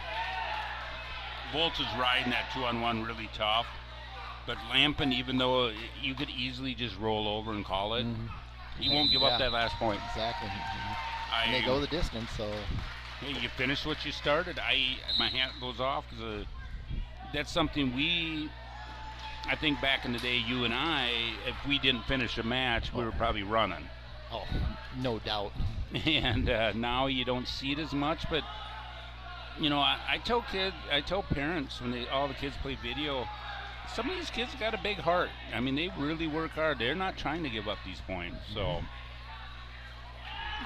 looks like right back Central's got a lot of guys coming out in this round. What, 9? 9? Got a pretty full. Yep. This will be Garrett DeLong. And Noah Walker from Ellsworth. So we got 2 seniors going at it here, both pretty good records. DeLong at 37-5, Walker at 15-4. I can't remember if these 2 wrestled the other night. I feel like DeLong was at a different weight in the duel the other night. And then you got Hunter Cromrie. Alciola's got some good kids. Gosh, there's some good wrestling here in these 2 rounds. Or in this round. Yeah, you get to this round, then you can start to see the kids that are probably going to qualify for state, and you can start picking out who the podium kids are. And yeah, it definitely jumps up a level real quick here. And then, of course, in the finals, it'll get even much better. So I was doing a little bit of research. And is it Evansville regional that they think 8 state champs in the regional alone? Yeah. Okay. Yep. It's just, but then I started paging back through, and I started going back to 21 and 22. Well, boy, the regional that if you can find the 2, we had a lot of state champs coming out of there too, with St. Croix Falls, Baldwin, Hopkins, Max, Devin Wasley in finals. Yep. Of Cole Marco and Tanner Gaffney out of St. Croix Falls. It's like, I think we combine them. We could give anybody a run. I think it was, I'll go back how old I am, doing really back, but 2012 is a regional down in Ellsworth. And it was when, Jens Lon was a sophomore, so he was a state champ, and then Ellsworth had Parker Hines state champ. Central, we had Marcus was in the I think we had 8 finalists that year in that regional, which is statistically anomalous, just like you're seeing at Evansville, right? It should be 2 to 3 per regional, or back in that day it was. And then you had Nyhagen, who was the victim of some of the toughest brackets at state, knowing the man. You had Loudon-Wood. Loudon, yeah. Because I cheered for him, obviously, Loudon Swain. And South Carolina just proved that today is Vision Quest Day in South Carolina. So awesome. I saw it on Twitter, whether it's a joke or not, but I just laughed. Because I'm a big Vision Quest fan. Love the movie. So Zeke Anderson from Bloomer will get the win over on mat number 3 over Jack Schauer. Central will be a tech fall, so second period.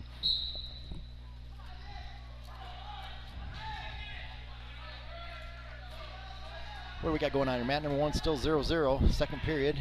DeLong must have chosen down, I'm guessing. Yeah. Ellsworth got a pretty good tilt going here. Mat number 2, Williman from Osceola commanding 12-0 lead. Will win the match. My big concern for you guys, if Schauer can't continue. It looked like he was in a lot of pain when he walked off there, and you never want to see that. I know St. Croix Falls doesn't want to see that. They want to win with everybody healthy. So hopefully he can shake it off. And we got a good training staff here. I think you guys use Western Wisconsin Health also. Yes, we do. They do a great job. I'm very pleased. Get the kids back out on the mat. So Walker putting on a nice ride there on mat number 1. He's a minute into it. Just basic, just on those hips and controlling it. Yeah,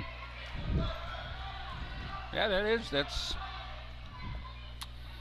There's a little bit of the Ellsworth cradle ride to that. So there, DeLong's like he finally got out. You know, if they go with all these points, what do you think about riding time in high school? You know, one, it adds another level of complexity just for the table workers. I don't want to see it personally. It's hard enough to keep the tracks of the takedowns and there's a go behind for DeLong. Can he? No, he's just got to get get a hand to touch anyway. Stay in bounds. There we go. The lift. There, that's no. There you go. Oh, right to his back. As Shane's. Yeah, that's a takedown by DeLong, and he caught him. And this is where the new inbounds rule, out of bounds rule, we want to call it. They're going to run out of time, but picked up 4 near fall. Yes. That would have been out of bounds in the old previous years, yeah. Even last year, we had Waconia down for a duel. We had to go over the rules with their coaches, and they said, wow. A couple years ago, we dueled St. Thomas Academy, and our 145-pounder had his feet on the hardwood, but the other guy's feet were still in bounds. Called the pin. So just for our viewers out there, Mat 1 is a semifinal match. Mats 2 and 3 are consolation semifinals. So the winners on the consolation matches, if they win, will go for a chance for the 5th place match.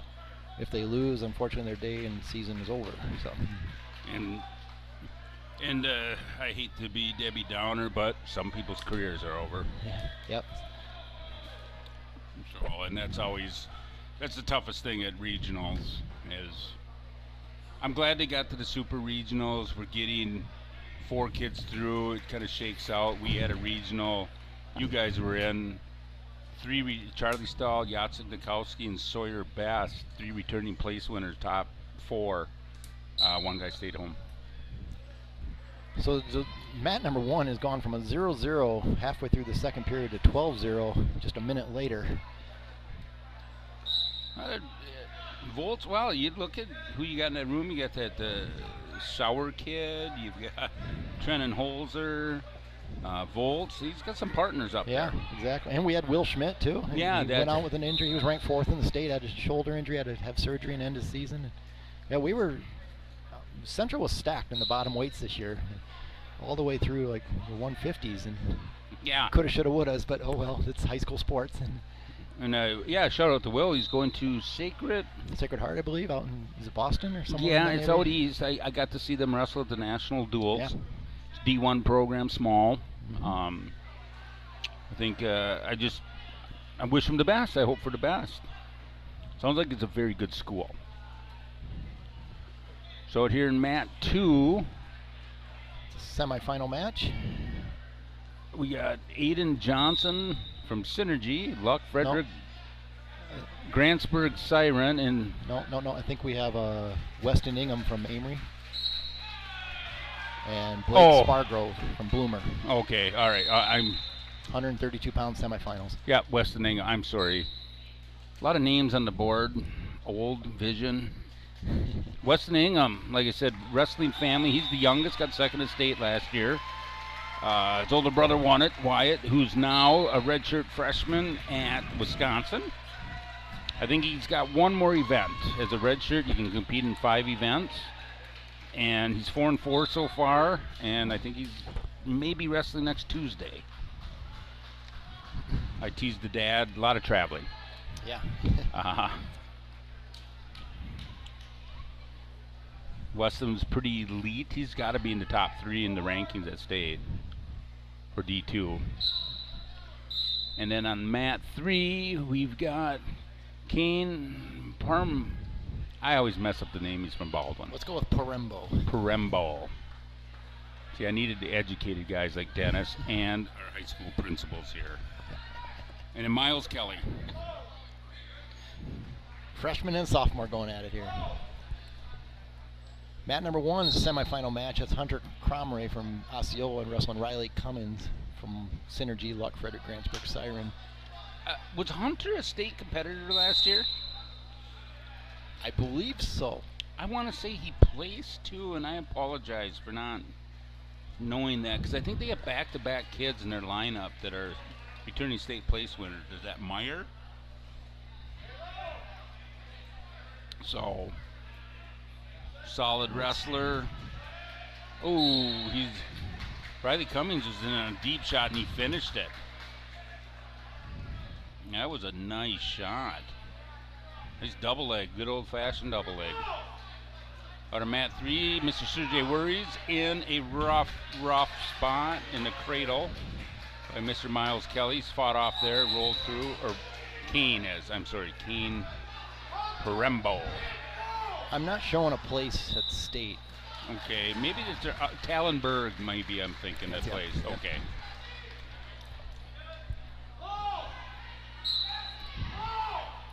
Looks like St. Croix Falls picks up the win there.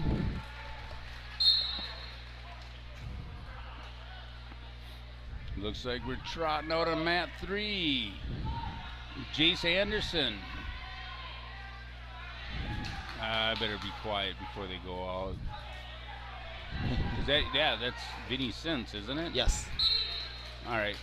And Jace Anderson from Ellsworth. Vinny Sintz from St. Croix Central. Ingham is just putting on a clinic out here of takedowns, and looks like he's going to get that arm bar tilt going. Like I said, he was a runner-up last year at 106 in D2. Took another jump in weight from 106 to 132.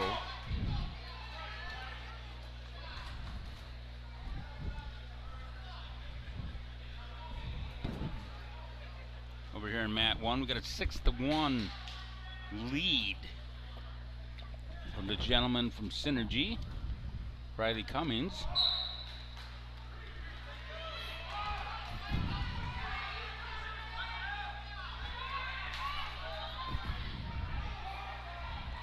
Took down to... Oh. And he kept his toenail in bounds. Yep. It might have even been a clipping of the toenail. I think it was close.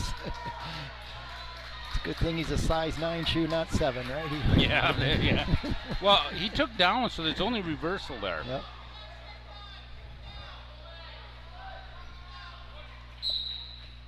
Yeah, he's putting on he looks to be a tough kid. I haven't got a chance to see him this year, but he looks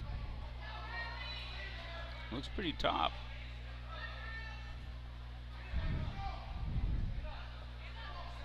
Now he's looking.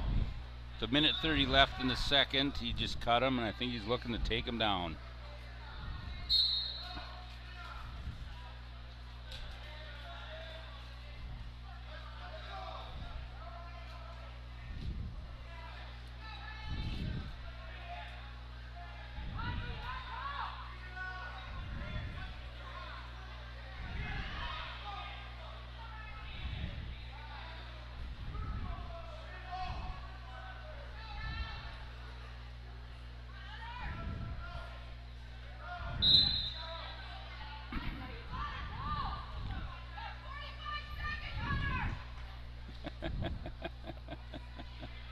We have some Osceola people sitting in front of us,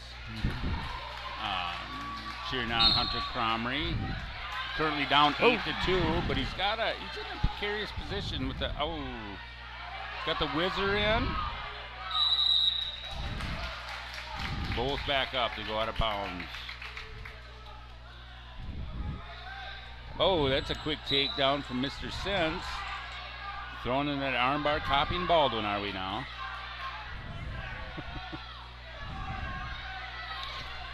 Great coaching is all we can think. That's all that comes to mind. My excuse was, us big guys with our big arms don't run the armbar. Keep it simple, right? Hunter Cromrie with a late takedown to break the score 8-5, but just not enough. Got a whole period to go yet, don't we? Oh, we do? Oh, yeah, I think so, yep. Oh, they threw up the 3 too quick. All right, so Mr. Cromrie's gonna. That was a big takedown.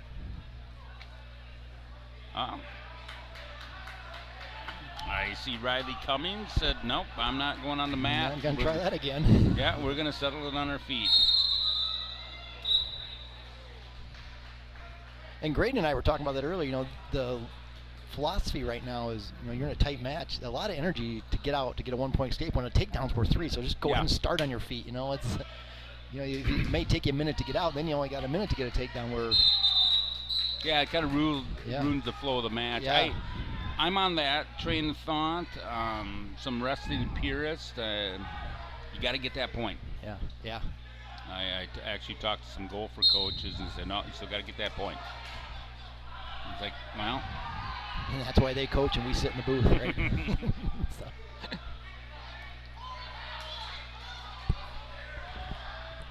No, I can tell you, I'm definitely happy to see the super regional format to get the 4 best out.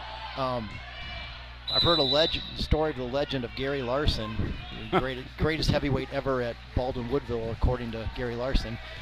And was it his senior year? There was 3 state finalists in the regional, and only 2 got out. And Gary's lame claim to fame, and I hope you're listening, Gary. He was seated 3rd. Yeah. Returning, he was a state runner-up as a junior, and seated 3rd at regionals. Yeah, because he beat both of the guys. I forgot how it went, and he beat Mike Danielson from Amory and Lennertz from Unity. And it was one of the years that they moved Unity, was not a staple in D2. Mm-hmm. Yeah, they were on the fence, right, between D3 and D2. Yep. 1986. So our only semifinal match is going on mat number 1. Cummins is hanging on to an 8-6 lead for Synergy. The other 2 are Consolation semifinal matches. Yep. Right on front, we got Sergey Worry, Baldwin-Woodville, and Aiden Johnson from Luck Frederick Transfer Siren. And there's a big takedown and near fall for Cromrie. That's huge. That's huge. Punches his ticket to sectionals. If he can, pinned him. Hunter Cromrie comes back from a 8-2 deficit at one point or 8-1 to get the 3rd period pin. and moving on to the championship. Maybe get a little poster and a little hardware saying, hey, Yeah. that day I was the best. Over in mat 3, we got a 6-0. Since is up over Jace Anderson. Since Vinny is not a flashy wrestler, but boy, is he more of a physical? He seems to be a kind of a physical positional wrestler. He's that, for a freshman, he's got that, I call it the chip on his shoulder. He's not backing down to anybody, and he's been like this all season long. You just go 100 miles an hour and see what happens. Yeah, he's really putting together a really nice match, some good mat awareness out there. So out here in mat 2, we have Sergey Worry has come back from that takedown to get his escape and a takedown of his own.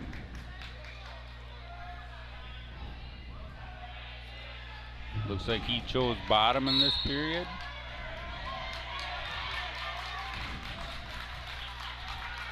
So in mat 1, we have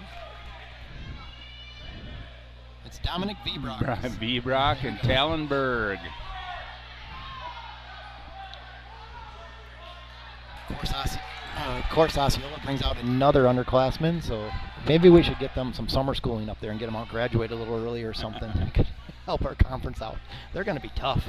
Whew. Well, for me, it's kind of interesting calling a V-Brock from St. Croix Falls because they had a lot of V-Brocks go through Osceola over the years. Oh, nice straight-on double leg by Tallenberg. He transitioned into a half. I don't know if he can pull him back in enough to capitalize on that. Beautiful double leg. Love what I saw there. He drove, as they say, he threw a full Nelson in there. He's gonna get penalized here. Right as they're going out of bounds, the kid sprawled out and he tried to catch him and oops. Yeah, as what I learned, they were cheating. They were cheating. Yeah. So Sint's going to pick up the win over there on mat number 3. He'll advance to the 5th and 6th place match. And Sergey. Oh, the Spladle. The Spladle. Well, is this the banana splits more? Because he had the legs in. Yep, same thing, but yep. This is not a fun move to be in. Either way, he's going to get 4 points here. So if he doesn't pin himself, he's got to be careful. There we go. Get your head back on top. Okay, so getting going, a semifinal match over on mat number 3. Henry Penn from Ellsworth, sophomore, guessing Logan Meyer from Osceola. Is this 144? That would be the track says 138. Okay. So Cromie, Tallenberg, okay. Meyer with a quick takedown. I think his dad's got, I believe, 4 brothers. Big wrestling family up there. They have, I think there's a freshman that's his cousin. And there's a slug of them in middle school. And they also, one of them has a very good 6th grade daughter, very good wrestler. Huh. I'm going to assume Henry Penn is William Penn's brother. Is that safe? Where's William at these days? You know? Did he go to Eau Claire? I know he's in one of the WIAA schools. Okay. So that's a great question. I watched him wrestle earlier this year, but I just don't know what singlet he was wearing.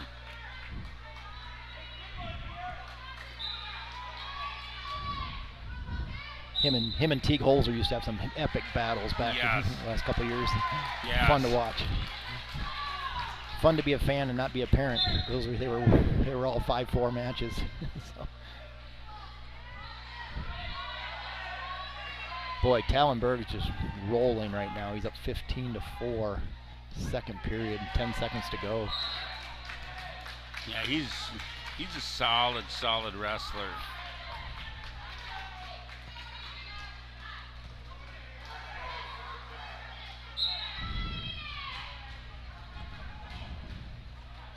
Oh, it says William Penn's at Statesman's Athletics, WP. He's got on his uniform. I was thinking Eau Claire is identical colors, but it's. Is he at William Penn? There is a William Penn in Iowa, yeah. Yeah, is William Penn at William Penn? Yeah. And Weary just gets a tech fall. So nice job there. Nice job by Sergey Weary.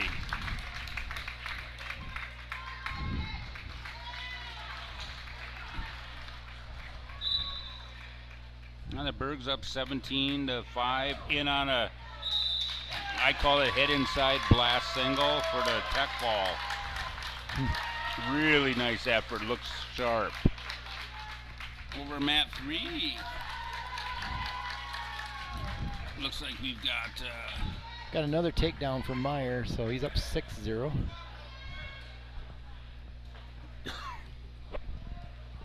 I'd have to look. Did Meyer make it as a freshman and did not make it last year? He grew quite a bit. Finished 4th at regional or sectionals. Now right out in front of us on mat 2, it's got Antonio Sowell from Amory and Jack Ryan, St. Croix Falls.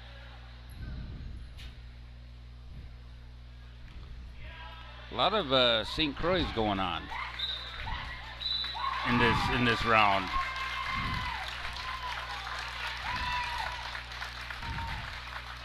So Meyer did not place at sectionals last year. Oh, he did not. I didn't check 2 years ago. Yeah, talented wrestler, and he grew a lot. I knew his mom does a lot of pictures, just getting up down there is another one that does a really good job helping out with the program. And his dad's also a volunteer coach there.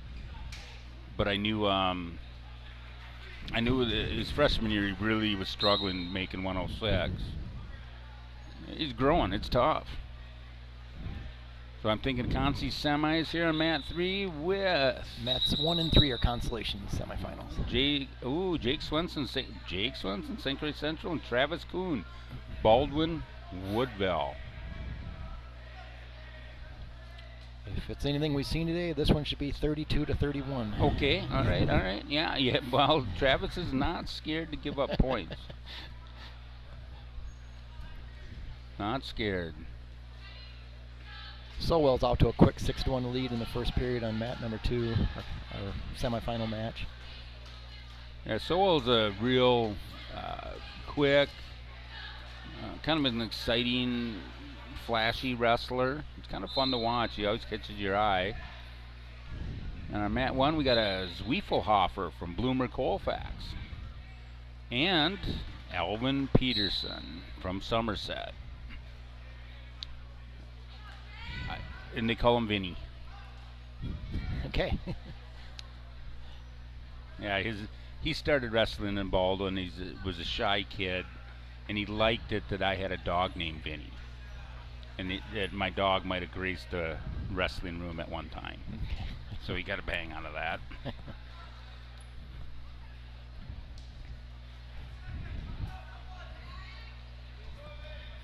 So I did a little blood time in mat 3. Must have been an illegal eye poke at some point. A little WWE going.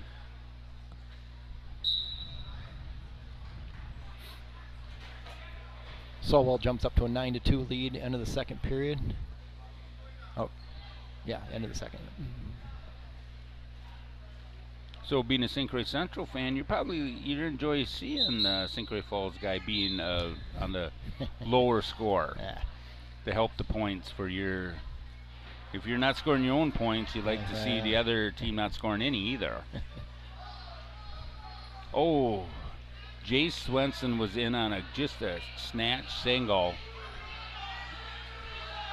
and it's turned into a weird situation. There's 3.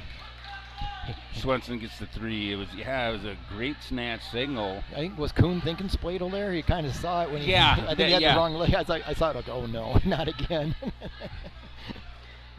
I was kind of, but he had the wrong leg. Yeah. He's young. Did he really know what he was doing? But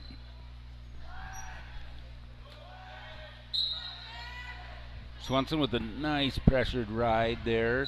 So he's got the 2-on-1 and putting a lot of pressure. He's going to get some turn here. 2 swipes. I know you can still see it. I'm looking at it barely. I was told to me by ref, Sowell picks up the win out in front of us with the pin. But as soon as you turn a guy and the first swipe you see from a ref is supposed to be the second swipe. That was called textbook. And Schuty's the one that described it to me. I have seen this year getting that first swipe out, which technically they say is the second, and not getting the points. Really? Okay. So as soon as you start rolling them over, it's already a 1 count in your head, and then it's another swipe, and that's 2. Because that was my concern, how they're going to call 2, 3, and 4 this year. I'll be honest, I've never heard that.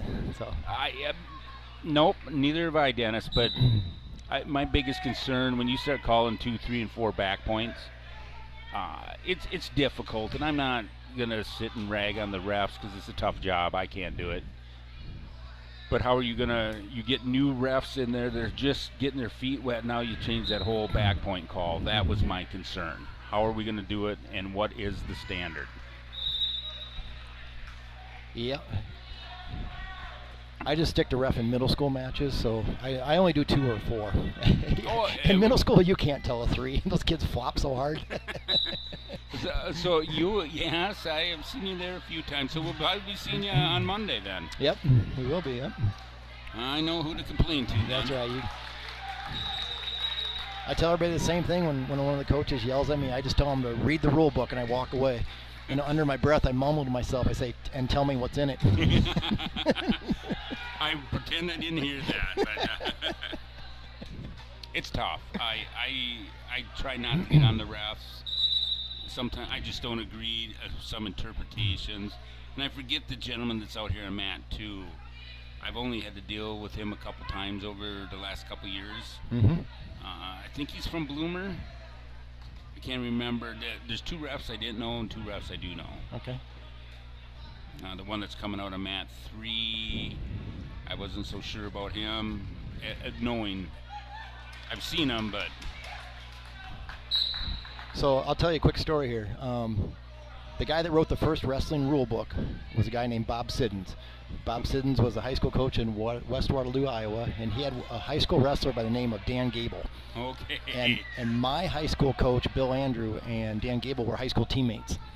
So going through high school, our school had I had a 4-time state champ, was a year older than us. So Gable would come to our room and just sit and watch practice. I mean, think of Cale Sanderson today walking into your practice room and just sitting there and watching practice. And we got to the point he was there so many times that we didn't even ignore him, and you just kind of ignored him. But anyway, his coach Bob Siddons wrote the rule book, and Bob would ref all most of our home meets. He would come up from Waterloo to do that, and so anytime you had a question, you could just ask Bob, and he would take the time to explain stuff to you, and it was just really interesting to be like, in our world, the guy that wrote the Bible, right? Well, and, the wrestling rule books, and I think that story's come out from you or your brother before, and that's a really cool story. Dan Gable is kind of the Michael Jordan of wrestling. Yeah. It's incredible. And I've had over the years the pleasure of I've actually got to shake his hand. It's kind of surreal because Olympic medalist. How many NCAA titles did Iowa have? How many NCAA titles did he have? Just incredible, and what he's done for the sport. And still in Iowa, at Carver Hawkeye, even though he's an Iowa State grad, yeah, they have a chair that he can only sit in. And for wrestling fans, Iowa Carver Hawkeye was built for wrestling. They happen to play basketball in there. It is the funnest place to watch wrestling, but during basketball games, nobody's allowed to sit in Dan Gable's seat. Oh, really? Yeah. I did not know that. So that's the kind of legendary Dan Gable is. And I'll finish one up with, he was originally, from Waterloo. And he lived, I tell people there's 2 books I read about coaching when I got into coaching. It was Dan Gable and John Wooden. And both of their books, and I got a chance to hear Dan Gable speak once. He was an incredible speaker. But their books, it doesn't matter what sport you're going to coach. You can read their philosophies. So what do we got going on? We got a pin out. Tech fall. Tech fall on mat 1. Another Osceola kid. Another Meyer. Another Meyer. Yeah, Cody Meyer. Yep. Cousin. The Logan Meyer. And then looks like Swenson's, he's had to work for those 7 points. But he's got a 7-0 lead over Travis Kuhn. Kind of a hard match.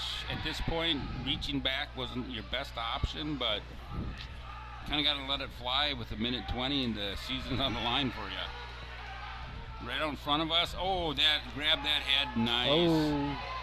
Atherton from Prescott and Mason Lemieux from Learmo from Mondovi. That was a wow. That was quick. It was kind of a mad scramble, and he covered the head at the right time, and it was over. Other mat 1. All time knotted up at 0-0. We have Isaac Dunham and Garrett Guthrie.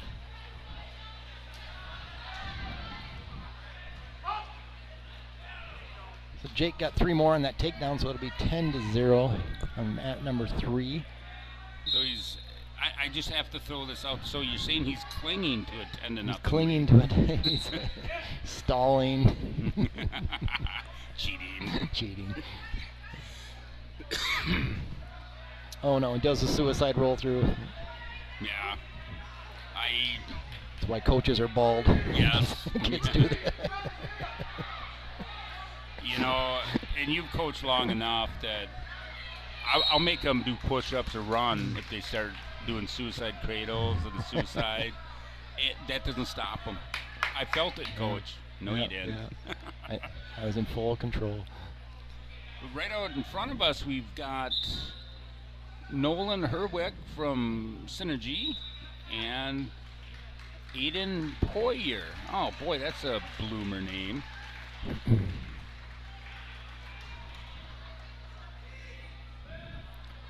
Bloomer picking up some near fall.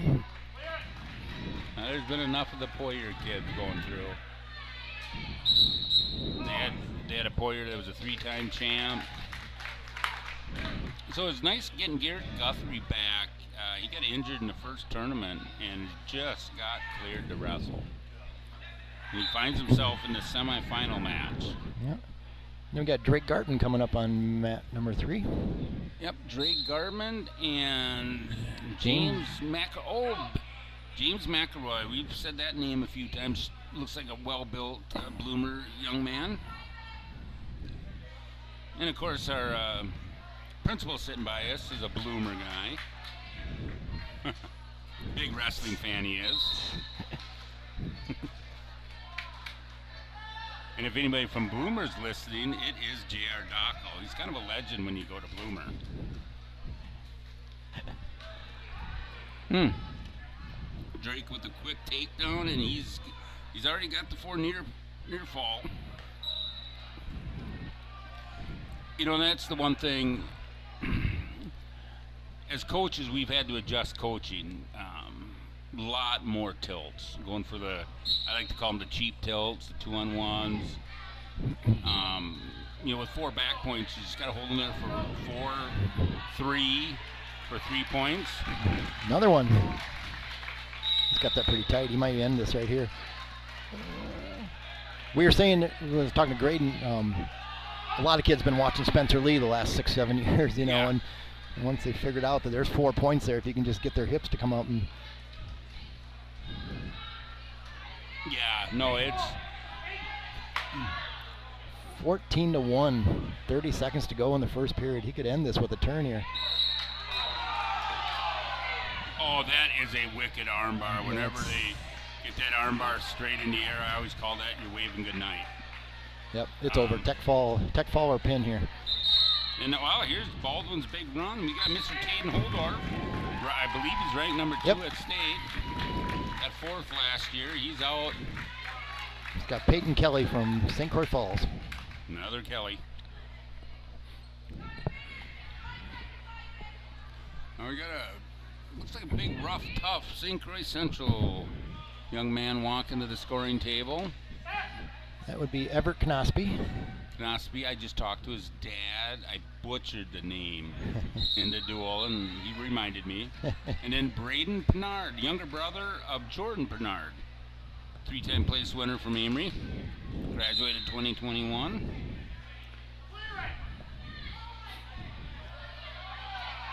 So over at mat 1, Garrett Guthrie.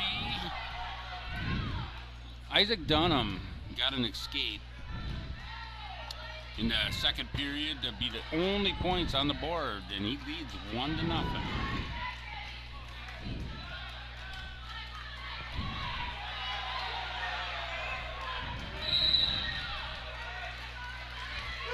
No, oh. Aldorf is just solid, isn't he? Yeah. It's like a... He's a tank. Kelly shot there, and it's like he ran into a fire hydrant. Just bounced off him. So... Got some action going on one here. Garrett got a takedown late in the second. 3-1. So... yeah, Taden had to show me that he weighed 189.4 at one point this year. And good 2,300 yards he had this year in football. Nice, quick running back. Real, kind of a thick young man. A little different from his brother that was about 6'1". And, and if he turned sideways, you didn't see him. Looks like he's got that pretty tight. He might be able to end this right here. Yeah, he's done a good job of scoring points this year. Really a nice job. Very happy. And this is also a situation. He's got that 1 foot in. Yep, there's the pin.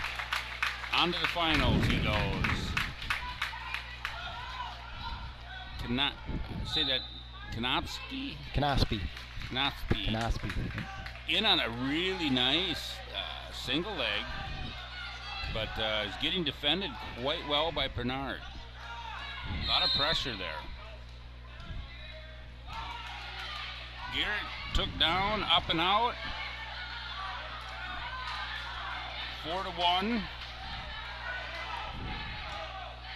150-pound match, and he's the youngest of 3, and his oldest brother was a 2-time state place winner at 182. Garrett didn't get his size. I'm trying to figure out, Matt. Are they neutral, or are they on their... They were neutral. They were neutral. Okay, this is going to be a takedown here. I thought Osceola started on top, so I was like... Yeah, he did, and... he got the escape. Okay, got it.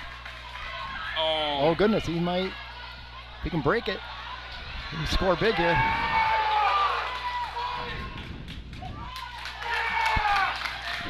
So all tied up, 30 seconds to go. Mat 1. Semi-final match.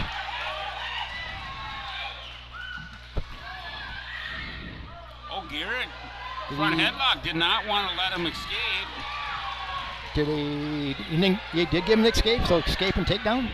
They have to have, yeah. You got to hook the leg, though. There's 3. That's the takedown. That's 3. That's 3. That is 3. He hasn't called it, though. They're going to run out of time.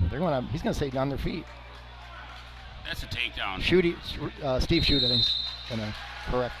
They're not using the AR till the finals. Okay. And there's no review in high school. So Amory picked up the pin on mat number 3. I missed it. It was 0-0. And I honestly didn't see what happened. No, I didn't. No, they took the escape off the board. Okay. So that would put So took the escape, so he still got to ride him. Yep, Dunham, it's all tied up. Dunham is in a down position. You can ride him, then it goes into overtime. Out here on mat 2, apologize, we're getting caught up here with exciting matches. Oh, nice. Yeah. That was Isaac Dunham let it hang out there. Yeah. So on mat So 2, headed overtime. we got Drake Peterson, St. Croix Falls, and Jacob Wall, I guess Bloomer, is on mat 2. I know Drake Peterson is a sophomore, very talented. His dad was a state champ, Trent. Very aggressive on top. This is where he wants to be. He's a cradling machine from what I remember. Yes. Garrett Guthrie with a beautiful outside single.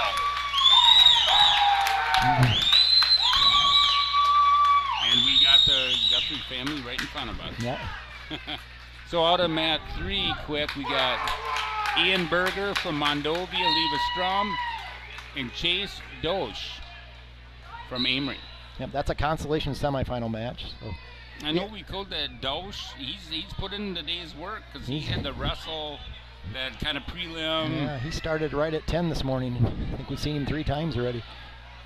He's getting a workout in. You know, Grade and I were talking about, you know, what do the coaches teach you this time of year, and your Baldwin wrestler just did a perfect job. That was his go-to move. You could tell in overtime, what is your go-to move? And he knew it was a single, and he just went out and did it, right? You don't get fancy or anything. You just go back to the basics, the things they learned in 3rd grade, and those will win the big matches, and he just did it. And ideally, you want 3 shots, and if you have to take your best shot right away, you start with your 3rd, go to your 2nd, then to your 1st. But the head inside single, outside single with the head, you got many different names, but he hit that textbook, got around the corner. Isaac did a nice job trying to defend it, but he was just a little too far. So a lot of action on mat 3. I'm guessing takedowns and escapes. Yep. They're both starting on their feet.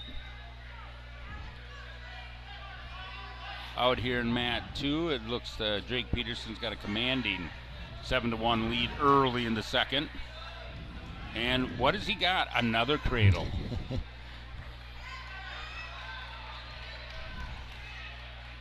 Mat 1, Connor Weber from St. Croix Falls and AJ Loschheider. I was just going to let you do that. Mondovi.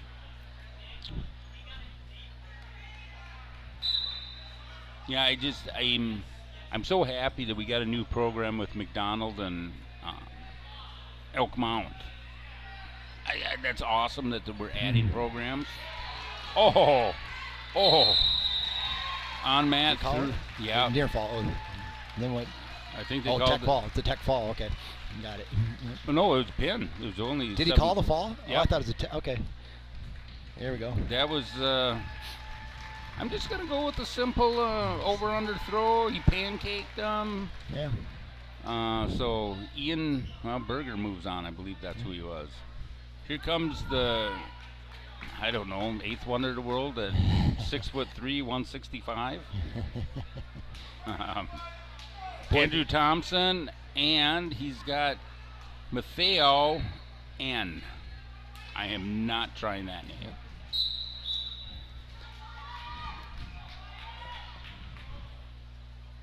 Oh, we got Ellsworth and a Synergy kid out in front of us. It looks like Hunter Halverson and Levi King from Synergy and Hunter Halverson. And we got Leo McKenna and Wyatt Hastings battling up on mat number 1 in the semifinals. Is Leo's dad the one that does concrete? No, he's a farmer. The McKenna farmers on Highway 12 there, just west of Roberts. Yeah, because there's the one A1 concrete did my did a patio for me. Sorry, Jeremy. I was supposed to keep it to the Baldwin people that are paying.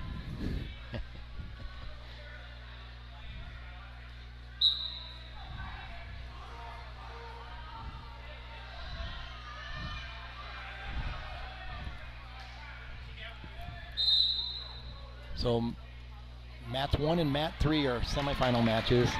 Mat 2 is a consolation semifinal. Oh, okay.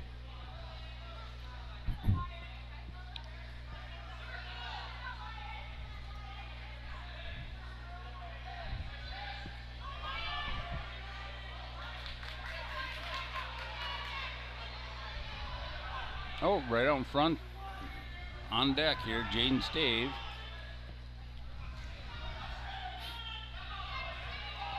McKenna's down blocked on the shot, and might be able to score here.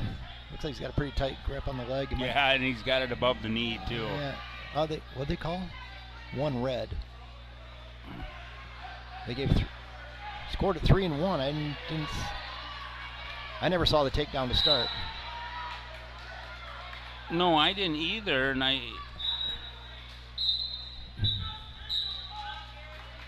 Okay. Okay, I guess. So Thompson defers to start the second period. Well, that's an interesting escape. Yeah, I didn't see that either. So I just, ho hum, we'll go to the next match.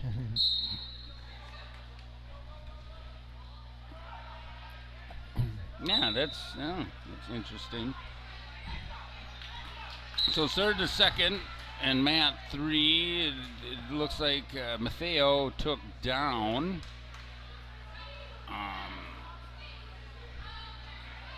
And Andrew's a leg rider. He's got him square. He's facing him. He's kind of got Andrew sucking that ankle, covering, and now he's got his knee over that ankle. I mean, that's... You know, a kid that's 6'3" at that weight is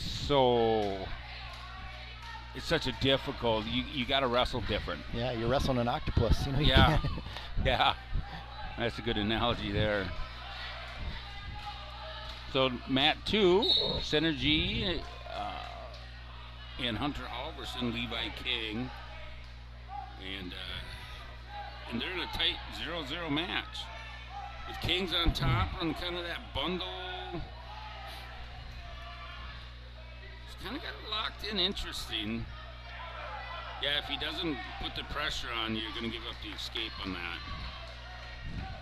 So for the older fans, we all cross-face Cradle, and somewheres along the lines, nobody really wanted to get the legs, so they turned it into a bundle. Or the Butcher, or name like that. Looks like Leo's riding him tough over here in Mat 1. Same with Andrew was in a commanding position, but somehow he ended up out front. Looks like Synergy's got Ellsworth on his back here. Yeah, well, he had a bundle. Now he release it and go back the old simple scoop the head, work his right arm underneath and lock. Yep. He's going to pick up 4 more points. And yeah, a 3-point takedown, 4-point backfall. You're down 7-1 now instead of 5-1. That's. Thompson's got 10 seconds to go in the second period. They're still knotted at 0. McKenna's put on a beautiful ride here. He's rode the entire period. Yes, and had his kid's head on the mat too. He hasn't got a stall call yet either. You know, and for you people that are turning in college, you know, that have been a 2-minute ride. The advantages of that, when we talk top and bottom, about taking bottom, everybody thinks you got to get that point. You use a lot of energy when the guy puts a really wicked ride on. And even Andrew Thompson throwing in the legs, it takes 30 seconds to get out of that. Yeah. He's in a little mad scramble right now, end of the period.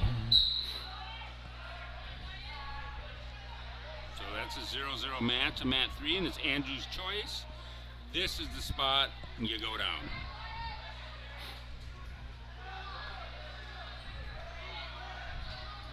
You know, as a coach, I always, if it's 0-0 going in the third and you're going down, it's your match to lose, I've always said.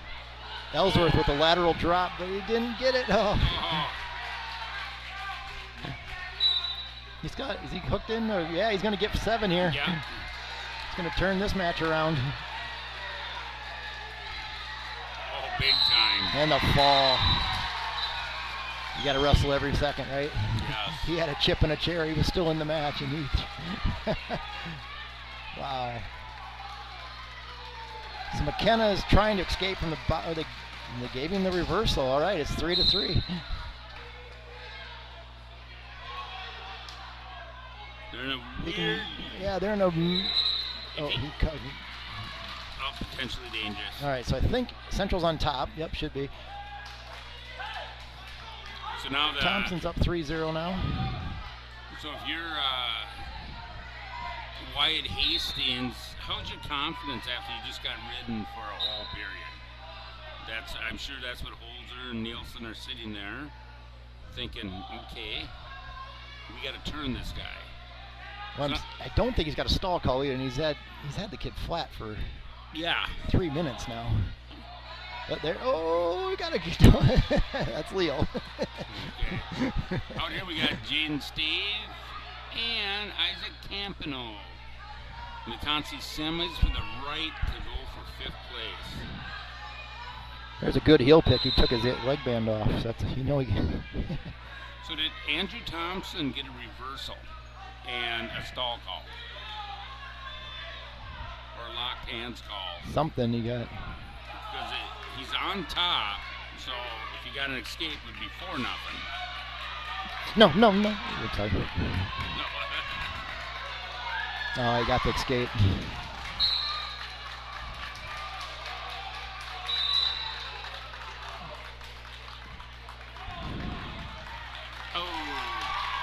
Tough match, tough loss, but congratulations to Wyatt Hastings for gutting that one out. 2 sophomores going at it. I'm sure they're going to see each other again. Yeah. Probably next week. Well, now it's Leo needs to just get back on his horse and finish 3rd and get the number 2 seed out of the other regional at sectionals.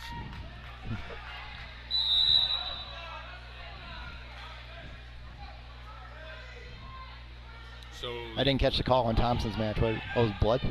Okay.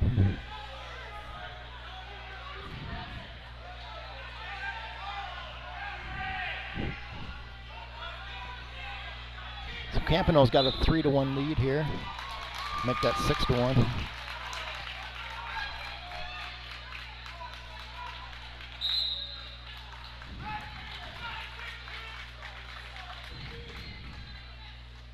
Campano, I think I said it earlier, he's the lone senior on that Osceola team.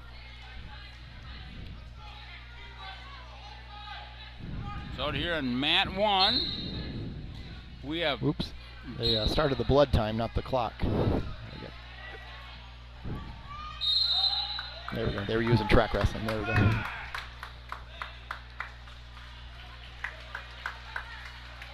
Yeah, there were 6 seconds left. So mat 1, Drew Stark going against Blake Nelson from Ellsworth. Yep.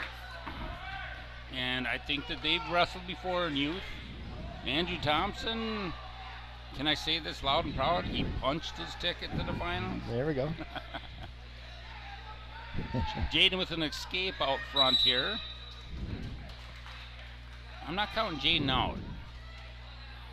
No, I think It's pretty solid. he's got a gas tank. We've seen that this year. That's a nice fireman's carry there. Yeah. Yeah, and the fireman's carry usually puts out a gas tank. That's a nice takedown. A nice fireman from Campano. Looks like on mat 1 we've got some blood time, and it's not Drew Starks. And Griffin Marco's up on mat number 3, wrestling Blake Knoll from Synergy. I know Griffin had lower match count this year. He's battled a few injuries. He's up at 190 and slipped back down. Part of the Marco tribe, and there is one more. Really? He is a 6th grader, I believe.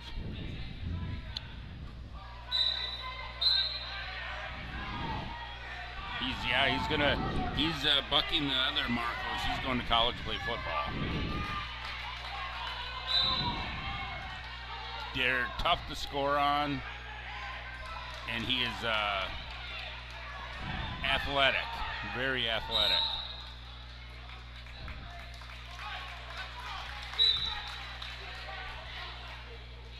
I kind of tease, he's the biggest of all of them. Yeah. Cole wrestles 165, and I think Hunter was 141 in college. Yeah, in college, I was going to say in high school, he was like a 20 or 30 pounder, wasn't he? Yeah. I think Cole ended up at 52 in high school. Drew Stark with another. He's not finished it yet. I've seen a lot of nice double legs today. And Drew gets taken down off that double that he shot. Looks like he's...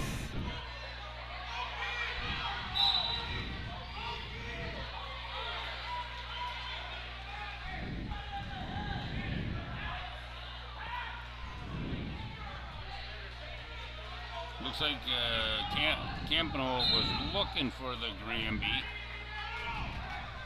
Looks like Nelson will take a 6-1 lead to start the second period over Drew Stark. Stark chose down.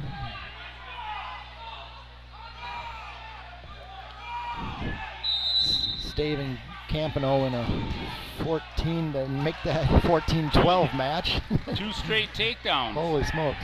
Jaden with 2 straight takedowns. You're right, Jaden's gas tank. This is going to come down to the wire. He's going to get another shot.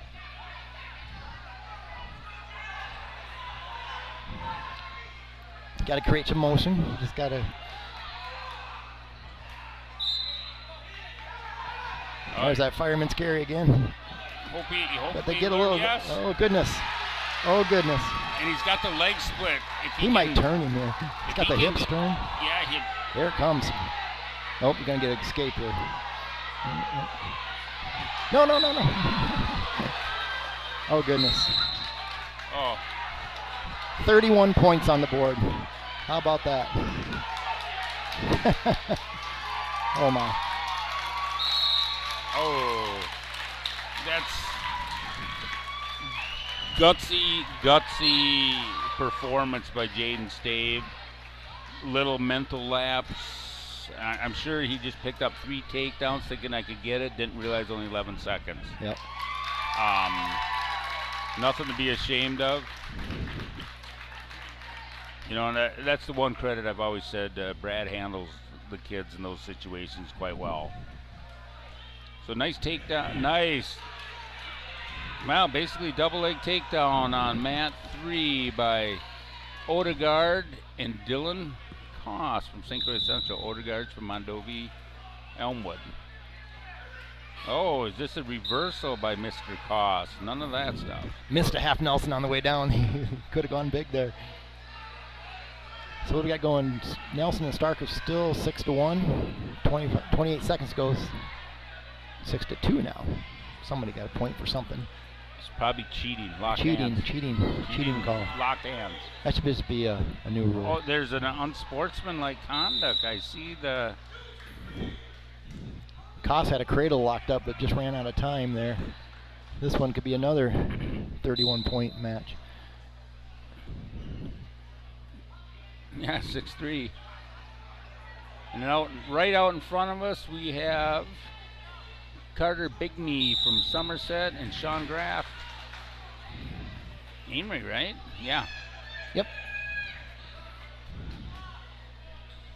So mat 1 is our semifinal match. The other 2 are consolation semifinals. Oh, okay.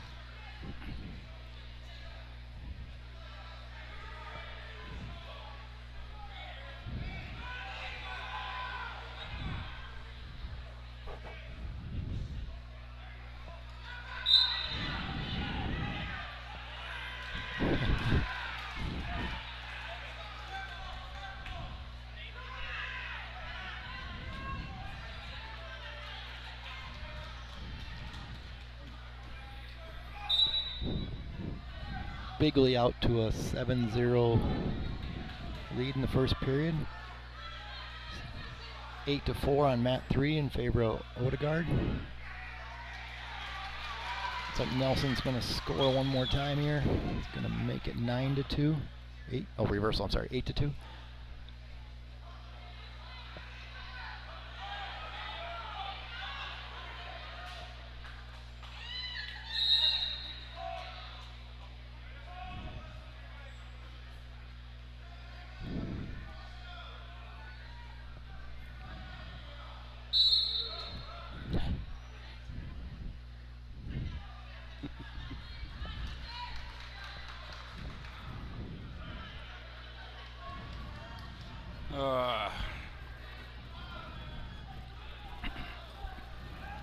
I'm taking some abuse here on my text messages.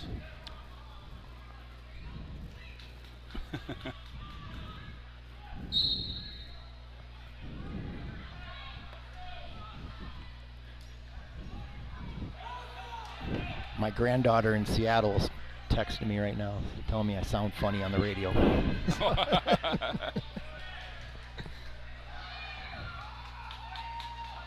Bigley picking up some near fall on mat number 2.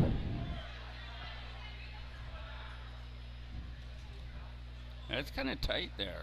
Got the kind of the head covered.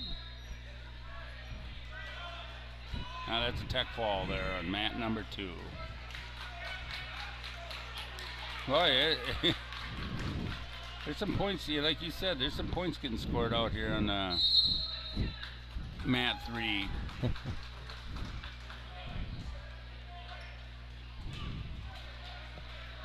Odegaard has a 14-5 lead going into the third. They're both on their feet.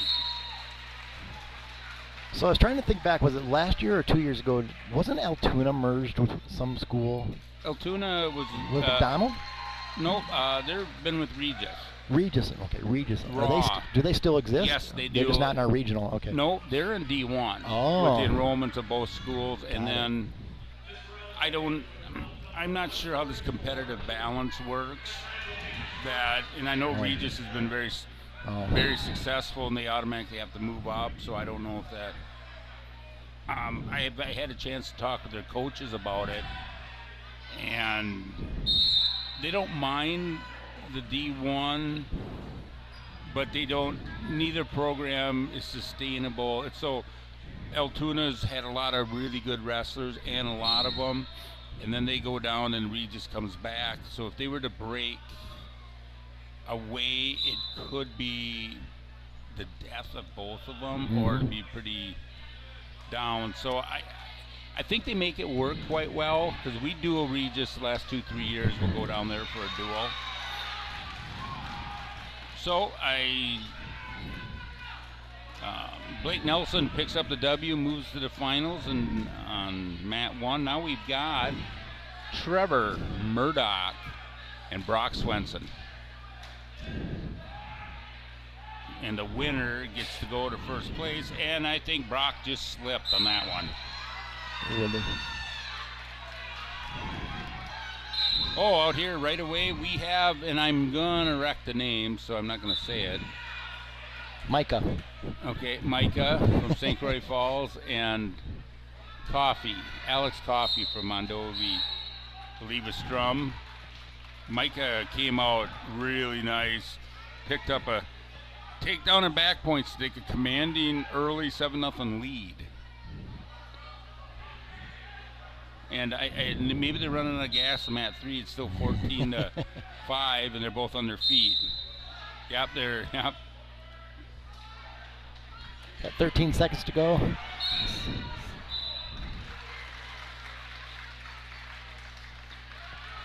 On the head with the chest lock and a simple go behind.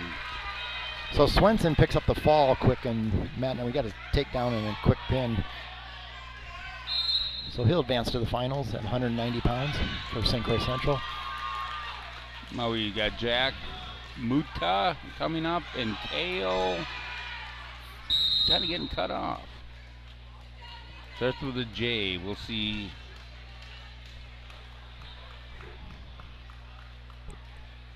Well, when I said it was a commanding 7-0 by Micah, The other guy took my words personally and got an escape and a takedown to close the gap to 7-4. On mat 3, we're walking out with Sawyer, Van Horn, and Carson. I'm going to say Larson from Prescott, but... It is Larson, yep. Okay.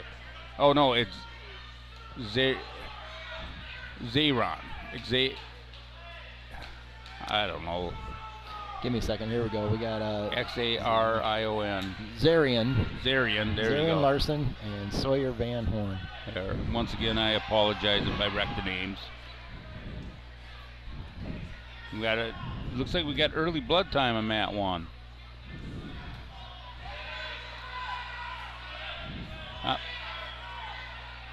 Kale from Synergy, Luck, Fredericks, Grantsburg, Siren.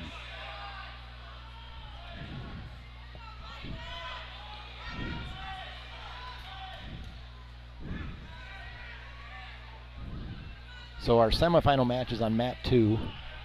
Coffee from Mondovi and Micah from St. Croix Falls. Micah's up 10-5 right now, middle of the second period, but a big change of events here. He's flat. Yeah, over, under, and a big step and trip there.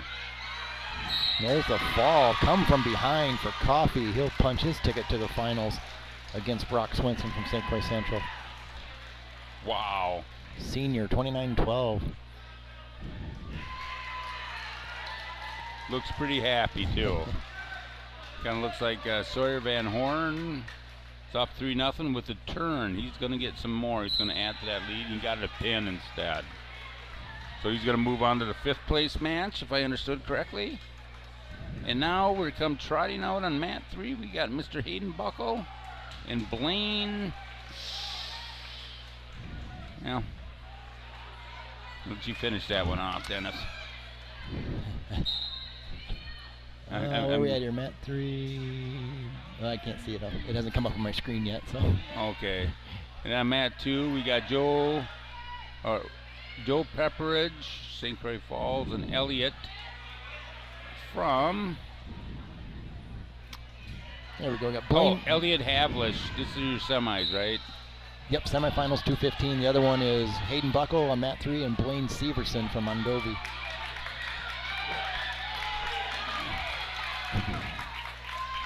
And the Osceola freshman comes out with a takedown. Havlish. Mat 1. Johnson racking up some points here. Yeah. He's up 7-0. So he's got a good ride on.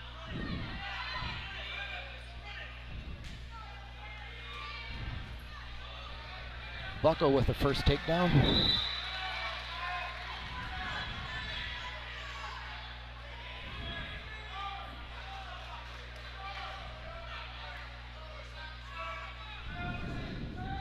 He's got that arm, Buckle does. Is he barring it up?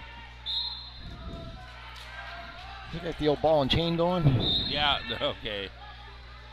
I thought he was digging, but yeah, he's running the old ball and chain.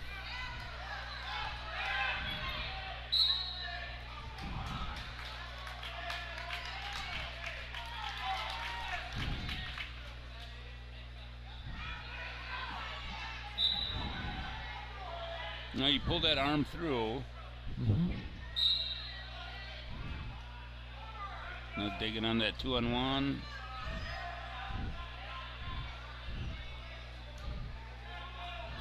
I'm surprised Hayden looks pretty good at 215 because the other night for the Baldwin match he weighed in at 190, so he's not by no means a full 215.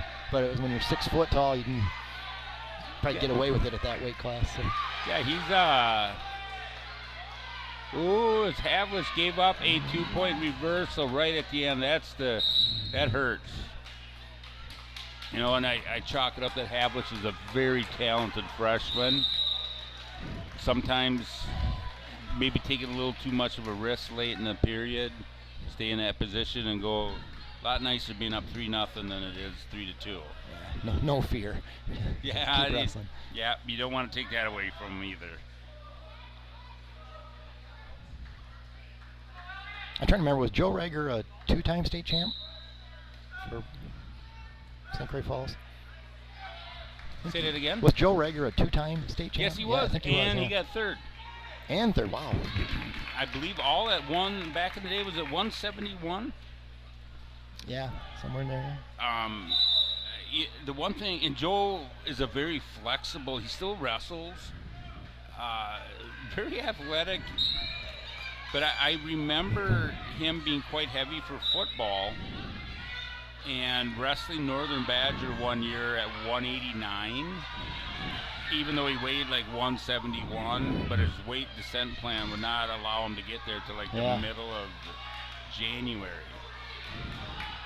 He was he was the king of the 3-1, 4-1 wins, but I don't know the last 2 years if he ever gave up a takedown. Yeah. So he was at Wyoming when my son was at the Air Force Academy, and they were in the same conference. And he was 2 years older, but I remember him.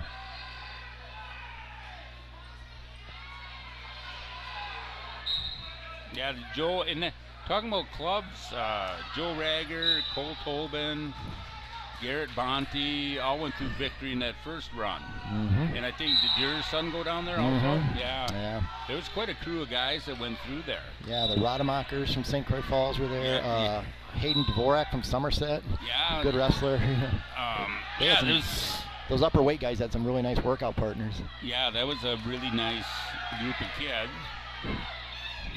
And what's going on? The scoreboard's blocking me. I can't see what's going on. You get some near falls? There he is, got some near falls. It was. So I'm a little confused here. I thought it was 3-2 at the end of the first, but did they take off that reversal? Because they just gave him back points.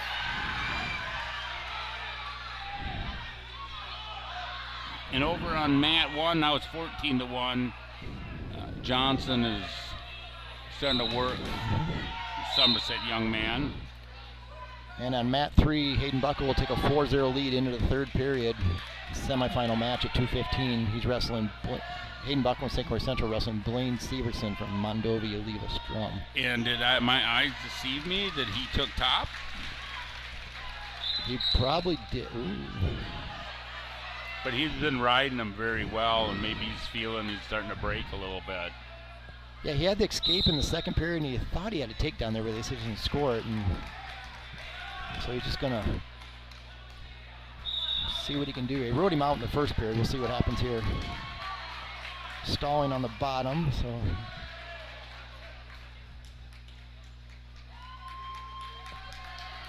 So Synergy will get the win over on mat number 1.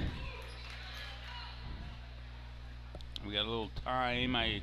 That Havlish was getting ridden pretty hard, and did he have a tight waist on him because he grabbed that bucket really quick.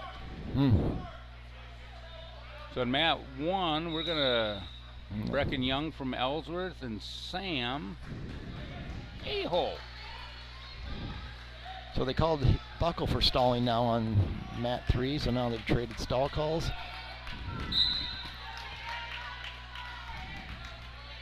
Buckle's got to be a little careful. I think he can ride this young man out, but he's got to switch side to side a little bit more. And see, he's doing the Augsburg ride there.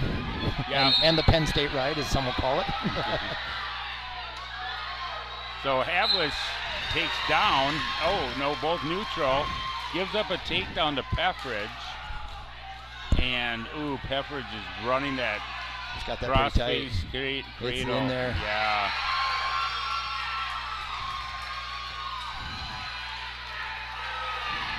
That's the old freshman senior move right there, right? Just a lot stronger.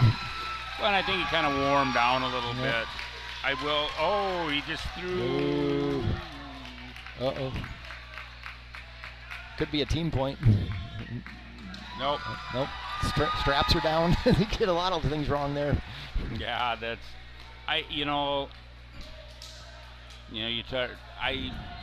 high school kids, you make them shake hands twice. Sometimes, and I've had kids, over the years I've seen coached against. Just if they get them off the mat. Yep.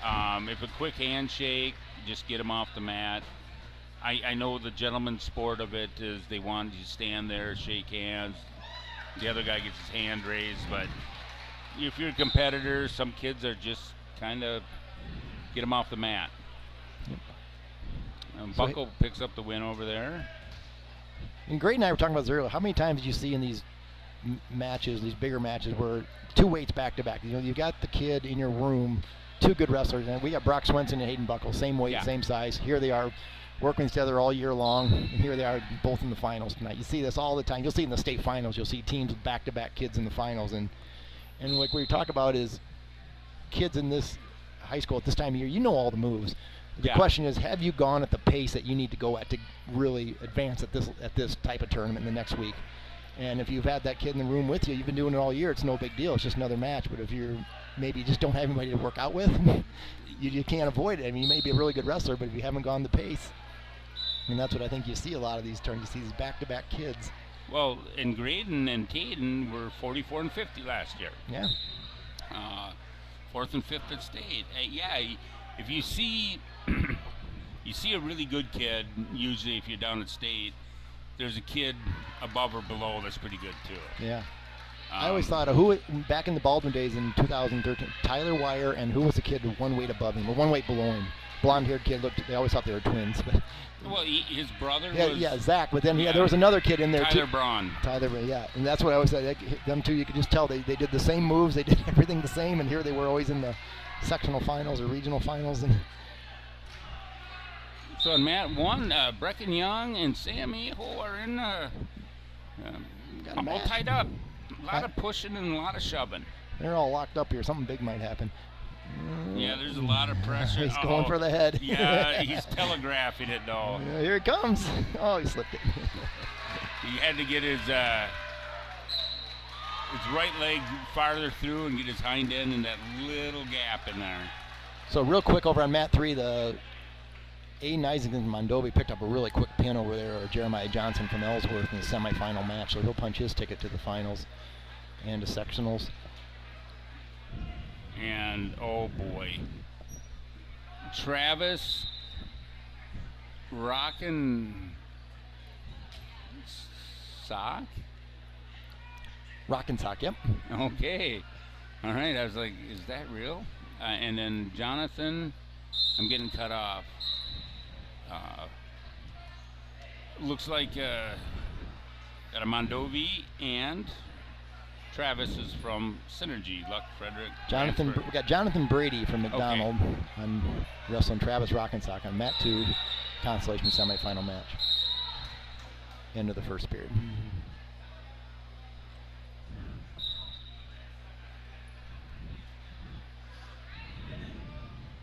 Brecken Young still up 4-0. Riding tough over Sam. And then we've got Big Mateo Garcia taking on Brett Bartlett from Luck Frederick Ransford Siren. Battle of the big boys. Though the Synergy young man is quite thin compared to Mateo.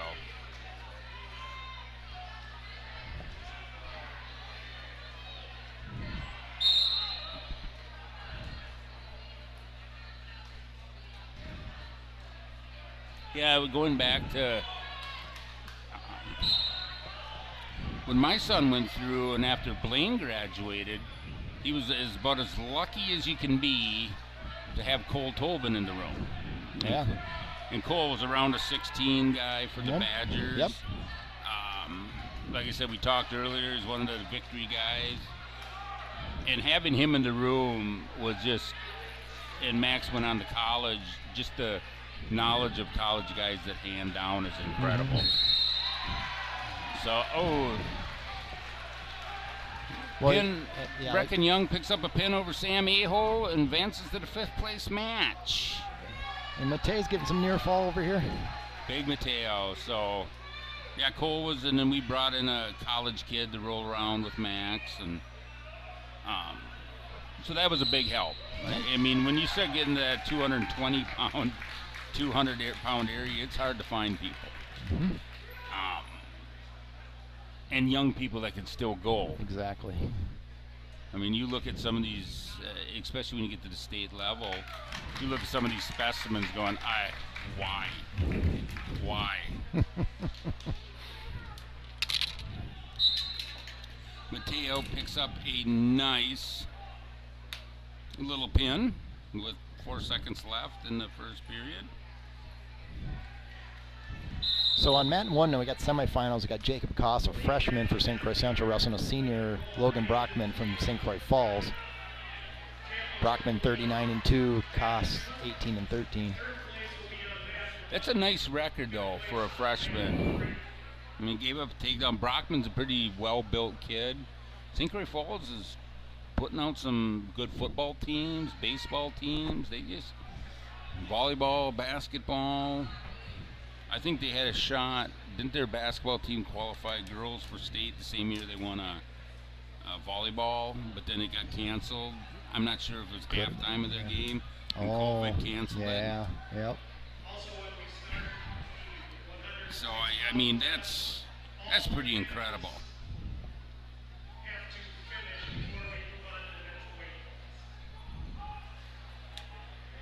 So now, yeah, I just heard the announcement from Mr. Don Timmerman Realty. You want the best deal? Call up Don. Or have him list your house. He's on this list that I, at some point, better get to it. Cover Don. So, yeah, the next round, they'll wrestle first, third, and fifth.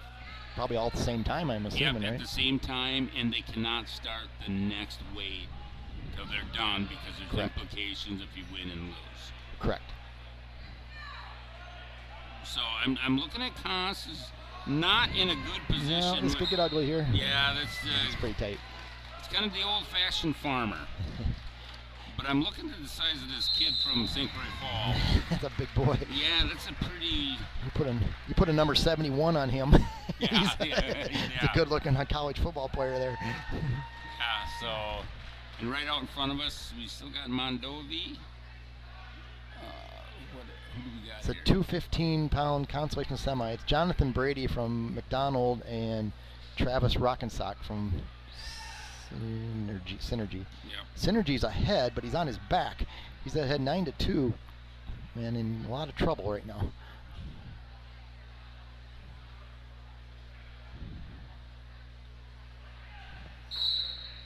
Wowza. Come from behind. Yeah. As we always say, a chip in a chair, right? You got a second on the clock, you're still in the match. Yeah. And that's, with going back to the beating on a dead horse here with the scoring, everybody says, oh, boy, if I could score points, but, and get up on a kid, the other point is you can come back. So that's the other really, Yeah. you can come back.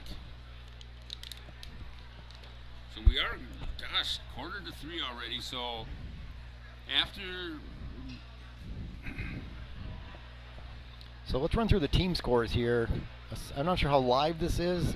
They're showing St. Croix Falls at 217, St. Croix Central at 170, Osceola at 157, Ellsworth at 130, Baldwin-Woodville at 123, Amory at 110, Mondovi, Bloomer, Luck, and everybody else down in the double digits yet.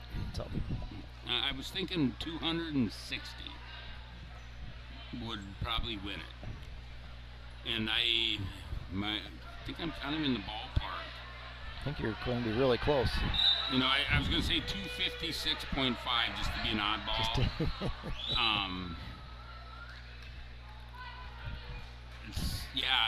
And you look at Hammond, with the Will Schmidt out of the lineup, Maverick Ostrick out of the lineup. You throw them in, does it drive St. Croix Falls score down, or do they add another quick 20 points, 15, 30 points is 200. Mm-hmm. It's hard to say. I know the Ellsworth program has been a little down, but I've been very impressed with watching Ellsworth today. They're really coming at it. I think they've picked up a couple wins they weren't expecting. They got a few kids in the finals, and that's good for them. I've always been impressed with Ellsworth. They do, their stance is always good. It doesn't matter if the kid's got a 3-10 record or 30-3. They stay in position and they just do their fundamentals so well. And yeah, they say they're down a little bit, but they're still better than 80% of the programs in D2. You know, so they're different coaching staff with Carson Hupert. I see Jared Erlinson, Anders Lantz, different staff. I forgot who they got in the middle school. And I think their old coach, Mark Matzik, I heard, was working with the youth because he's got kids that age. So, once again, he got some talent. The next wave will come. It just, you know, they also, I have to say with Ellsworth, and we'll take down here by Bloomer Colfax, Ryan, is it Freck? That Rob Heller, he was on the staff many years for wrestling. He's also their football coach, and he's done a phenomenal job with that program in Ellsworth, getting them, you know, state level there for the COVID the year after, and putting out some really good teams. Yep. So it's hard to balance. I mean, St. Croix Central had that really nice run of 3 state finals, 1 championship, 2 runners-up, or was it the other way? One championship, yep. And, you know, and Baldwin, since COVID, has gone to state in every sport, but I think basketball. You know, hockey, girls basketball, and volleyball. Yeah. Football team made it last year, wrestling team. Yeah. So it's and the softball team is pretty impressive. If I, you know, look around, we had the Gatorade Player of the Year. Oh, wicked hit! I call that the old man at the YMCA move. Yeah. The fat man roll too. So, yeah, those 2 moves will never go out of style. But I think they're going to take a quick little break and start right back in. I see the table workers have kind of disappeared. Time for a little bathroom break, I would guess. Oh no, they're not messing around. They're sending them right out there. Third place on mat 1, fifth on mat 3. So you got the better angle for mat 1.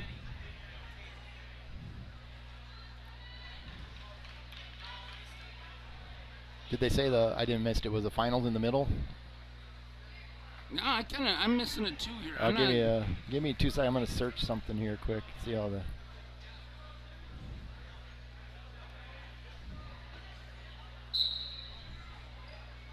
They're getting after it already.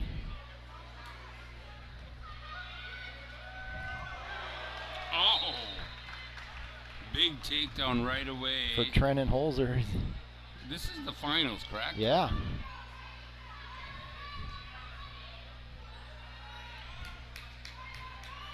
Okay, Matt. Oh, they are getting them all. Okay. So we got Trent and Holzer on mat 2. For everybody watching, you're going to be missing a little of the 1 mat 3 and a little bit of mat 2. We apologize, but we kind of dorked around a little, and we weren't going to accomplish what we needed to. So it looks like the finals match is going to be a mat 2, and this one we got Trenton Holzer and Barker from Osceola. Mat 1, we have Kyle Reed, St. Croix Falls, Austin Peterson, Ellsworth for 3rd. And mat 3, we got James Raby from Amory and Colton Willatrout from Luck Frederick. So I'll give you a quick WIAC update. They're in the semifinals at about 174 pounds. Lacrosse leads Eau Claire by 6 points right now. So we got a barn burner going down in Whitewater today. Wow. That'll be fun to follow on later today.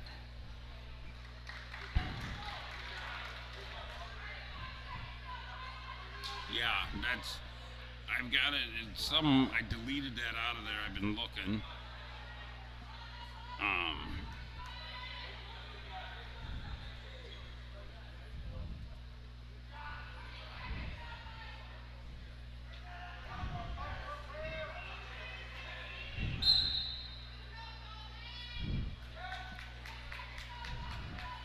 Well, I almost forgot about Trenton. He only wrestled 21 seconds so far today, so kind of just forgot all about him.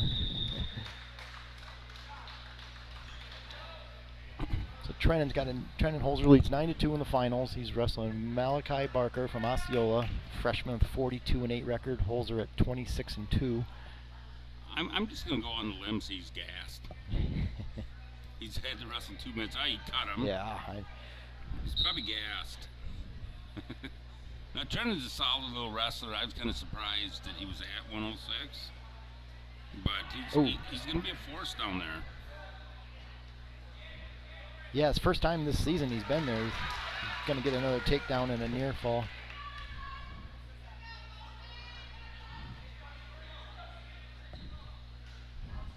It's over Mat 3. Amory's James Raby is up, was that 3-1? Over Colton Wiltrot of Luck Fredericks. That's the 5th place match, so you got to watch that match. That winner is advancing to sectionals. So that's the do or die match. Well, no, that's for 5th place. Oh, that is for 5th. I'm sorry. Yeah, I'm sorry. 3rd place over here. Yeah, and then they, what I'm happened sorry. over here? I'm sorry. In that match, it ended up so quick. Got it.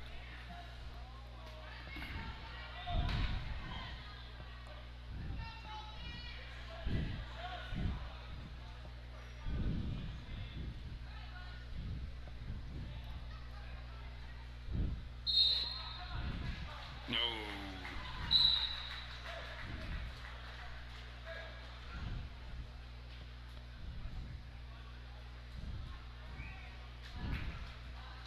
And for the Baldwin fans, Tyler Fink lost in the semifinals to Sherba from lacrosse in a 15-11 match. Now he's back. The worst he can do is 6th, and the best he can do is 3rd. It's kind of, I like how the WIAA does it. They allow each school to bring 2. Do you have to declare who's scoring your points right up front? Yeah. Yep, that would make sense, yeah. So Holzer picks up the fall there. And he is, without a doubt, your regional champion.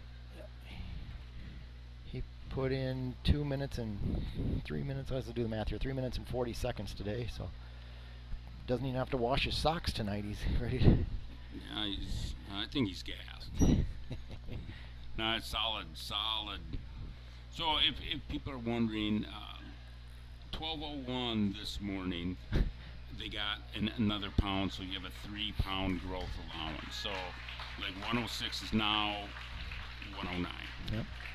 And when we do the fat test at the beginning of the year, some with parents' permission, whatever, drop down at the end of the year when they get that extra pound, and people are like, it's only a pound.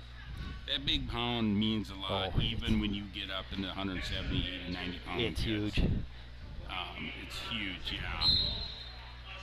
So, but he had to start his descent probably 2 weeks ago, maybe even 3, what they can lose per day, per week, and that kind of stuff. So we're moved on to 113. Right out here on mat 2, we have Caden Hahn, St. Croix Falls, and Austin Volt, St. Croix Central. Going for 3rd, we have Alex Williman and Lane Throngard Luck Frederick. And it looks That's the 3rd place match. Ellsworth just got the fall. Oh, real Ellsworth quickly. did. This is 5th place over here. Okay, I apologize again, but I'm just a mess. You got Williman and Lars, and Parker Lampin got the fall over James Griffith. I'm not sure if Griffith wrestled Osceola. If he has not, he has the right to go to 2nd. And I do not. I'm busy looking at the WIAA. Got sucked down that rabbit hole. Look up Teague Holzer while you're at it. I didn't get a chance to. Looks like Hahn's going to take down and a cradle locked up. If somebody did that to you or me, we'd be at a chiropractor right now. But no, I'm thinking there'd be stretchers involved. Exactly.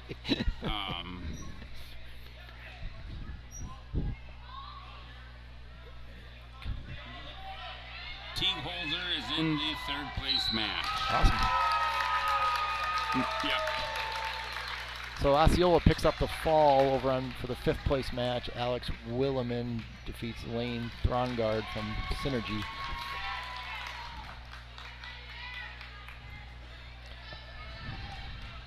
Tie feint. Oh no, they haven't even wrestled those yet. Boy, when you get it, I'm just apologize that I'm looking at the WIAC. Like, boy, there's some talent in that WIAC. Yeah, we got Ashland kids, Spooner kids, Yeah. Amory kids. Yeah, I mean Stricker was a national champ last year. He was in our sectional, right? He was. I don't know if he was in a regional. I thought he was. Came out of our sectional. I know that. Yeah. Well, one year he did not. He's a 3-time state place winner. Sophomore year he didn't make it out with Jordan Bernard, Bonte, and Jordan Bonte, and who's the other one? He didn't even make it out. Jeez. And he's a one-time national champ, undefeated, ranked #1 this year. Didn't get out of our sectional. Yeah. Wow. Unbelievable. And then, just another little plug. Looking at some of the upper weights, lacrosse went up to the Vegas tournament with a lot of D1 guys. Okie State was there and brought a chunk of their D1 guys. And this Niall Schoenfelder,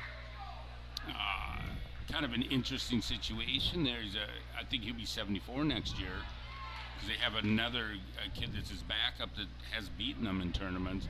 Went out and took out top 5 guy in the nation in high school. Just Jersey Rob beat him in a quarterfinal match, and I'm just like, and he's got varsity experience with Okie State. I mean, it's like, wow. Mm-hmm. And that kid, if he walks into from what I've watched him, if he walks into a gym, he's ready to throw. Yeah. So he's a fun kid to watch. So it's D1 isn't always the answer. You get you get D3 kids knocking off D1 kids. Mm-hmm. Yeah, I remember a couple of years ago, my brother had a kid named Josh Shelf, 2-time state. He was a 2-time national champ in D3, but he got, was it 4th at Midlands, back when Midlands was Midlands? 4th and 6th. Yeah. He was in 2004 with Dallas Herb, the Crasses, all those guys. I think Henning was in that class. I said, this kid's the best of all of them. And I thought he was a 3-timer, a 4-time All-American, 3-time champ. Only 2. I was so impressed because he was good. I've never seen a college or a high school kid so advanced at every position. Yeah. And and then Dallas Herbst went on to be a 2 or 3-time All-American at Wisconsin. And then they had that Cal Jensen that tech-falled Corey Van Groel in the first period 30-14. And Corey Van Groel went on to be a 2 or 3-time D2 All-American. So here we are at 120 pounds, the championship match in the middle. DeLong from St. Croix Central just got a takedown. He's ranked 4th or 5th in the state. He's wrestling Lane Anderson, mainly ranked #1 in the state right now. They just wrestled last week, and it was a tight one. Expect another one here. On 3rd place match, we have Carter Ridgway from St. Croix Falls wrestling Noah Walker from Ellsworth. And our 5th place match is Drew Ryder from Bloomer Colfax wrestling Kristen Greeners from Synergy. So DeLong with the first takedown, Anderson with a quick escape. They're back on their feet and going at it again.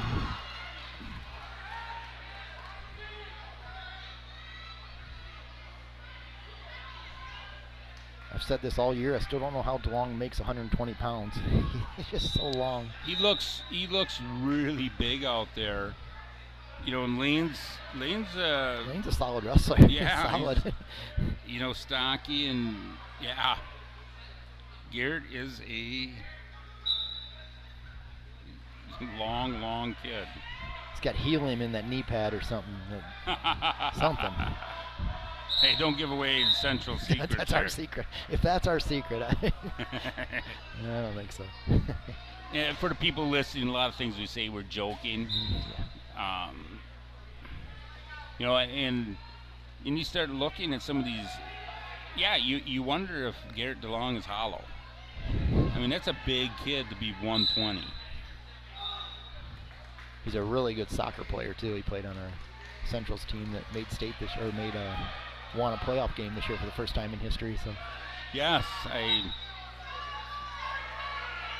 tight. Anderson's in. Looks like he's gonna scramble. There it is with 1 second to go. He gets it. 4-3. Lane Anderson will take the lead in the second period. Great match here. It looks like track's a little behind because they pulled up the regional, and it's not giving me the first second yet, so I can't. I apologize. I'm going to try to give out the wrestle backs. So what we're looking for is if you lost in the finals and you got second, and if you haven't wrestled the guy that got third, the guy that got third has the right to wrestle you to get that spot for a better seating. Same with fifth place. If he's not wrestled the fourth place wrestler, he has the right to wrestle him for a chance. And that's the big one. If you're fourth, you go to sectionals. If you're fifth, you're going home. Your season is done.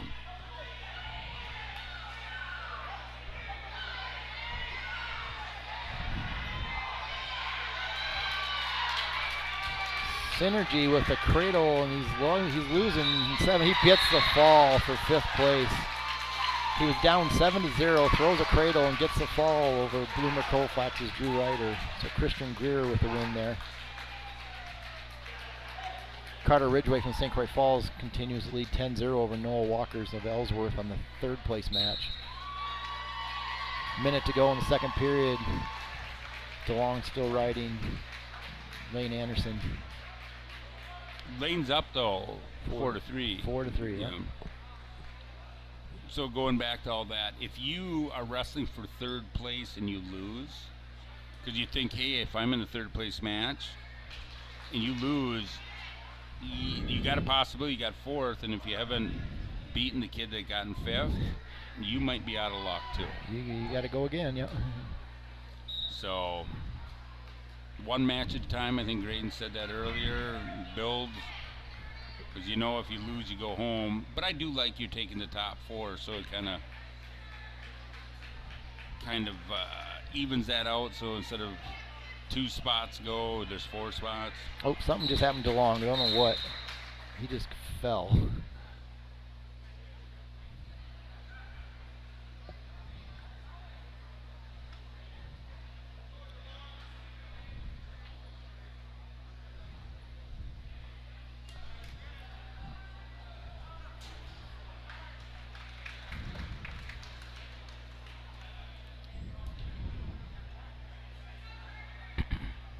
$13-0 over on mat 1, Ridgeway.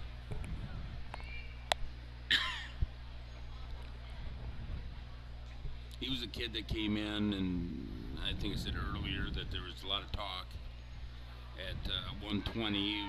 Everybody kind of, well, we wanted to move up here and move back there, and they said Ridgeway's pretty solid. They get up with the 4 seed, and it looks like he's going to take home the 3rd seed, maybe 2nd.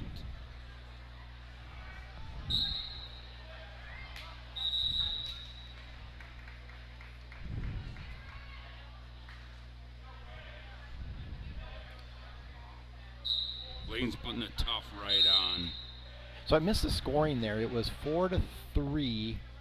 He got the takedown.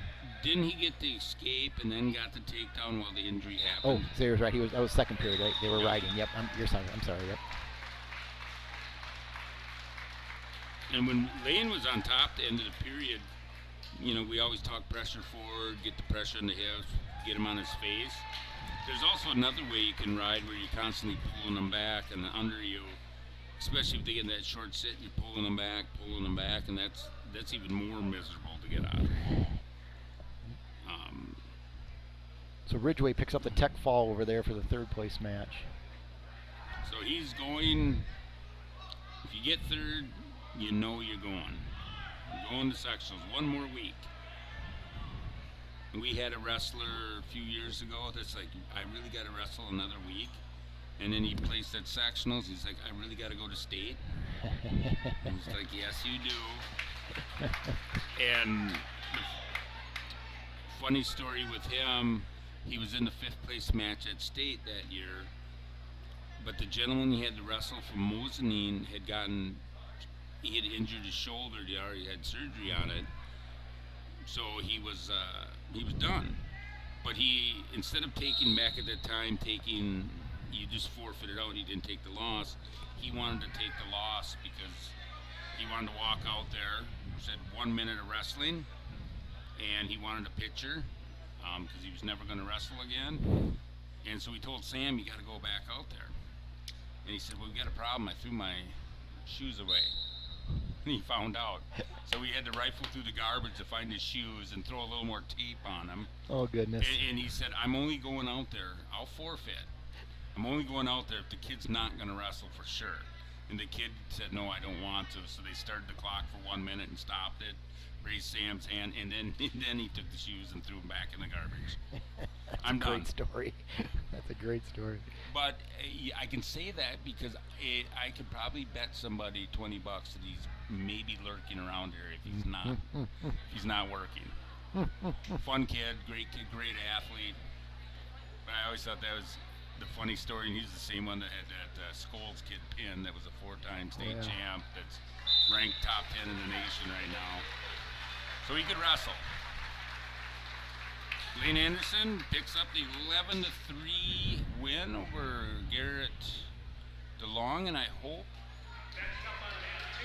it's nothing serious. Yep, we got a week to recover here. Yep. Well, the way it's looking, he's got only a few days. Yeah, well, yeah, that too. And next year, it will be a week to recover with the new. Because you're asking these kids to cut a lot of weight. Yep. And then, even if you're not going to go down to that weight, you got to be within, half a pound of it if they want to wrestle up. And so who do we got up here for our placings? Come on. So the championship match, we got Hunter Cromray from sophomore from Osceola in the green singlet and a takedown. He's got Zeke Anderson from Bloomer Colfax. And they're going to go out of bounds, some near fall, 2-2, or 3-2. So he'll take a quick 5-0 lead. Over in the 3rd place match, got Jack Shower, St. Croix Central, sophomore, wrestling Riley Cummins, another sophomore from Synergy. And Cummings has a quick 3-0 lead there. On the 5th place match, 126 pounds, Gavin Rickey, senior from Ellsworth, wrestling Miles Kelly, a freshman from St. Croix Falls. I was going to tell you, so they switched it up in Iowa last year, I believe was the first time they tried it. They did a 24 teams going to, for teams, they picked the top, it's a invite. The top 24 teams make it into a one-night regional where the top team gets out. So 8 teams go to state. Last weekend they had their state dual meet tournament. They had the girls tournament Thursday, Friday, the boys state dual team on Saturday, all in one weekend. And then this weekend is they do one regional. It's how many teams go in, but top 3 go to state. So they have 24, and 8 of those, so 24 guys make it to state. It's a big state tournament, individual tournament, but I think it solves the problem we were talking about. You only wrestle one. You got to get. If you figure if they take the top 24 ranked teams, they're going to get the state champion in there in the dual meet format. So they wrestle that out. You win it, and then this weekend they go to regionals. Next weekend to state, and keeps it really clean that way. No weekday wrestling, just all weekend. Yeah, and I think years ago Hudson had a good football team that had to play Bayport, and Hudson had, with the rules, had the home field advantage. Well, Bayport protested it because it was over 3 hours, and they offered to bring them down, put them in a hotel. They said no. So they agreed on Chippewa Falls because you can't travel more than 3 hours for an event. So they had their home. Hudson had their home in River Falls. But then Bayport wanted to do it on a Friday night, and Hudson wanted to do it on Saturday, whatever. Well, Hudson had a really good wrestling team. They made team sectionals, and they had to truck all the way across the state on a Tuesday night. They said, hey, what happened to football? And they said, no, don't care, you're going. And I think of when Northwestern went down to Melrose, Medora, Yeah. 2017, 16. They didn't get home till 4 in the morning. Yeah. And they went down and they were mad. Amory didn't send all theirs down. A lot of schools weren't sending kids down, you know, because getting home at 4 in the morning is a little ridiculous on a Right. school night. Yep. So hopefully next year the step forward they're taking, there'll be wrestling on Saturday for team and individual. The only problem as a coach, if you have a good couple individuals but a poor team, you're going to go a couple weeks out competition. Cromley with the tight. It could be in trouble for Anderson. Yeah, he's going to get out. Over on mat number 1, Riley Cummings has a nice commanding lead. He's on top. Looks like he's riding Mr. Shower pretty aggressively. Yeah, he's picked up an escape and a takedown this period, so lead added on to his first period 3-0 lead. And over on mat number 3, we have Miles. Miles Kelly doesn't care, he's a freshman. He's got him wrapped up in a tough cradle, looking to get over. But Ellsworth fights out of it. Gavin Ricky.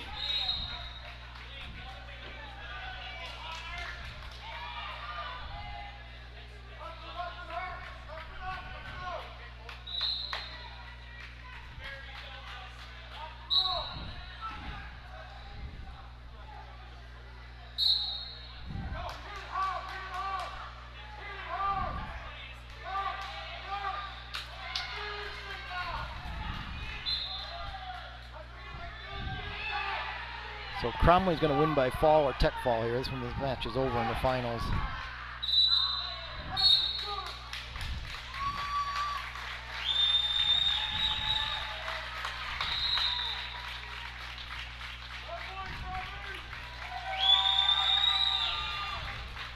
Showers had kind of a rough It's day. yeah, he's.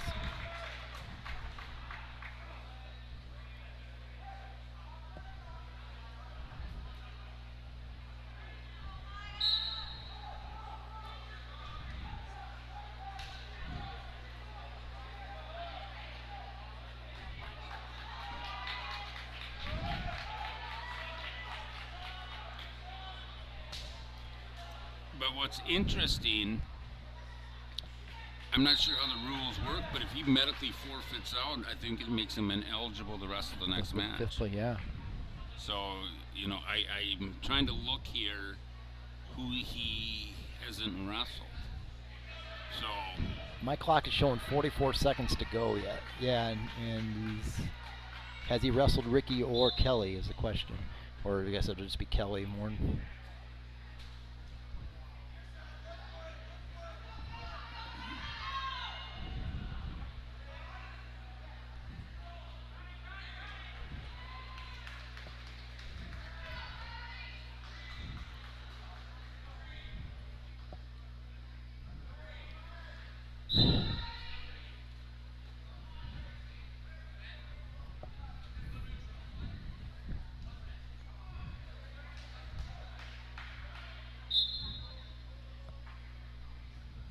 still looking.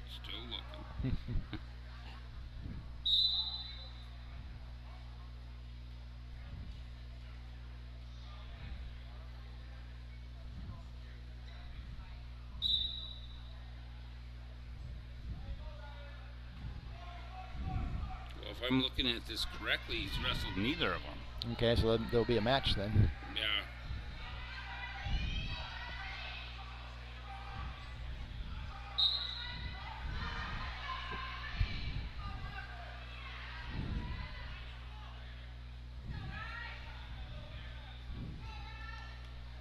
Yeah, I suppose with the 16-man bracket, it's harder to catch those versus an 8-man. Yep.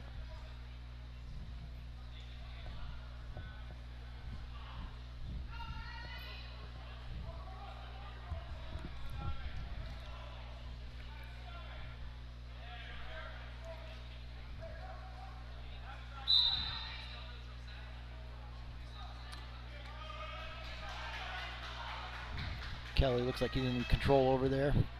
Still 10-0. Yeah.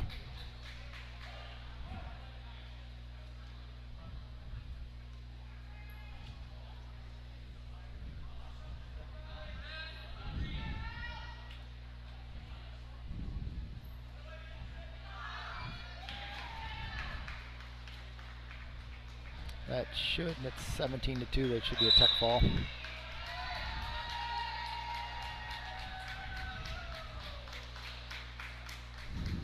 So Mr. Shower will have another match. Yep. So hope he can get to the trainer, get wrapped up.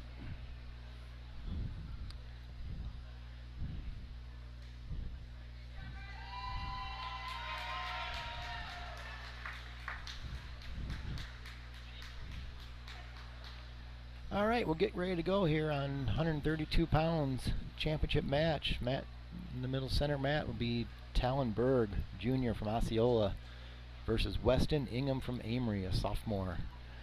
Yeah, and this should be a... This will be a burn burner. Yeah. I mean, Weston seems, you know, the Osceola kids are tough. Weston just, he's going to break out. Maybe it's next year, and you're just going to go, wow, there's a special kid. I mean, what I'm seeing him do this year, I'm just really like, wow, this kid can be good. Yeah, you see in these middle weights, these kids, you know, they, like you said, they started 103 pounds 2 years ago. Now they're all the way up to 140 something. They've grown so fast. Yeah. They just got to stop growing so fast, and their body catches up, and then wow, all their good wrestling skills come back magically. Yeah. All right, so Kelly's going to wrap that one up down there. He's up 10-0, 10 seconds to go here.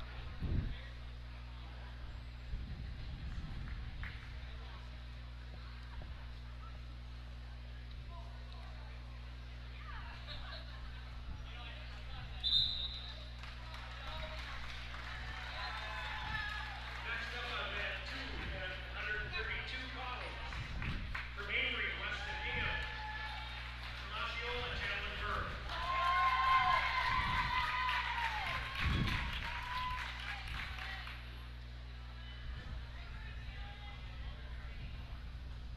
All right, they're trotting right out there, full force.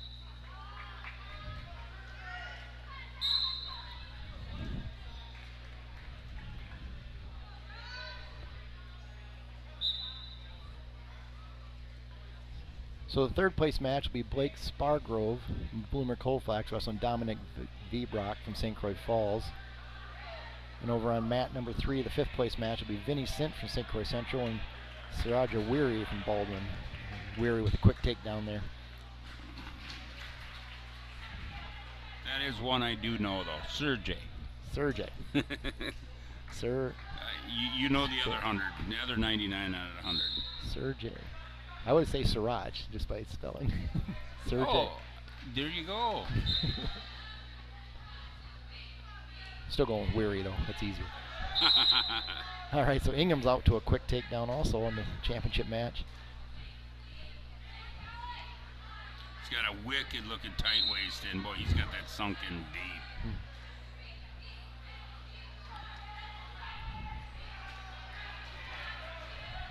He's already got Talon dunk stalling. That's a nice, and he's way off to the side. The pressure he's putting on is incredible. Vibrock's getting near fall, and that's tight. He might begin the fifth. Gets the fall. Third place match for St. Croix Falls.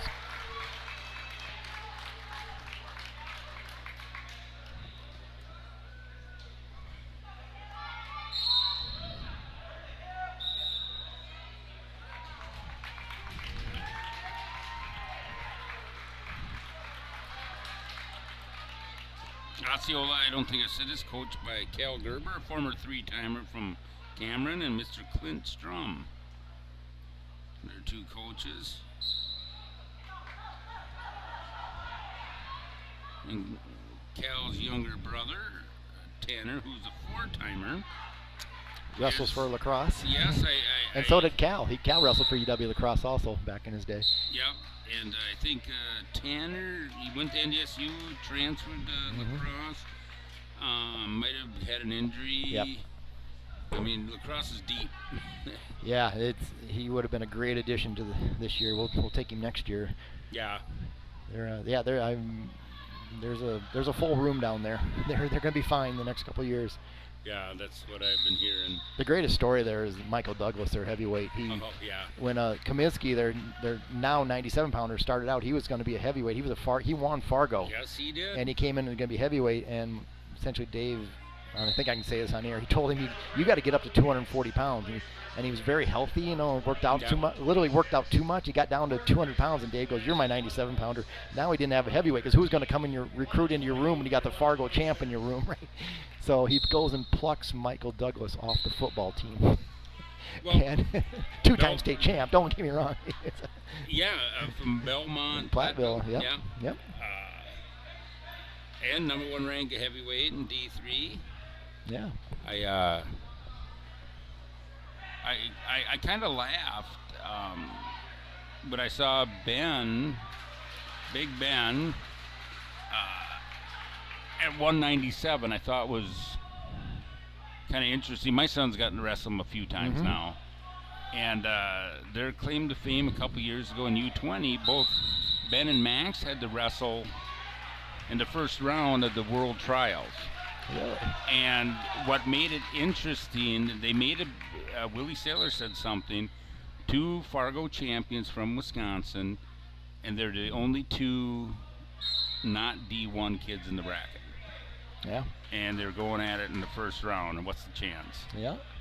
So at 213, 97 kilos, whatever. Yeah, I mean, how awesome is that? I mean, that's just, like you were saying, there's a lot of great wrestling out here. For us junkies, we just sit back and soak all this up.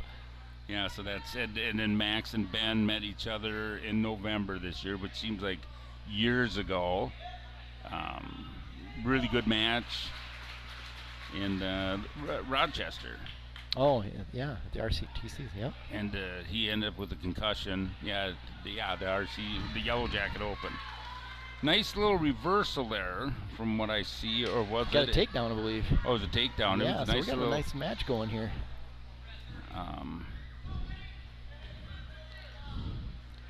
9-6. Sergey's in the lead, but I don't know. You're the St. Croix. You got a cradle locked? Yes, Vinny Sense is. Been watching St. Croix Falls all day. Yes, there they are. Oh no! Look at this. Oh, there's a mad scramble. What do you give him? 3?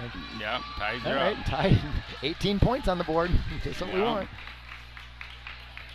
As they say, we're going to exhaust the scoreboard. Make them work. Make them work.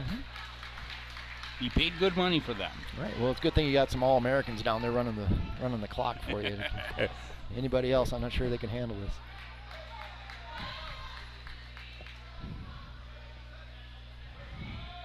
Out here in Mat 2, Weston Ingham commanding 10 to. He's got a major going right now, 10-2. And he's on top. Oh goodness, he's got another turn. Picked up something. 2.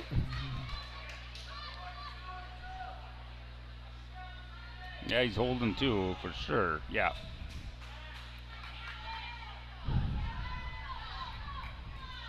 Sergey might have expended a little too much energy in the first period and a half. Now he's got the leg hooked and he's driving it forward. He's going to get another. He's got the hip turn. I tell you, we should have had something. Can track wrestling track the match score totals? I mean, we have to be at 2,000 points or something today. I don't know what it is. Something. You can do it the hard way. You can look at team if you go under the stats and you can look at the team and you have to do the math. Yeah. But I just thinking. I mean, every match we have not seen a 3-2 match today. Everything's been at least 8 points on the board. Yeah. Well, and I think that's more exciting. I really do. What's going on in mat number 3, I'm seeing some good wrestling.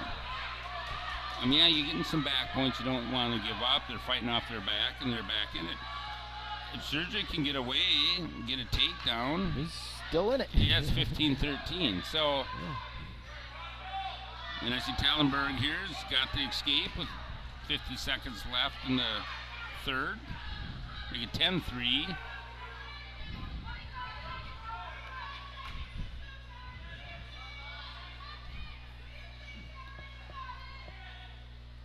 Weston has looked pretty dominant.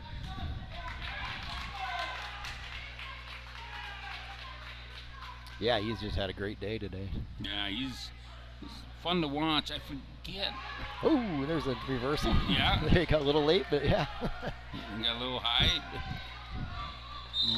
15-11. 26 match points. Holy smokes. Great match by both those gentlemen. Yeah. Talking about Big Ben Kowalski. Another one of his, Ben's ranked very high in D3, the kid from Augsburg. He was up to 2, I think Ben beat him. But I was scouting him, and he had a match that was 29-15. Oh, yeah. And I'm just, not a tech fall, and it was a lot of good wrestling in there. Yeah. A lot of takedowns, reversals. Yeah. I would have never thought, but I grew up in the era where you had a major was 8 to 14 points. A superior was anything over 15. You got 5 team points. Yep. And I remember a gentleman named Mike Pope who became an All-American at River Falls, dropping 30, 40 points on a regular basis.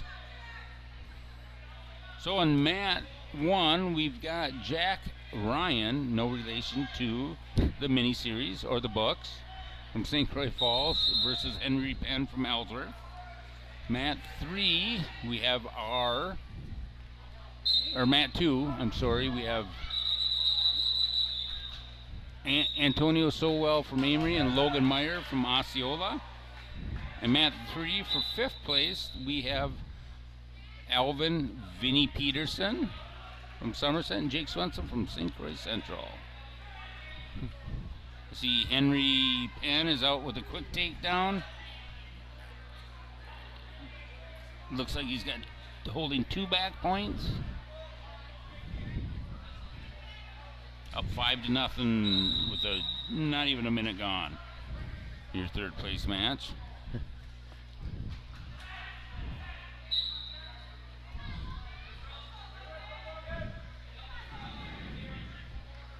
This is another case. Weston Ingham and this Antonio Sowell have been partners last few years, and I think Sowell's very highly ranked at state also.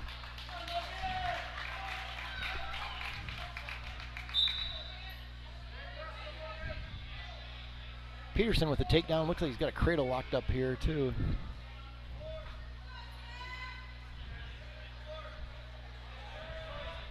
Yeah, back to your Venz brothers, Parker and Tyler, Farmington boys, they followed them for a long time. Their dad and I were in the same conference in high school way back in Iowa, so it kind of by default followed those. Oh, yeah. Parker was the one that, as a freshman, placed at Nebraska at 3rd as a freshman?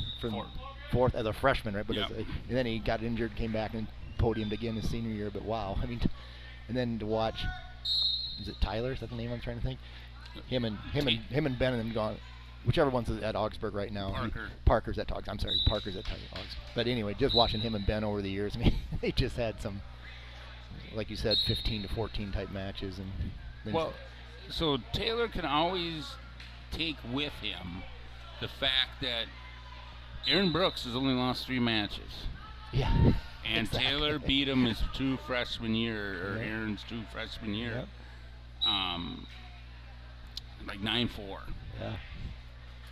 So Taylor was so good on the mat.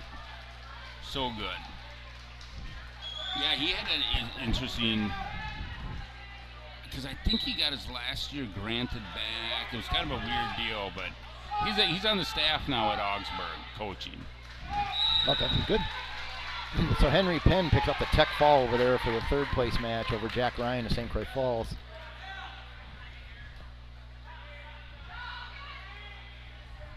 And they're tied up in the 5th place match now, 3-3, just starting the 2nd period. Looks like another wild scramble again. Oh, that's very nice. Vinny planted his head, encircled his hips through, and got since kind of, or no, Swenson. Swenson, kind of a little. I wish he would have kept moving to his right, or keep his legs to the right. Yep. You can see, like to say, get your shoelaces up right there. See kind of when his feet went flat and he stopped moving. It's exactly what you're saying. The exact right thing is keep that motion by get those shoelaces up and drive.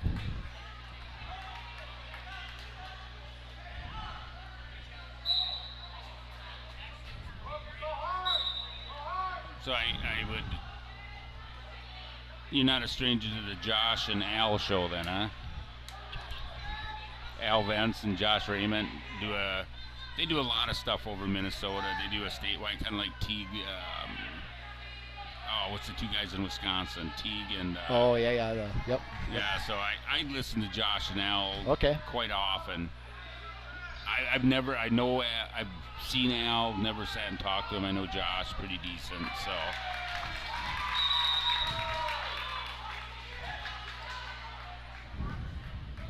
So Mr. Sowell just got done for stalling on the bottom.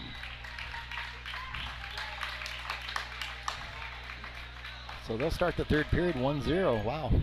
And it's Peterson's choice or Meyer's choice. Oh, he's cutting them.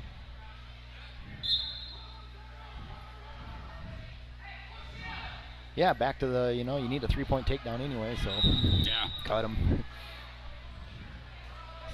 Swenson and Peterson are just in a tussle over there. Yeah.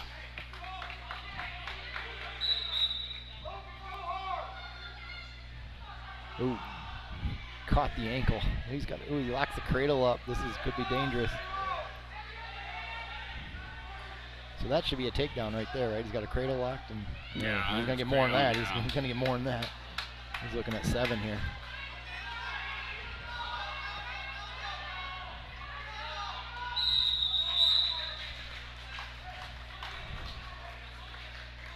Yeah, that was.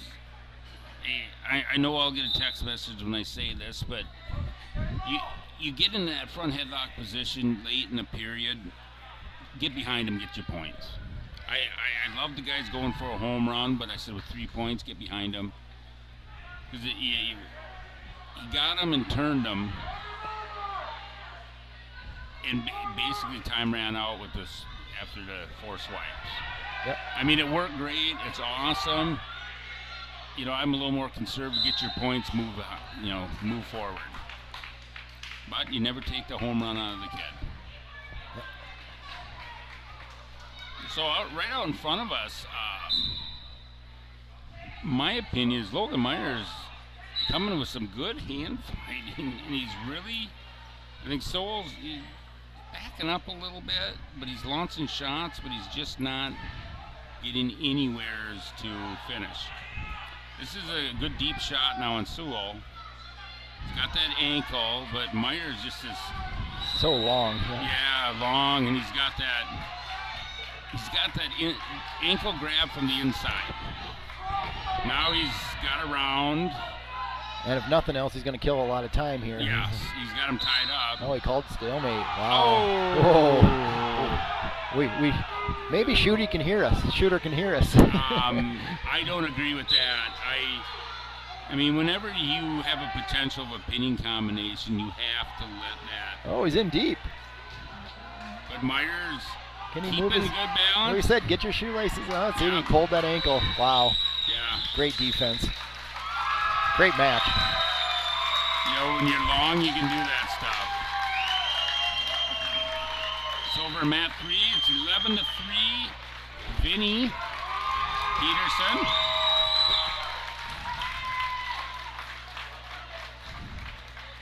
And Swenson. Vinny's tried to suck that arm under and go for.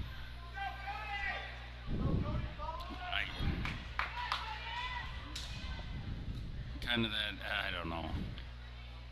But I've watched Jake Swenson enough now to know he's probably got 1,000 matches under his belt, and he's never out of a match. I mean, he's got some funk here he could throw that. We'll see what happens, but there's Peterson did the right thing there, just tie it all up. And So you go for the Warriors were known for they had a fireman. Yep. And they'd use it in Greco. They just basically pull down on that tricep and just start running your feet around and kind of just chasing it. Vinny was in that spot, and he had the tricep, had everything pulled down, just didn't run the feet, start circling them. And Swenson did a nice job lowering the hips into him and digging. 24 points on the board. So Vinny will get the win there. And go on in 5th place. Yeah, and get 5th. And I apologize. I having a hard time making out everything. Where the wrestle, I'm looking. There's going to be a few. Yep.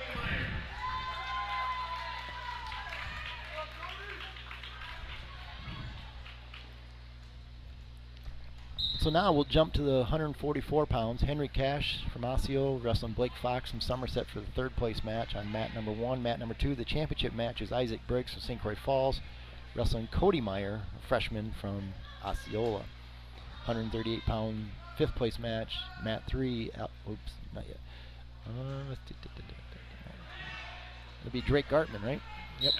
And then Stephen Atherton from Prescott. Isaac Briggs out to a quick, did he score it? No, yeah he did. Quick 3-0 lead.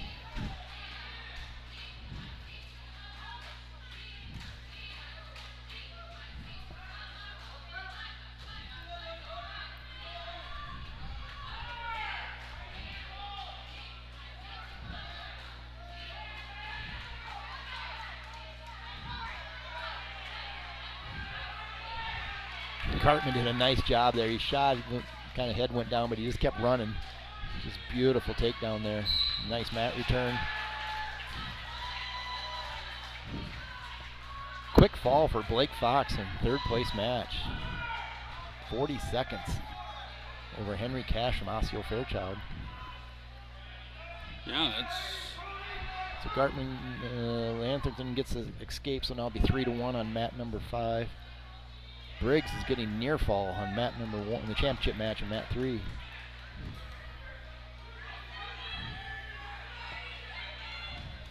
He's got this pretty tight. He's got a lot of time. He's got 20 more seconds yet.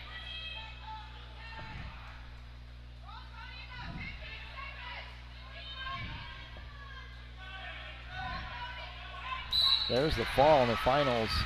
Isaac Briggs, St. Croix Falls, picking up the pin against Cody Meyer.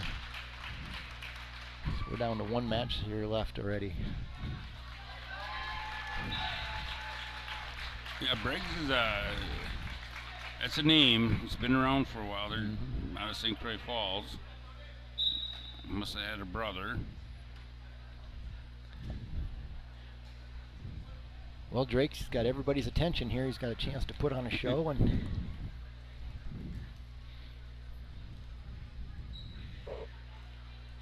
the way I'm looking, there's definitely going to be a lot of 4th place matches. That's an... Oh.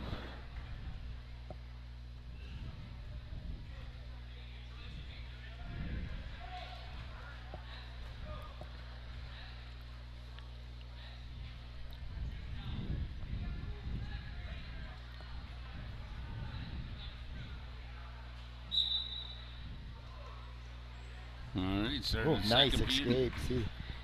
Gartman is down. Oh, nice. Simple. He can limp arm here. He can. Yep. He can hook the leg. No, potentially dangerous. But just even his escape there, you notice he did the quick back pressure and he had hand control all at once. It was so fast. And he threw the hips straight out there and went sliding. That was beautiful. That was almost textbook. Sometimes we just coach those kids that when you're up, if we call them we just say be an athlete, just get up fast, yeah, you got all the technique with the hand control and the hips and where your hips go and where your back pressure goes, but really if you just get to your feet, that creates more problems for the top guy than anything. Yeah, now they have the onus is on them what they're going to do. Same kind of, but he kind of... Oh, somebody's going in their back here. Yeah, this is oh, he gave him the takedown, and there's a pin. Oh, he's fine. If he can run a half in there, he can keep counting. There's a good job of just keeping the elbow. Yep. He's been Taking great time. job. So we'll see if he gets a wrestle back for 4th place. This way it's not centered on the first place match.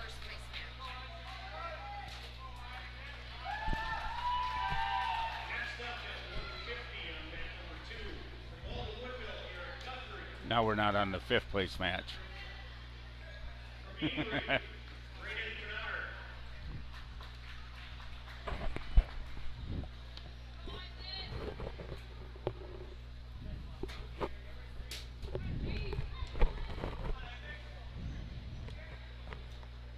Yeah, the problem is now nobody can see the 5th place match. That's why we tried to dork around with it earlier in the one. All right, we'll get rolling here at 150 pounds. Championship match. Garrett Guthrie, Baldwin-Woodville, wrestling Braden Pinard from Amory. So Guthrie is we did a little more adjusting here, so we got to be a little more on top of the 5th place match because that's really not on the screen too much. So 1st and 3rd is going to be on. We apologize, but it seems the big money ones are, the 1st place. Sounds like people want. So, have you finished your announcing, Dennis? Of who's all out there? No, I haven't got there yet. So that was the championship match. The 3rd place match over on mat 1. Isaac Dunham from Osceola wrestling Everett Knospe from St. Croix Central. And our 5th place match will be Aiden Poirier from Bloomer wrestling Connor Weber from St. Croix Falls.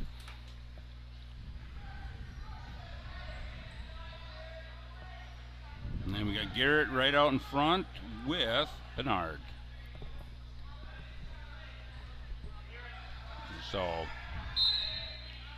So for the people that are watching and not seeing the 5th place match, still 0-0, minute left in the 1st.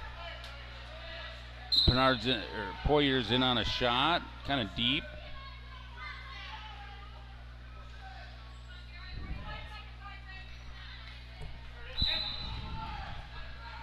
Yeah, we'll go with that.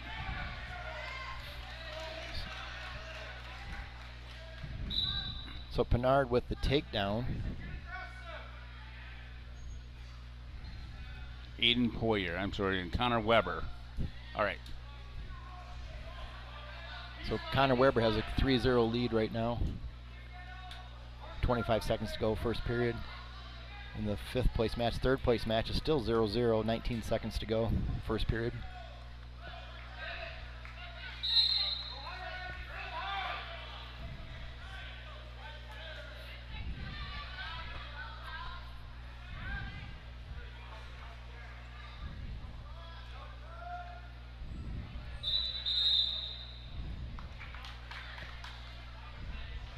All right, what do we give? 0-0 into the 1st over there on mat 1. With all this talking and scoring, why ain't they scoring out there? I know what's going on. We jinxed it. Yeah. So 4-0 now on mat number 2 as Pinard gets an escape in the 2nd period. And Aiden Poyer was in on a nice shot. He might come around, cover the hips. Great position to score here.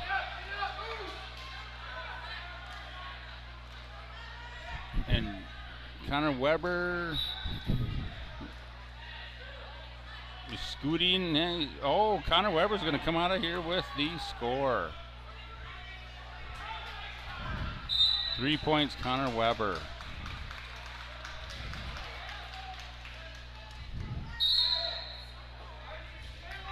Championship match still 4-0. Favor Pinard halfway through the match. Knospe and Dunham, or it's 1-0 Dunham in the 2nd period. We chose down, got the escape. They're still on their feet and does a beautiful. Beautiful arm drag by Dunham there. He gets a takedown. He takes a 4-0 lead. He's got a leg in, but he's getting a little wide. Knospe's trying to get the reversal here. Looks like he's going to score it. That'll make the score 4-2. 1 minute to go in the 2nd period. Good old arm drag. I haven't seen that since the 90s. I don't. Maybe, I think Gary Larson was a specialist at that, right? Well, the 80s then. The 80s. Oh, yeah, sorry. I'm giving him too much credit, huh? Well, you know what we call his older brother, Jim? The legend. The legend. The legend. And it's in my phone. Gary is the legend's brother. It's classic. And you know the next time that you see Gary, you're never going to hear the end of it. Yep.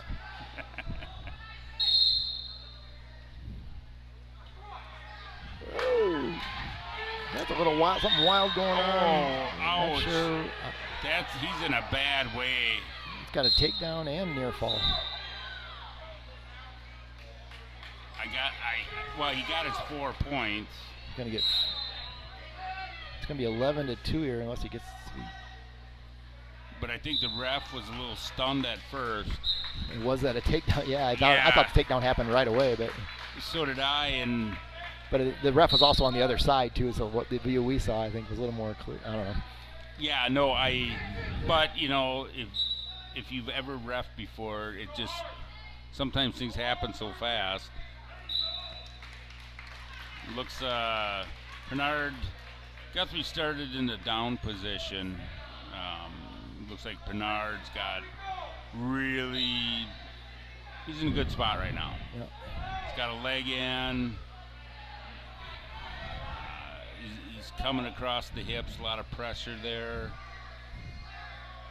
He's digging underneath, very nice. Over here in Matt, St. Clair Falls, Weber is commanding 8-0 lead on he just got a reversal. He's got 3 back points and a takedown.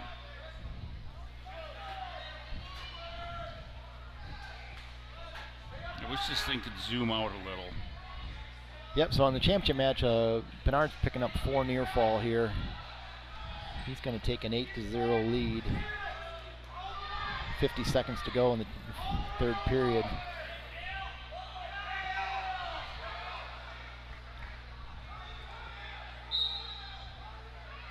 Knospe's coming back. He's got a reversal there, so now he'll.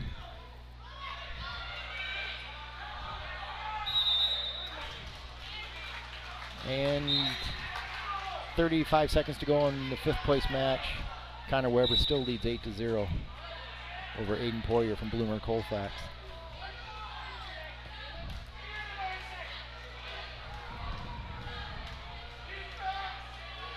Oh my. Knospe showed why he was on our state Greco team to nationals. He just pulled something out there. He got 30 seconds to go, and he's got it pretty tight. So if he gets, so it's going to be 13-13 if he doesn't get the fall. Crazy, crazy. Uh-oh, now Dunham's going to get an escape. So now it's 14-13. What a match. It's going to end that way. Yeah. I think they missed the escape. I think it is 14-13. I think it is also.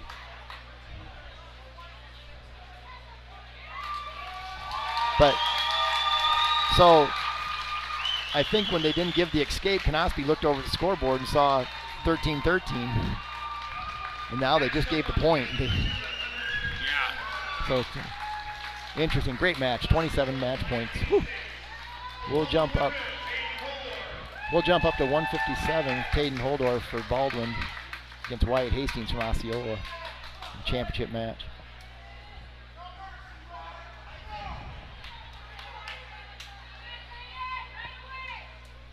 All right,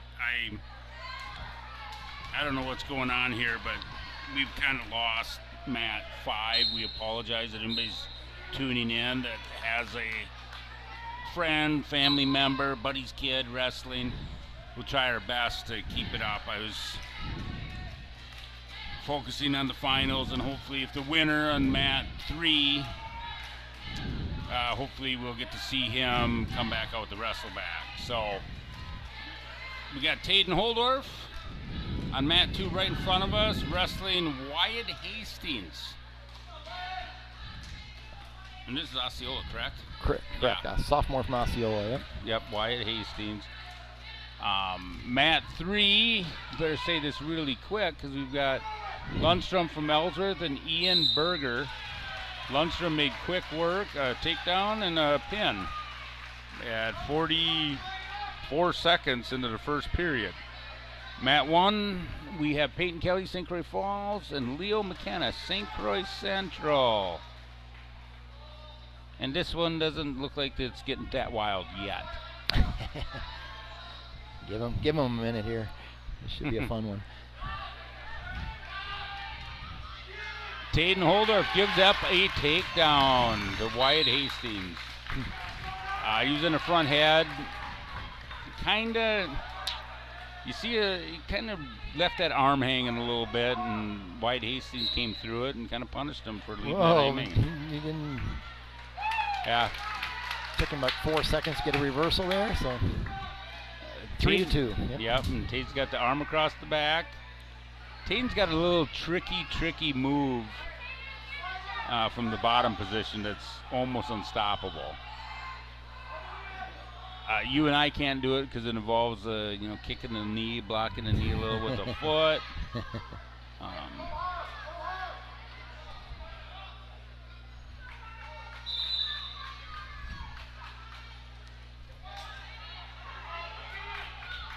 Wyatt Hastings being pretty active out there.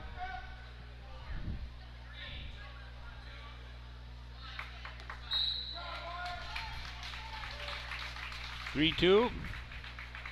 Now what we and then 0-0 over there. It started the second.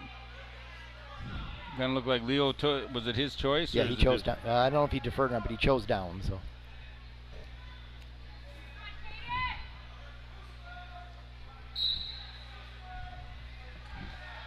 Wyatt Hastings chose down to start the second period on the championship match.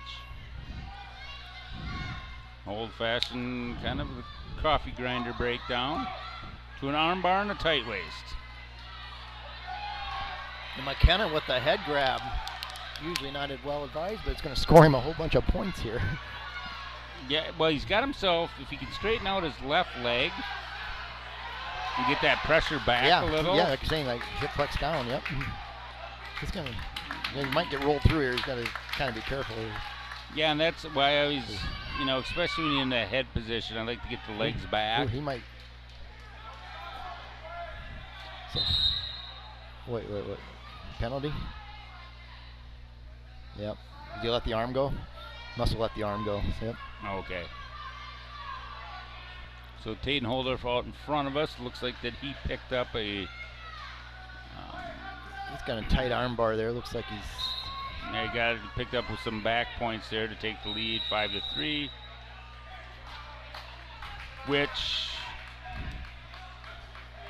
I thought he had the arm bar and fine, but some refs see what we can't see on TV is, did his fists come up a little bit and then he lifted his elbow, turning it into the old chicken wing. Yep.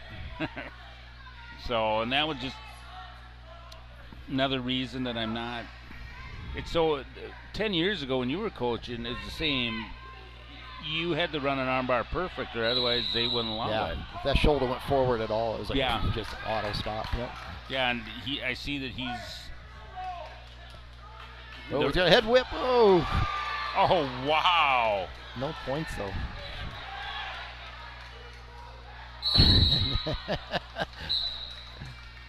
So in folk style he got 0. In freestyle he would have got 4 points there. So, I don't know. It looked like good show. Do you get a point for? They didn't give him any. They never. No, I'm just saying with Tom Greco style points. Exactly. Wow. So Taden Holder strapped on a ride, got 3 back points. It's going to end the period 5-3.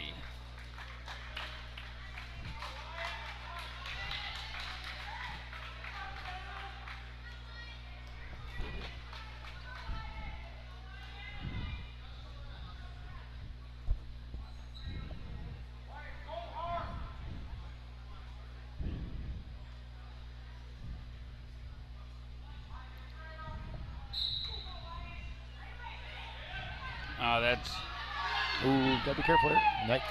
yeah. So what that White Hastings did extends Taden's lead 7-3. You can start with your index finger and your thumbs together, forms a diamond. It's called the optional start. Got to put it on your shoulder blades.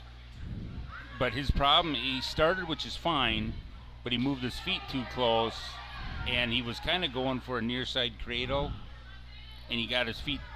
Always got to keep the feet back. Yeah. And he got let his knees slough a little, and Taden turned it into a double leg reversal. Which is great awareness there by Taden to pick that up. You know, some kids would just naturally base out. You know. Yeah. Yeah, that'd be something that if I'm going to talk to him, I'd say, yeah, you're kind of turning into the guy a little, but nice big mat return.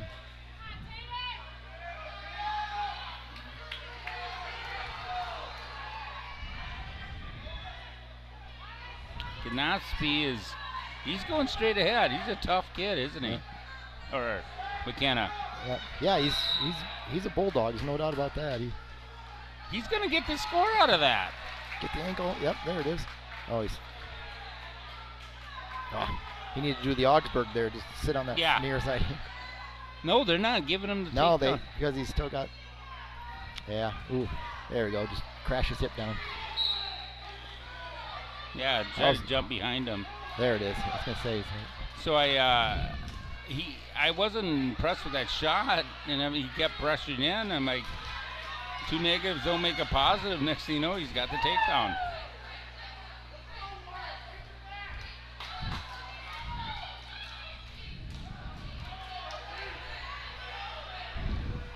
Haldorf's definitely staying in charge here. Yeah, that's a pretty convincing ride here.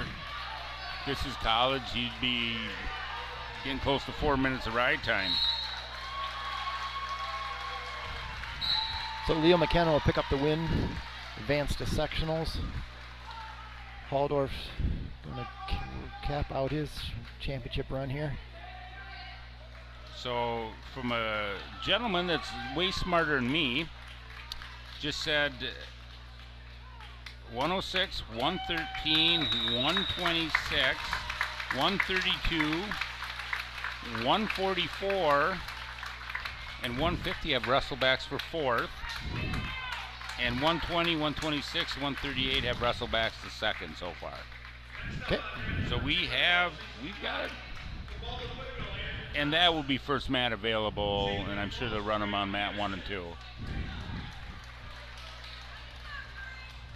Sounds good. So we've got another round after this. So Taden, congratulations. Baldwin's got our guy in there. Now we're hoping at 165 with Andrew Thompson and Drake Peterson, maybe the 2 forwards on basketball teams, probably the 2 tallest. Mat 1, we've got Jacob Wall from Bloomer Colfax and Matheo. I apologize once again. That's as far as I'm going. And then on mat 3, Hunter Halverson, Ellsworth, Tristan Campano, Osceola.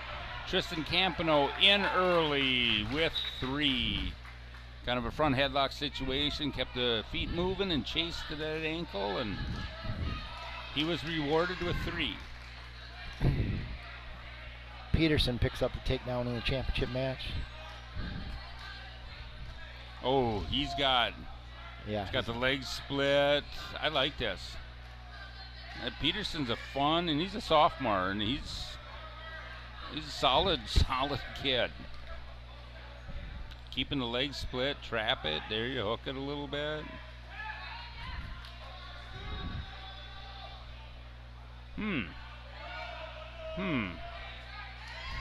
Oh boy, he's got that pretty tight.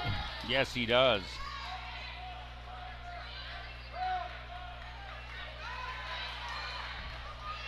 That's tight. There's the fall. Woo. We might see that kid on the podium down in Madison. Yeah, and I think that Tristan Stelz returning state champ from Fenimore Yep. with the competitive balance. He's at D2 this year. Oh, sure. He's going to be a tough one, but man, I certainly enjoy watching Drake Peterson. He's got 2 more after this year. Oops. Sorry, people. I'm not trying to make you ill. There. So on mat 3, the 5th place match, Tristan Campanel's built a 6-1 lead, end of the first period. And in our 3rd place match, Mateo from Somerset has built a 3-0 lead, start of the 2nd period.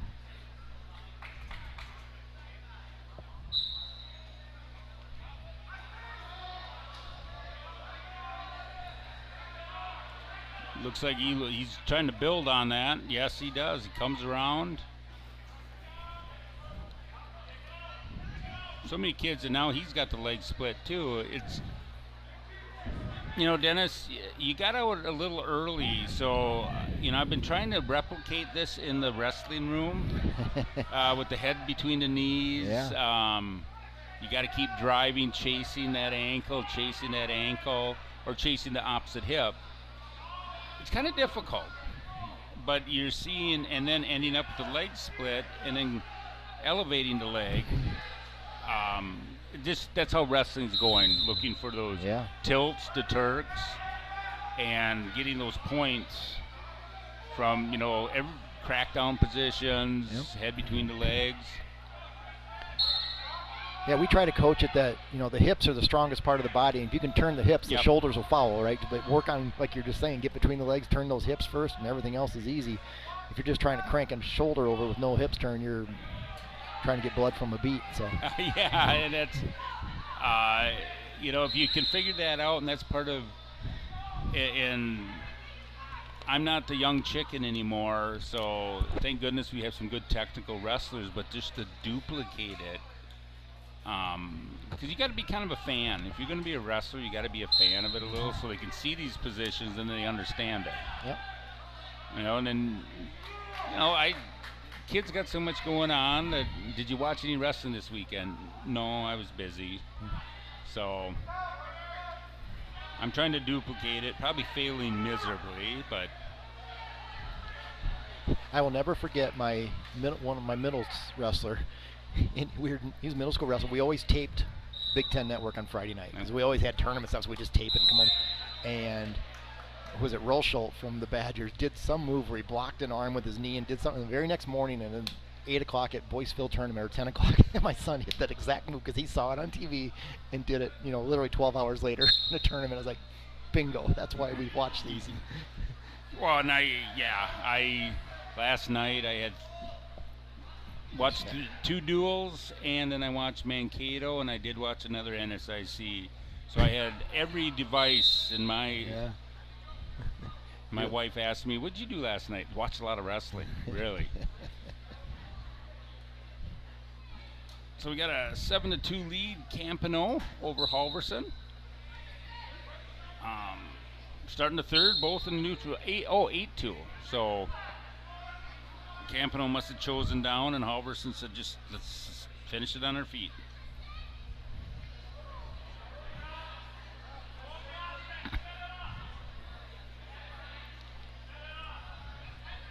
Looks like Jacob Wall is putting on a decent ride here to start off the 3rd period. Now here comes the choice. You know, he's down 6-1. You don't want to ride him out for the loss. So at some point, hopefully if he can turn him, he can turn him. Nice ankle pick by Mr. Halverson on mat 3. Really nice. He's got to play the takedown and cut game. Oh, look at that. Well, we got an athlete here. Look at that. He just 9-8. I mean 10-8 with escape. He hasn't awarded the escape yet. Well, now he has to. He has to well, according to the rules,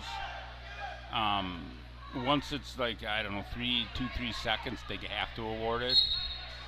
Even if they haven't separated?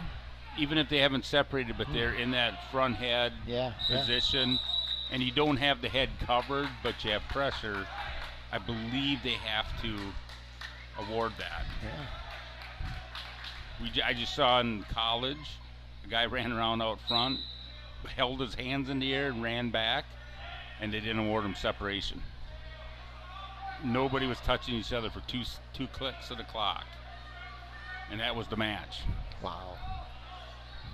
So We'll see if looks like Halverson still got a little gas tank here. He's got to get one more if he can.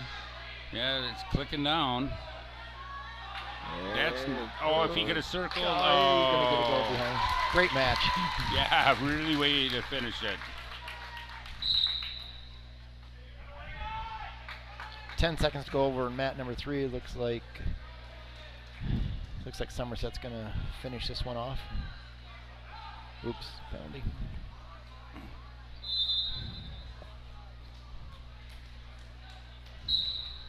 All right, people that are watching, bear with me. We're going to go to the finals. Mat 2. Next up on mat number 2 at 175, from St. Croix Falls, Griffin Marco. From Ellsworth, Blake Nelson. So we got 2 seniors going at it here in the championship match. Griffin Marco from St. Croix Falls, Blake Nelson from Ellsworth. Marco 28-3, Nelson 29-6. Impressive records. Yes, very impressive. Blake has really stepped it up this year. He's always, been a good wrestler, but he's, that 600%, and this year to runner up to, 27-6 you said, or? Yeah, 29-6. 29-6, yeah, that's a nice little run he's had. And then on mat 3 for 5th place, once again we shifted. We got Odegaard from Mondovi and Carter Bigney.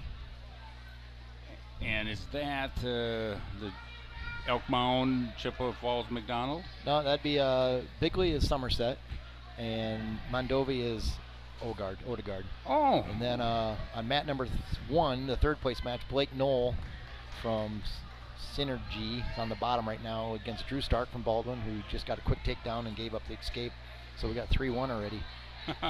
I apologize to Somerset. It was a different segment. Odegaard's got him wrapped up in a tight cradle. Minute and 10 left. There's a fall. There's a pin. Odegaard is your 5th place. And the way it's looking, I would say that he's probably got to wrestle back for 4th. If my clutch, Mr. Ben Campbell, comes through for me. That'll be Knoll versus. Okay.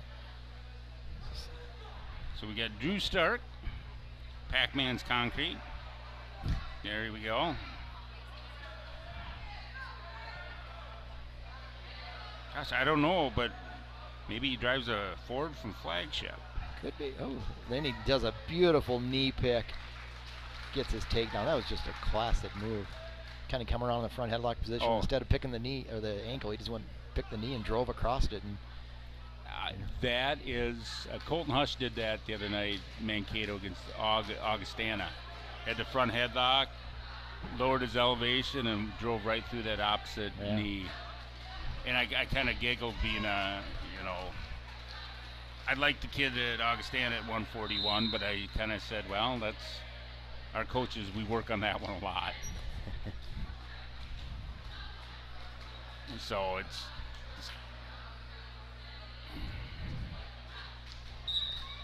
dude looks like he's riding kind of tough. He looks full of energy.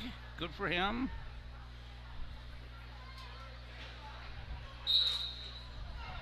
Oh, forgot Andrew Thompson, the last one. He's going to River Falls next year. Going to play football. The end.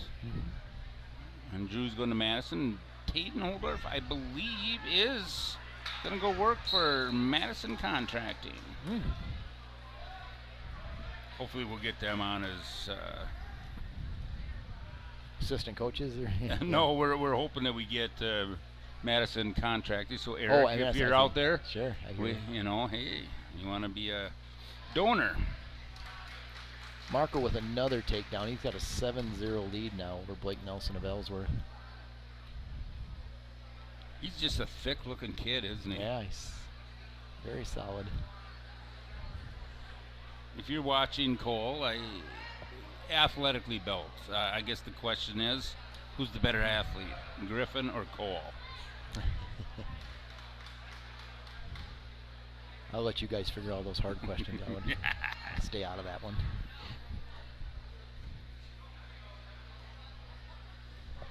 Drew's built his lead up to 10-1.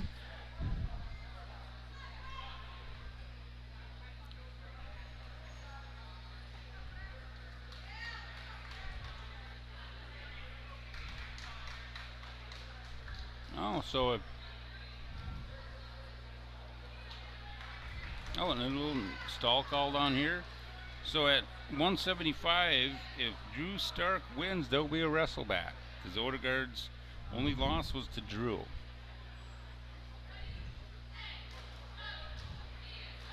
So Griff's putting on a pretty solid ride.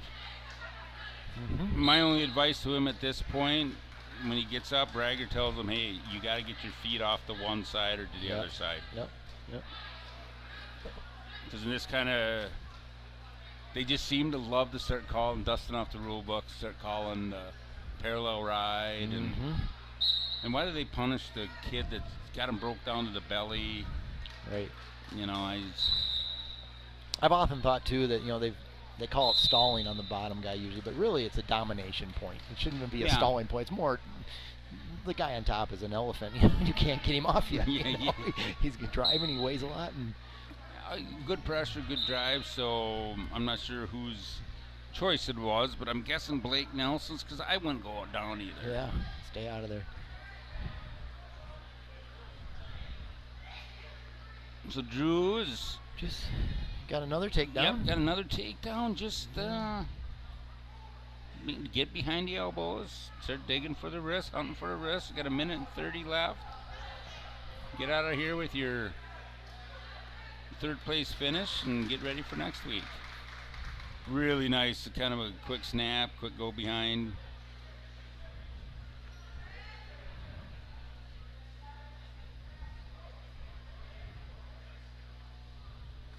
And Griff's looking for that tech fall here. Here, this is.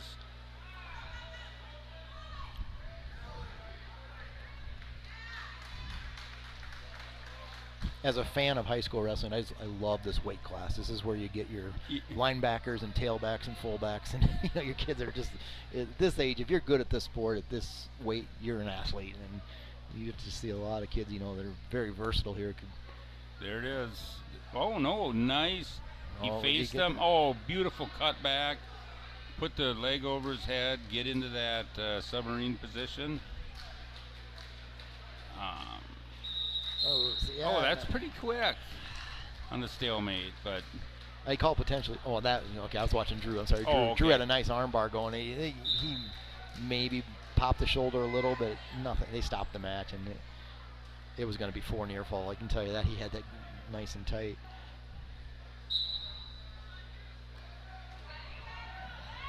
Okay, 30 seconds to go. 13-3. Drew Stark still leading.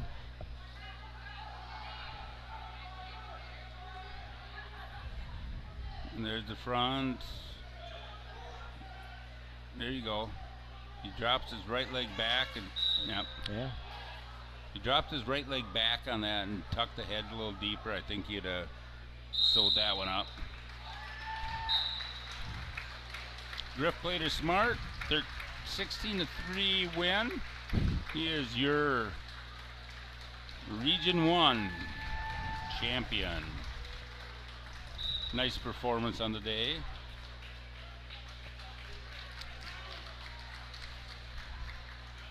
And you see these kids, I mean, you watch them, he's breathing through his nose.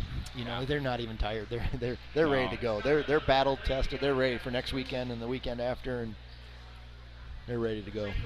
Yeah, isn't that the physical fitness and the shape that these kids are in, even the high school. I think of talking to, our coach Jared Fink runs a lot, and Jared's one of those kind of crazy guys that really enjoys those 24-hour marathons and Yeah. things like that. But the training level that they bring is just incredible. Yeah. When Brock Swenson wrestled Alex Coffey, Brock Swenson from St. Croix Central wrestled Alex Coffey from Mondovi in the finals of 190, off to a quick takedown and got his St. Croix Falls cradle. And he's got, what's he holding? Holding 3. We'll see what he does here. So he's going to go back and get 4 here. And then over on mat number 1, we got Trevor Murdoch from Baldwin wrestling Micah from St. Croix Falls for 3rd place. And then on the 5th place match over on mat 3, got Cale Johnson from Synergy wrestling Sawyer Van Horn from Ellsworth. Van Horn out to a quick 3-0 lead. 0-0 on the 3rd place match for Murdoch. Well, and to your point, this is more of an extension. When I was in school, your 138 and 145 pound kids in that weight class, maybe 155, were the studs. They were the guys that were built to the hilt, had everything going on, the best looking girlfriend. Now as wrestling's progressed, you know, and you start getting up to 185 back in our day, and the guys were a little heavier, and you know, even big Gary Larson was, he'd probably been 215, 220. He wasn't all that big. Now you start getting in these 165, 75, 90, and you've got some well-built athletes coming out here. And, you know, look at Brock Swenson's a big, thick kid. I'm seeing kids on the other side of the mats. Murdoch was a really linebacker and D-end, or linebacker and offensive guard for a state runner-up team. You're just getting some big, strong athletes. Swenson with a quick first period fall wraps up his regional championship. Nice, you know. Brock was he was probably state bound last year, but he blew his knee out between, was it regionals and team sectionals, somewhere in there. Yeah, right in that ballpark. Yeah, it was unfortunate. You know, I don't know what, I think they got him ranked 4th right now. I think he's all of that. He's going to be a force to reckon with down in Madison. Yeah, and I kind of think he's, if you're Brad Holzer, you're looking at pretty high place. At least you're thinking that, you know, anything can happen. But I got to agree with you on that point. He's a good-looking athlete out there, moves well, big, strong, and powerful. Sawyer Van Horn, yes, driving him over for a pin. Nice way to finish. Just a sophomore. Yeah, well, and you know, we're going to see this Havlish up at 215. That's a big freshman. Well built. It just, yeah. I don't know what to say. It's kind of scary. Glad we graduated a long time ago. So Murdoch chose down, got a quick escape, did a great job. He was out in 5 seconds, so nice job there.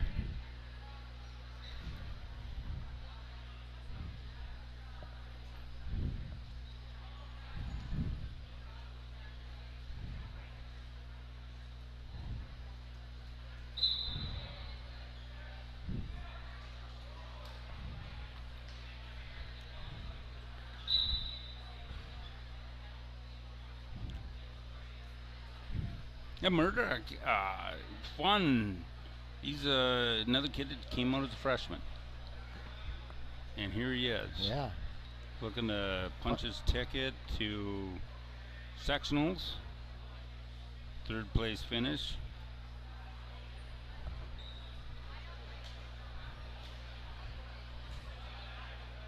Wearing a pair of Rudis shoes. Ooh. They look like the old saddle shoes of the 50s. Exactly. You know, I don't know if Coach is too thrilled about light blue and white for Baldwin colors, but another very good athlete. I can tell you as a middle school referee what Osceola needs to outlaw is red shoes, because they have green singlets and they put red shoes, and then they put a green leg band on them, and as a ref that really throws you off. Just when you're doing that quick look, it's like, what color is it? Who scored?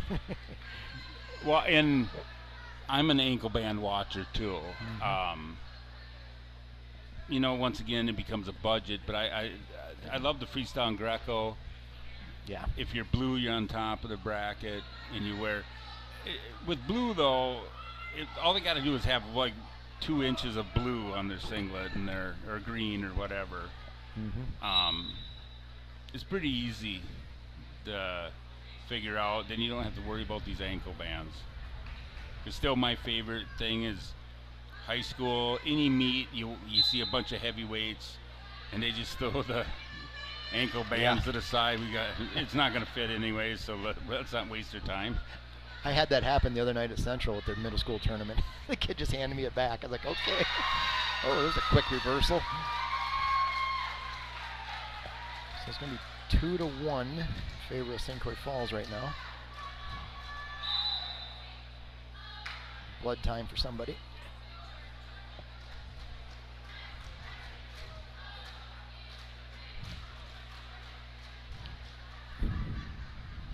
Yeah, and it's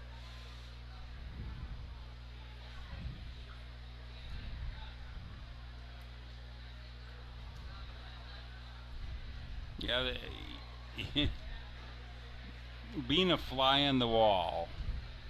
So, when you get the blood times, wrestling's the sport, you don't get timeouts. But, we got some blood time, cleanup, things of that nature. And then you want to grab your kid and give them about 3 years of advice in that 20 seconds of cleanup time. and they're not absorbing any of it. And about the only thing you can ask them make any sense, are you going to go to McDonald's afterwards? Yeah, oh, yeah. Exactly. I just, as a coach, you're over there. I mean, if you could, you would just, 3 years of knowledge. This is what's going to happen. Yep. So. But what I do like to see, you can tell, you just watch the coaches, right? You watch what just happened in the action, and you can tell who's coaching in reverse or who's coaching forward. Yes. Some coaches are trying to explain what just happened, which is never going to happen again because the situation's changed, right? The ones that are coaching forward, the ones you can tell because the kid's nodding his head. He's like, yeah, I get it, and then moving forward because you can't change the past, whatever happened. So. Well, and as a coach, I try to, and we got a great middle school setup, and I take the Dan Gable and the John Wooden that I don't yell a lot, unless something egregious is happening. I try to jot down notes of what we need to work on in practice. Mm-hmm. And as you're watching, you're like, okay, I haven't got a chance to watch. You start with your 8th graders, work to the 7th, and then the 6th. Because you're trying to get your 8th graders ready. Mm-hmm. And you're like, oh, so you're down, you've got about 1 million things you're trying to scribble. And it's like, Coach, how did I do? Never mind, you did great. So you're trying to, okay, we got to make sure we get in this position. And, I go home and scour try to find something on YouTube. It's like, okay, we got to get a drill out of this. So kind of looks like Micah decided to. Yeah, I'm not sure their logic there. You're ahead, you're on top. Ooh. Anyway, he gave the intentional escape, so it's now 2-2, which, okay, well, here we are. Takedown wins the match. Maybe they're thinking Murdoch was going to be too much and didn't want to catch him in a, 2 situation or back points. Yeah, I have to question a little. There's a great, just push the head down and go around, right? Yep. Oh, there we go. He's got to just keep going around. There's a great shot. If he can understand his mat awareness right now and just stay in bounds, don't hit the wall because that'll stop it. Yep. Great shot though. Just do it again, right? Got plenty of time. I like that little fake he does, and he comes back and he gets on the head. Pretty basic. Well, look at him. He's got inside position. He's got the underhook, so he's inside position. I'll check with the boss. She's been texting me saying we're offline. But I think I got her with my very limited resources. All right, it says it's live, 6 hours and 19 minutes. Just needed a break. Yeah. It's a weekend. Not supposed to work weekends. So Well- Buckle in a mad scramble there gets a reversal. 19 seconds to go, second period. He leads 7-2 over Petherbridge of St. Croix Falls.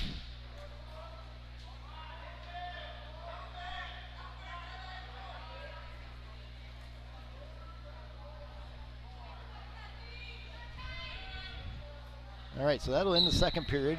Hayden Buckle leading 7-2 over Joe Petherbridge. Buckle chooses up, so both wrestlers chose the top position when it was their choice. No, that. Don't see that very often. Well, I think it's only 1 point. You can score more points, being you can score 4, or you could, go. And he's neutral. You could score 3. And to be honest, both guys have put on a great ride. Yeah, we're back and we're good, Dave. So All right, good. Thank you. Gotta Sorry, Rhonda. thank you to my technical advisor in Hammond, Wisconsin. Yeah, I got the text from my advisor. I don't know if he'd be any better than me, but. Oh, Petherbridge went on a mad scramble. Oh, I'm sorry I missed that. It is a great scramble. Buckle's still on top though, so end of the day, no change. Out of bounds, minute 27 to go. Great action there, 215 pounds. Is that Pepperbridge? Is he a senior, right? Yep, he's a senior. He's been around. I think he's made some great strides. I remember Dan Clark, the former St. Croix Falls coach, he's really getting better. He's an athlete.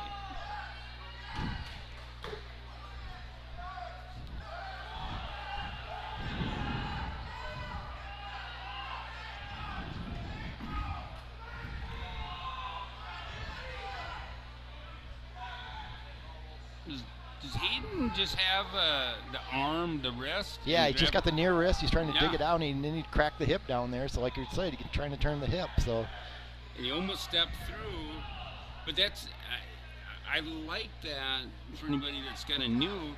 If you can get a hold of that wrist and bring it up and trap it against his ribs and put pressure on the arm, it's not hurting anybody. It's good, and then elevate that leg and look to step through. and he gets the stall call on St. Croix Falls. So the Gophers, I'm trying to think of the name of their heavyweight a couple years ago. He used to do that just religiously, and he'd do that and he'd get out to the sides. It looked like he's doing something really active, and he'd jump back over, cover the hips, and come back over. The kid from Scott West, what was his name? 3-time All-American. I can't think of his name right now. Michael something. But anyway, he was just a master of it. And look at Buckle. He's way out to the side here. The refs aren't going to do anything, They're like, hey, he's out there trying to. Yes, he did a really good. And I'm at a blank. I'm thinking Ben Burhall, but now I'm going back 20 years ago. No, this is just because my son wrestled him like 5 times. I can't remember. Tony Nelson. Then you moved up. Right after Tony. Oh, jeez. Yeah, I've drawn a blank. It was in the head Gable, before Gable. Yes. Yep. Really smart kid. Aerospace engineering, maybe. Yes, because him and Adam Kuhn, I sat by him at a tournament. And super nice kid. We will jump up to the 285-pound weight class. This will be the last of the championship matches. We got St. Croix Falls going against Mondovi. It'll be Logan Brockman from St. Croix Falls and Aiden, how do you say it, Isaacson from Mondovi. Mondovi. On the third place match over on mat 1, we got Jeremiah Johnson from Ellsworth and Jacob Koss from St. Croix Central. Over on mat 3, the fifth place match, Jacoby Judkins from Osceola, wrestling Mateo Garcia from Baldwin. Big Mateo. They're hand fighting hard.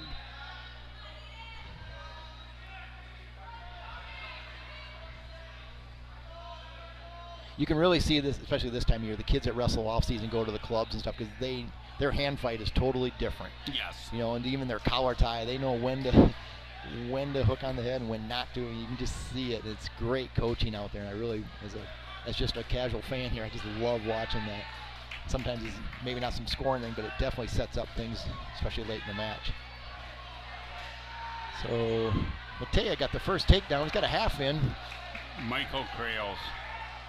Michael Kroll, yep. Michael Krolls. Yep. There's the fall. Mateo. takes 5th place. Will he get a wrestle back? I think he does. I was trying to look through a bunch of stuff at once, and I do think he gets a wrestle back.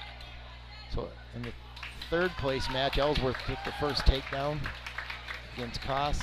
0-0 still in the championship match. Good job, Mateo. It's fun to see. He came out as an 8th grader. He's a freshman and having some success. He's working hard. He probably, if I say, hey, if he gets involved and does come back and wrestle at sectionals, he probably doesn't know the significance of it. Yeah.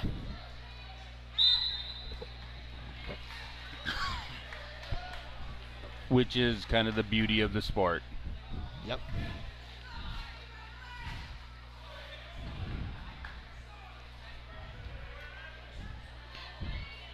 No, yep.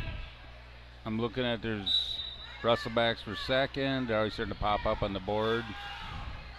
Okay. Yeah. You talk about the kids that, just hear wrestling, right, and don't really know what's the big picture. We used to always kind of joke that you could watch kids warm up, and some that are just really nervous. You could see them just being all, and the other kids are, their opponent, we'd be looking like, I wonder if I got to put an extension on my ice auger tomorrow. They're just so relaxed and just here to wrestle, and the moment's not getting to them, and you just love to see it. Or sometimes, though, I think everybody gets some form of anxiety to the ice auger kid. Probably a little nervous, but they're like, yeah, that's what I really want to do. So, I've watched world events, and you see the kids warming up, or the adults warming up, and you can still see that nervousness in some of them. Yeah.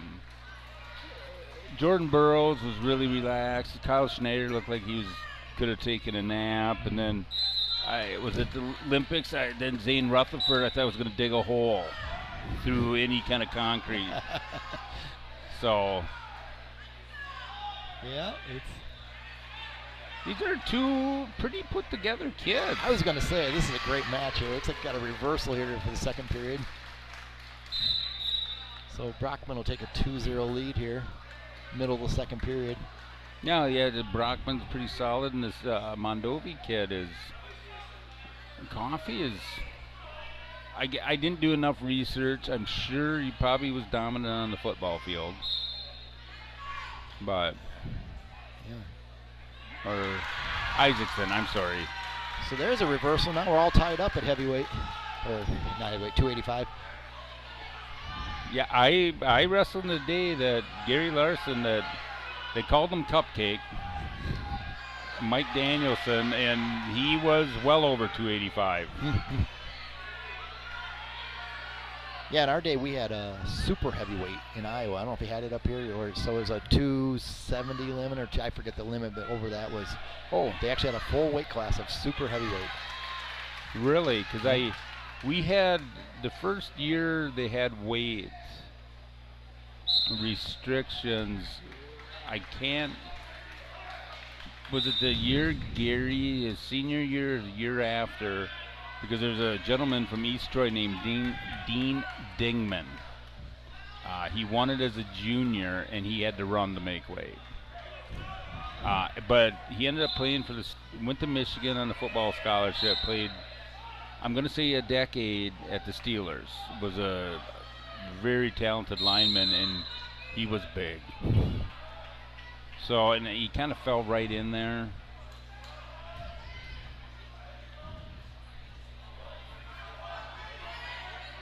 This is a great match. 3-3, 3rd period, minute 38 to go. Takedown looks like it's going to win it. Who's got it in him?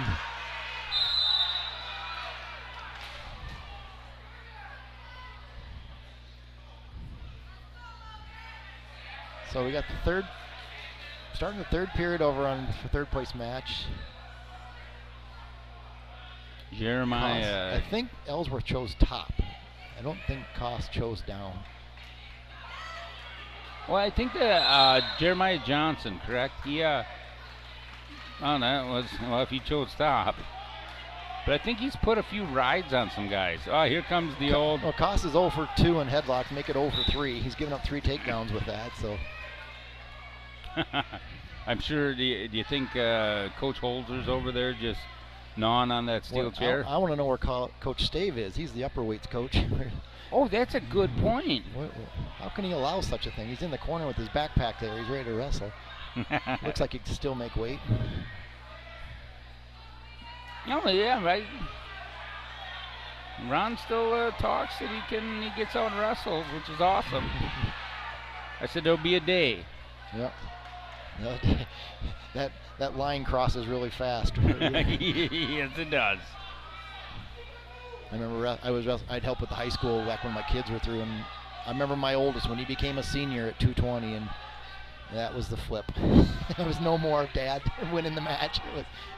It was all over, and it happened fast. Yeah, well, my dad was a boxer back in the day, and if I wanted to dork around with him, he had that short little punch to the bread basket that could drop a man. We're going to overtime here on the championship match at heavyweight, or at 285.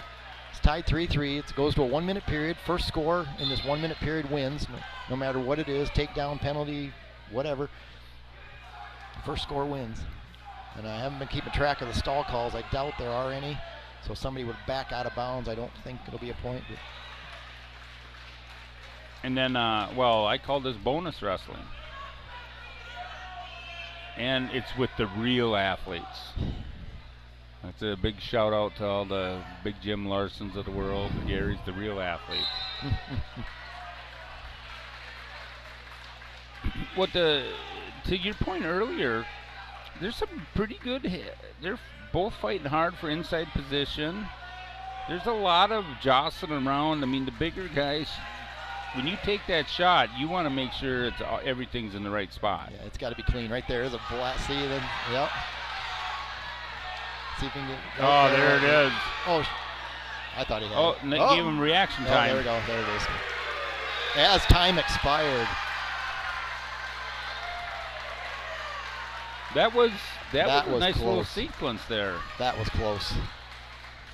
So I think we got everything zeroed in. We got Garrett, DeLong, and Carter Ridgway. I would guess that they're wrestling for true first. True second, yep. True second. Yep.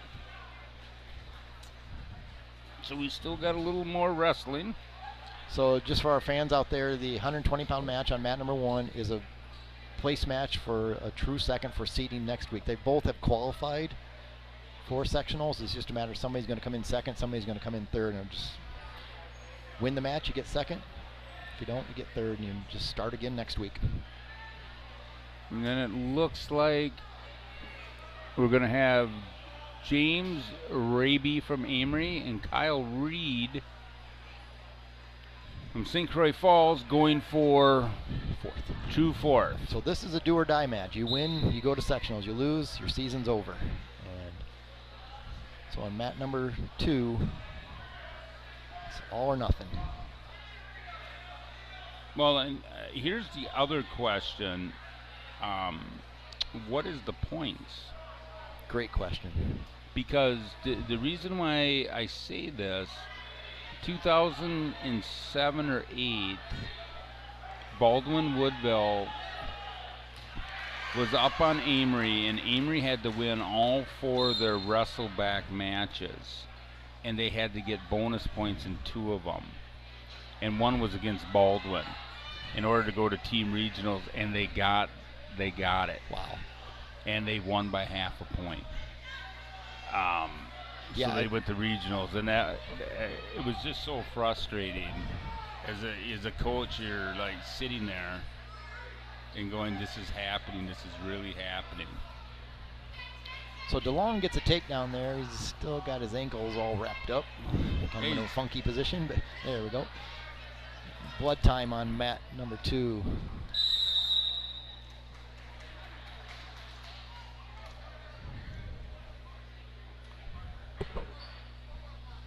Kinda, to me, just by looking at the board, Looks like the true second is on mat 1 and the true 4. So far, how they Mat put 2. them out there is mat 2. Okay, that keeps it easy for us. So far, but I thought that this one didn't matter. They came down to the next mat available. We could probably screw up a one-car funeral, but you know, Yeah, that's we'll do our best.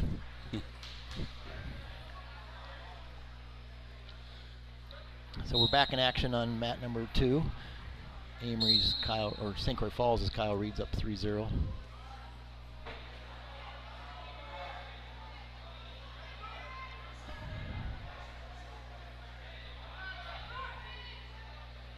Putting on the mat 1, you got a little bit of the coffee grinder. Yeah. See if DeLong can get a little hand control there. It's harder than it looks. Yeah, nice job. Good hip heist.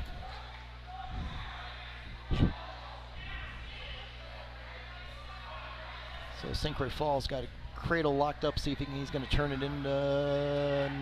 Yeah, there he goes. Now he's going to get points. He's in an odd position. Yeah, he's got to get his bottom knee under a little better. Get his hips out. There it is. Ooh, that's pretty tight. There's a fall. So St. Croix Falls, Kyle Reed will advance to sectionals. Wins by fall over James Arabia, freshman from Amory.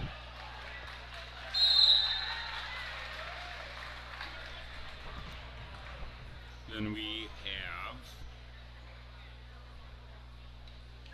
All right, we got Osceola coming up.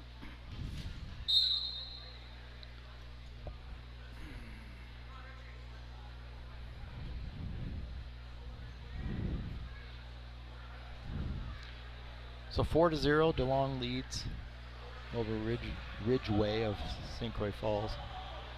Halfway, about 40 seconds to go in the second period. They'll go out of bounds, get a fresh start.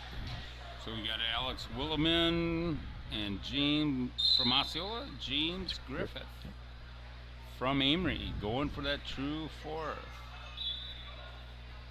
Both got to be pretty young.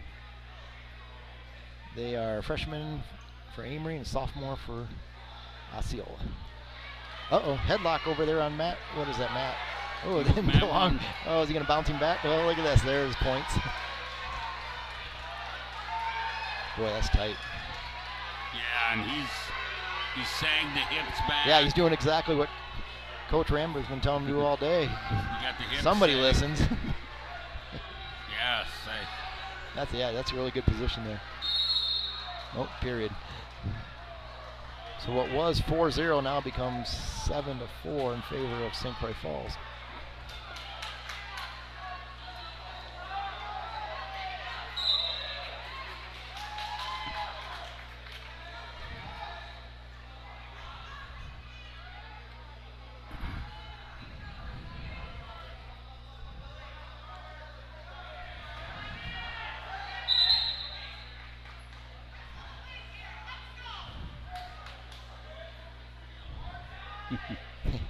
Still, I'm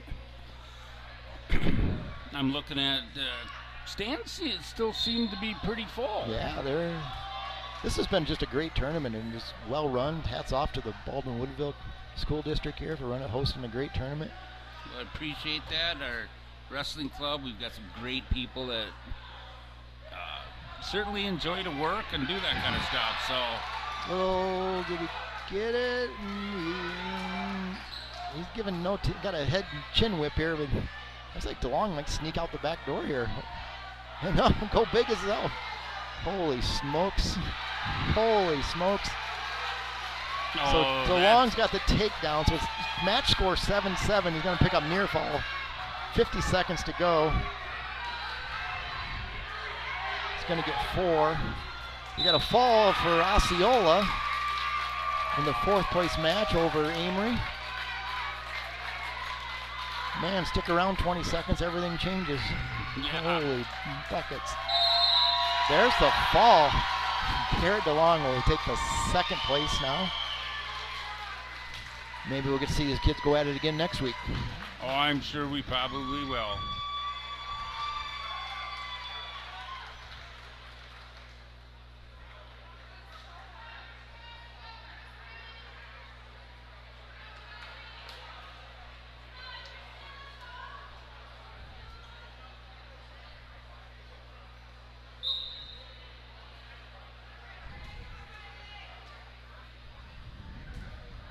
All right, so jumping over to mat number 1, we're going to go to 126 pounds. Looks like we got Synergy versus, I'll say Bloomer? No, that's McDonald.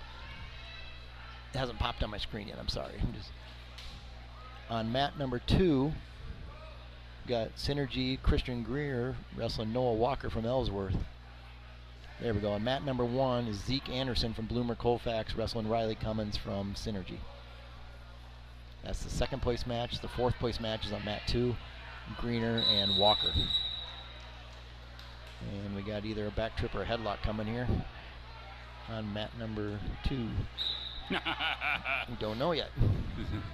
Oh, right, big backflip. Oh, there's the. That's how you finish that. Great job. That is that, or you just drop down to a single leg. The only problem about finishing like that is you have to make sure your knees hit that mat before you hit their shoulder blades does. Yep. Because they trap the arm, it's yep, you're going to get a penalty. Somebody's got a. Oh boy. Noah Walker's come out here with on fire right away. Kind of got him flopping around in a weird spot. Didn't get any back points, but he's definitely. We got 2 seniors going at it here. Somebody's going to advance. Somebody's going to. Oh really? Okay. Go to track season. Oh, there's a reversal. Oh, and a takedown. I'm sorry. Yeah, takedown. So 4-3. Yep. What happened here? He gave a penalty for something. I missed it. Scoreboard was blocking me. Maybe he was cheating. We'll just go with that. Yeah, he was cheating. I people that I know he probably wasn't, but I know. You know, there could have been a clasp in there. That's becoming a kind of a common call. Yep. The clasp. With the top 4 placers in 106 and 113, please go to the north end of the gym. 106 and 113, top 4 finishers, report to the north end of the gym. So 4-4 on mat number 2, 3-1 still on mat number 1. Starting the second period over there. I guess both of them are starting the second period.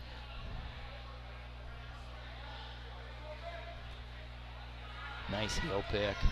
Takedown for Ellsworth.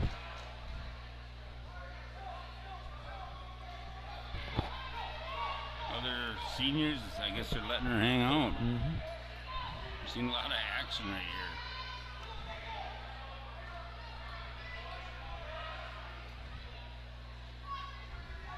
Looks like Riley Cummins strapping on a little bit of a ride on Zeke Anderson there. Oh, just as soon as I say he it, pops Zeke. up. He pops. Oh, nice mat return. Beautiful. Got the knee plays, pressure forward. He's dragging that arm back into a bar. Here comes Walker with the rolled suit. Quick till. Nope, didn't get any points. Mr. Cummings has got to just get back a little and a little more pressure for put elbow to ear.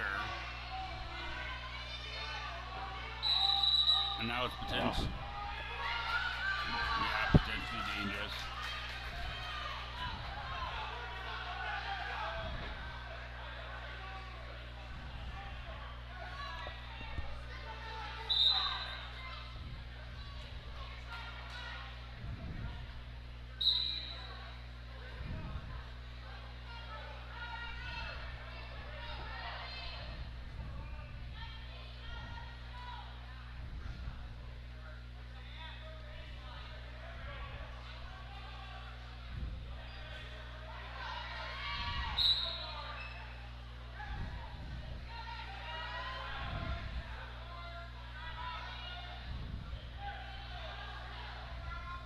So 7-6 on mat 2.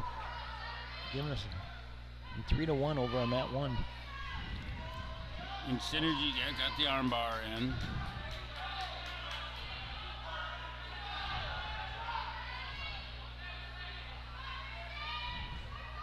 Out here on mat number 2, we got the leg in.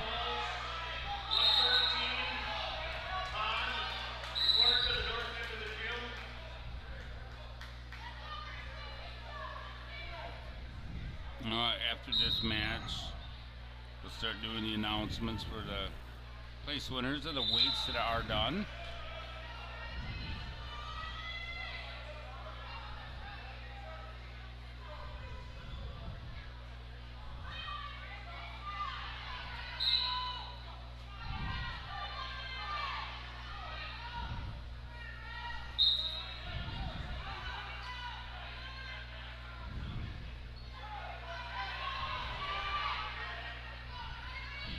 Boy, we just got a couple great matches going here right now. Yeah. Looks like Cummins is gonna work on a reverse. No. Oh, Noah with the yeah, beautiful. kind of a suicide tilt. He's gonna get 4. Yeah. Wow. I may say that probably not the most well thought out, but when you're a senior, Go for it. go for it. What's the difference? It might be your last match. Hopefully they'll coach someday. Well, he's going to go wrestle next week if he keeps this up. Yeah. Oh, there's a Yeah. reversal. Just when we say that. We got a minute left. 11-8. Noah Walker. Oh, potentially dangerous. Full Nelson. Full Nelson. Oh. So that's 12-18. Yeah, you almost got to cut him here, I think, unless you. Yeah, I do too. Because even a 4-point turn still tough. Unless you can start with the optional catch and him, bait right? him into a near side cradle.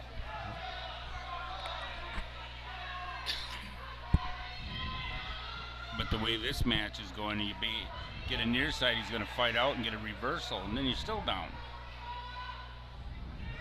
Over on mat 1, we've got 7-2 with Riley Cummings in the lead over Zeke Anderson for our true second. And I guess I haven't Another point. another penalty point, huh? Locked hands? He didn't signal anything. I'm still waiting for the. Unless it was just a caution on the start or something. Anyway, it's 13-8 now. Or maybe he gave up the 3 caution calls. So Riley Cummings will take second place over there at 126 pounds. Zeke Anderson will go into the sectionals as a third place finisher. We got coming up on mat 1, Antonio Sowell from Amory, Henry Penn, Ellsworth for true second. Boy, he's got the cradle locked up. Oh, he broke it. Looks like he's going to hang on here. So I'm just looking, I see Trevor Murdoch is in front of Vinny Sims. That's a big weight jump. So,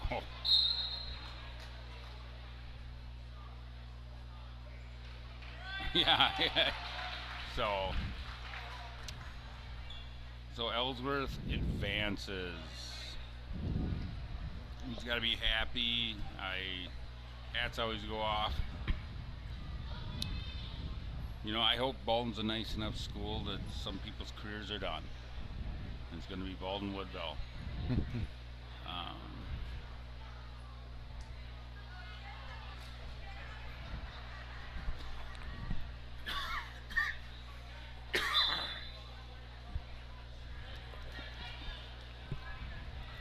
So now out here for 4th place, we've got Alvin Peterson from Somerset and Jack Ryan from St. Croix Falls, 138 pounds. And on the second place match at 138 pounds, Antonio Sowell wrestling Henry Penn. Sowell from Amory and Penn from Ellsworth. Sowell out with a quick 3-0 takedown. Nothing going yet on mat 2 for 4th place.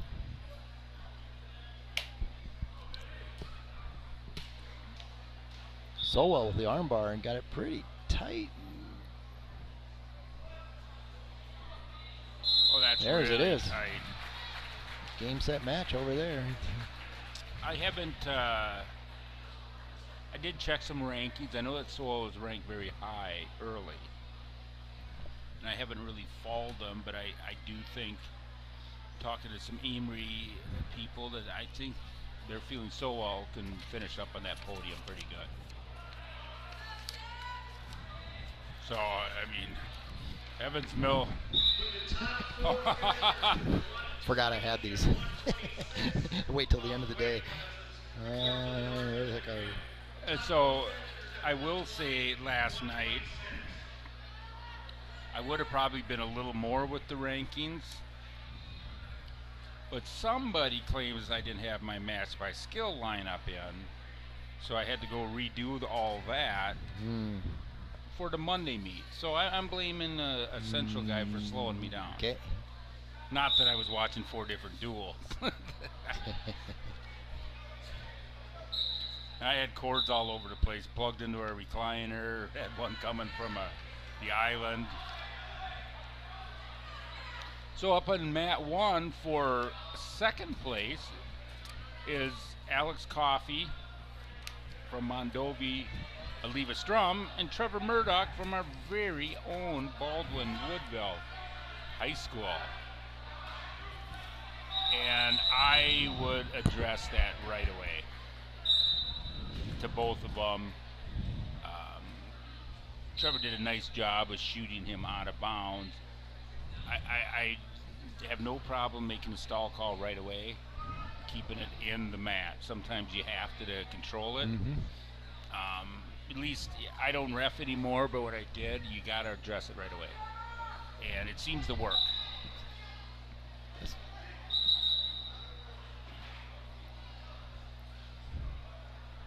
Well,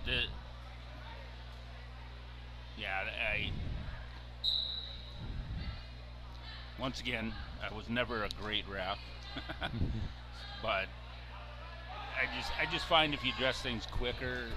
Yep. Oh, he's in tight. If he finishes with the half, he might.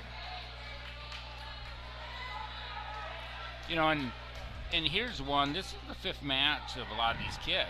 Yeah. They're a little gassed, and I'm not saying I've seen good wrestlers lose in these because they're just gassed for a long day.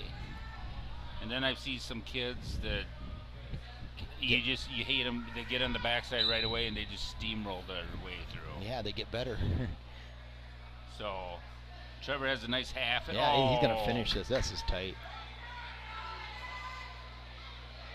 I think he sold out and he had too much pressure on the other side. A little too fast. Don't put the phone. Getting excited. Okay, we're going to get a cradle here on mat number 2. Nope. Still no score halfway through the match on mat number 2 for 4th place. Peterson and Ryan. Vinny's putting a nice little ride on. He's still behind the knee right here. He's all right. But now stalling comes in. And he's got to keep moving, get active. Yep, he's got to, cradle that up.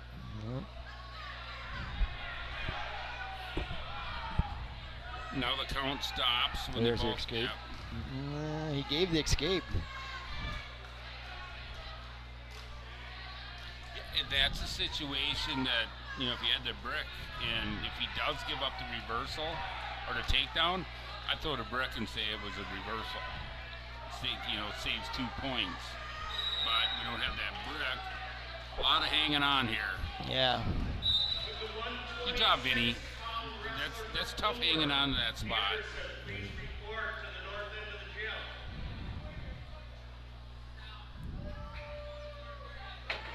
All right, so we'll start the 3rd period 1-0. Favor Jack Ryan of St. Croix Falls. He'll start on top. Vinny Peterson on bottom. Over on mat number 1, it's still 6-0. 30 seconds into the 2nd period.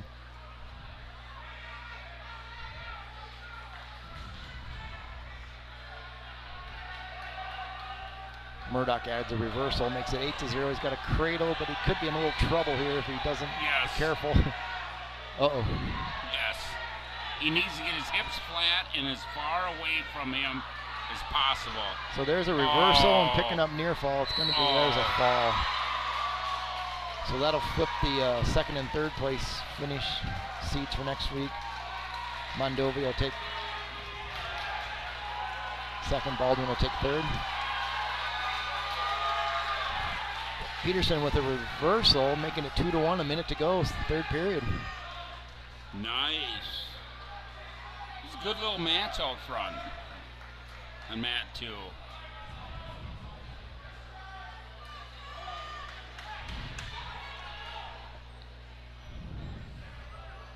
Got the legs split. He's got good pressure. So we got Vinny Sint for St. Croix Central. I believe this should be a 4th place match. So mat 1 is now switched to 4th place match. Mat 2 still 2-1, 30 seconds to go. Potentially dangerous called. I'm blocked by that. I didn't quite see it. Looked like Shooty was signaling choking, so. That and that whole reaching back for the headlock are technically legal moves. You know, and I teach a lot of crossface cradles and those Turks. You got to have the opposite tricep, even if you go to the delt. And I understand you got to protect the wrestlers, but I always come back with, well, what about the middle schooler that reached back and just grabbed the headlock? Has no arm, and you don't call that. Mm-hmm. So Sint for St. Croix Central got out to a quick takedown on the edge of the mat. So Alvin Peterson will win his 4th place match. He's going to advance to sectionals over Jack Ryan of St. Croix Falls. That's a nice little win. That was a fun little match to That watch. was a great, that's our first 2-1 match I think we've had all day. Well, I was kind of enthralled with that whole thing. To your point earlier, I didn't mind that 2-1 match. Yeah. Maybe because we hadn't seen any yet, but 2 younger kids going at it and wrestling a good, smart match. So Vinny, there's going to be a big time reversal here and a fall, looks like.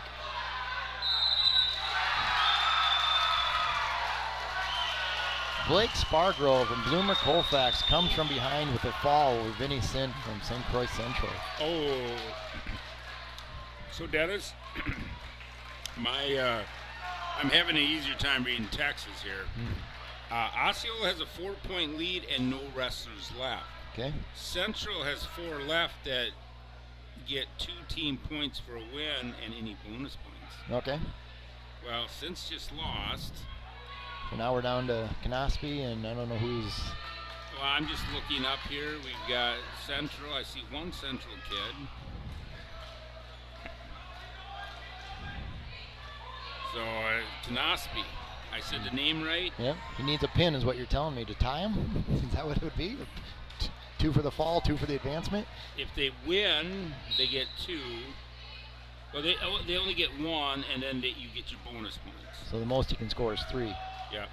Now only 3 wrestlers left. Yes, we saw that, Betty. But thank you. Keep it coming. Yeah, that's awesome.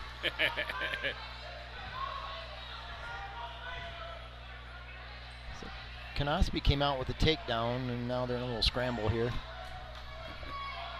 Mat number 2 is a 4th place match. These are both 4th place matches. Mat number 2 is Drake Gartman from Baldwin-Woodville up to a quick 7-1 lead, or 10-1 already, and a fall. Drake Gartman advances to sectionals with a fall. So Drake Gartman, his mother, I got to give a shout out. She runs the food and the concession. She's a worker, does a great job. Hunter is ranked very high nationally in junior college. Fun kid. So Drake is kind of the man of 2 worlds. I've always really liked the Gartmans. They're fun kids. He like at Northern Badger, he lost in the first round to a kid that was his only win. He comes rolling back for 6 wins to get 3rd. Beautiful. You know, along the way he beat the Briggs that won that here by a tech fall, or major by at least. And then he wrestled Briggs a month later and he gets majored. Senior, he wrestles hard. Some days it doesn't go well, some days it goes great. So at mat number 2, we have Matthew Lundstrom from Ellsworth out with a quick takedown and a near fall on Peyton Kelly of St. Croix Falls. Out of bounds. Let's get a fresh start. It'll be 7-0 right away. 40 seconds in.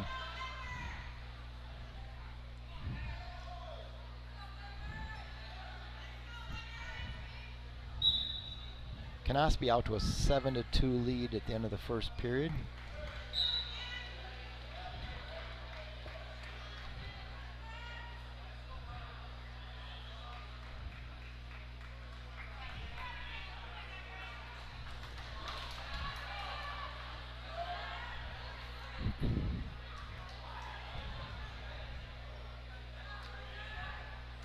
Weber will start on top to start the second period.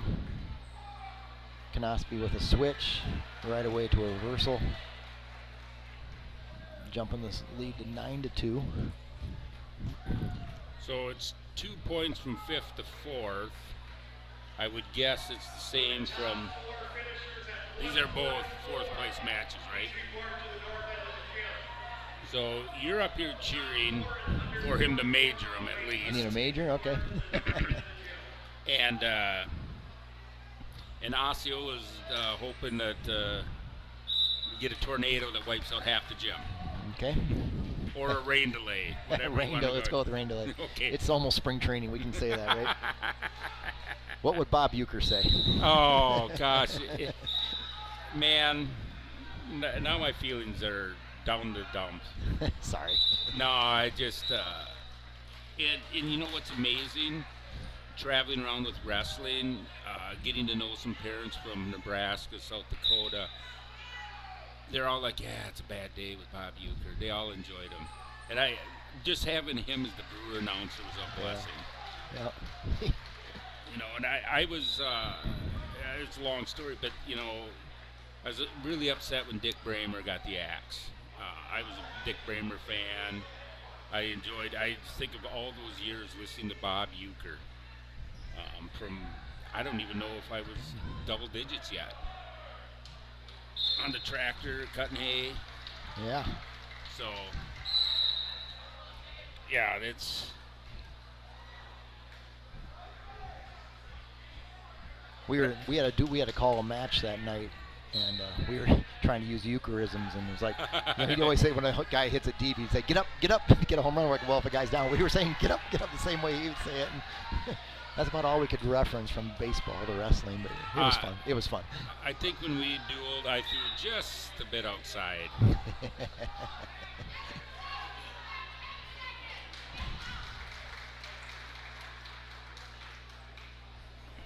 Oh, goodness. Oh, it's only second period.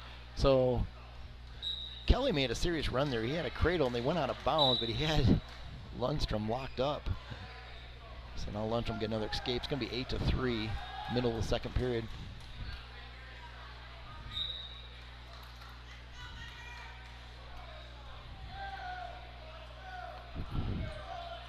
Yeah, you know, I'm looking.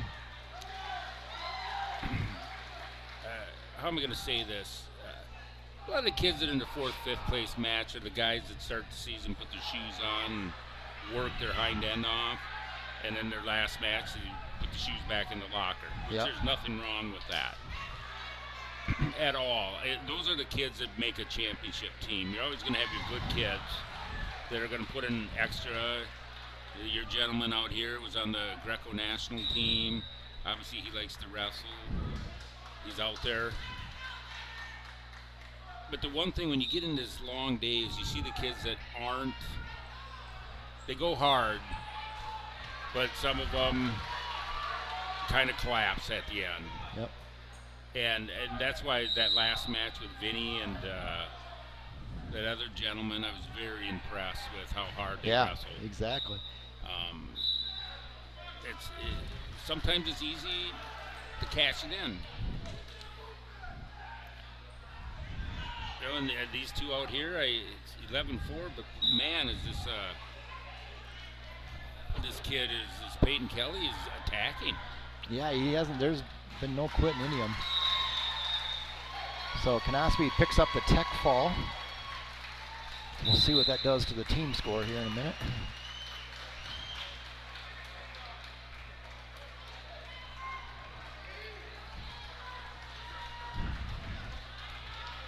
So Lundstrom picked his lead up to 11-4. We're just starting the third period.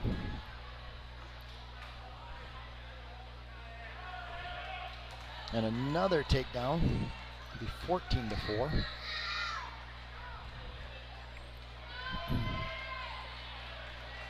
So coming up on mat number 1, 4th place match at 175 pounds. Ethan Odegaard, Mondovi, Blake Knoll, Synergy. Both are juniors. Boy, I've seen a lot of this Ethan Odegaard today. He's got to be at his 5th match. With the top 4 finishers in the 150-pound weight class, please report to the north end of the gym. Lundstrom's starting to kick it into second gear. He's got another takedown and some near fall coming here.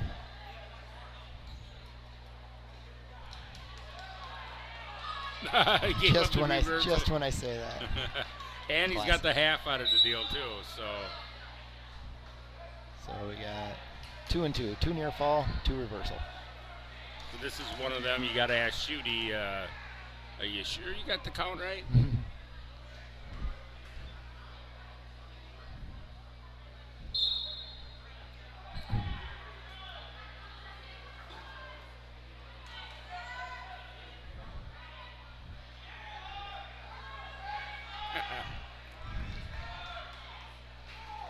Well, Central needed they're down a half point. They needed a pin. Are we out of wrestlers? Nope, you still got Koss. Okay. And the other Knospi. No, there's only one Knospi. Oh, okay.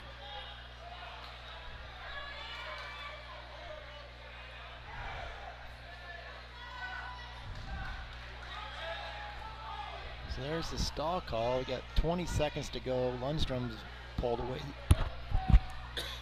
17-6.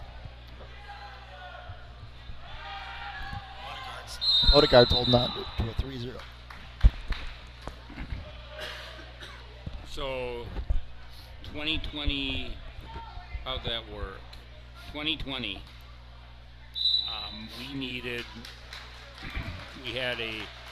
he became a 2-time state qualifier, but he was a freshman. He was 8-23, wrestling a kid from Amory with a very similar record. And he come from behind and pinned him in the 2-second, back when we only had 7, to win by a half a point, so we went to team sectional.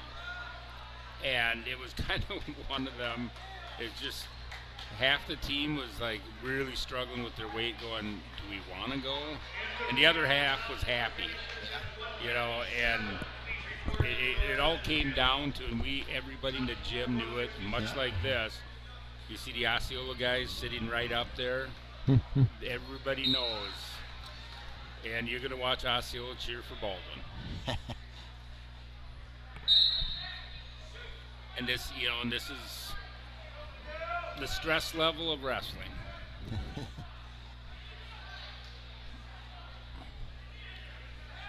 And so we have both freshmen out here at heavyweight. Yeah. This is incredible. Jacob Koss from St. Croix Central and Mateo Garcia from Baldwin-Woodville. Let's hope. Oh! Let's hope 4 years from now this is a state championship match. Yeah, that would be. That'd be awesome.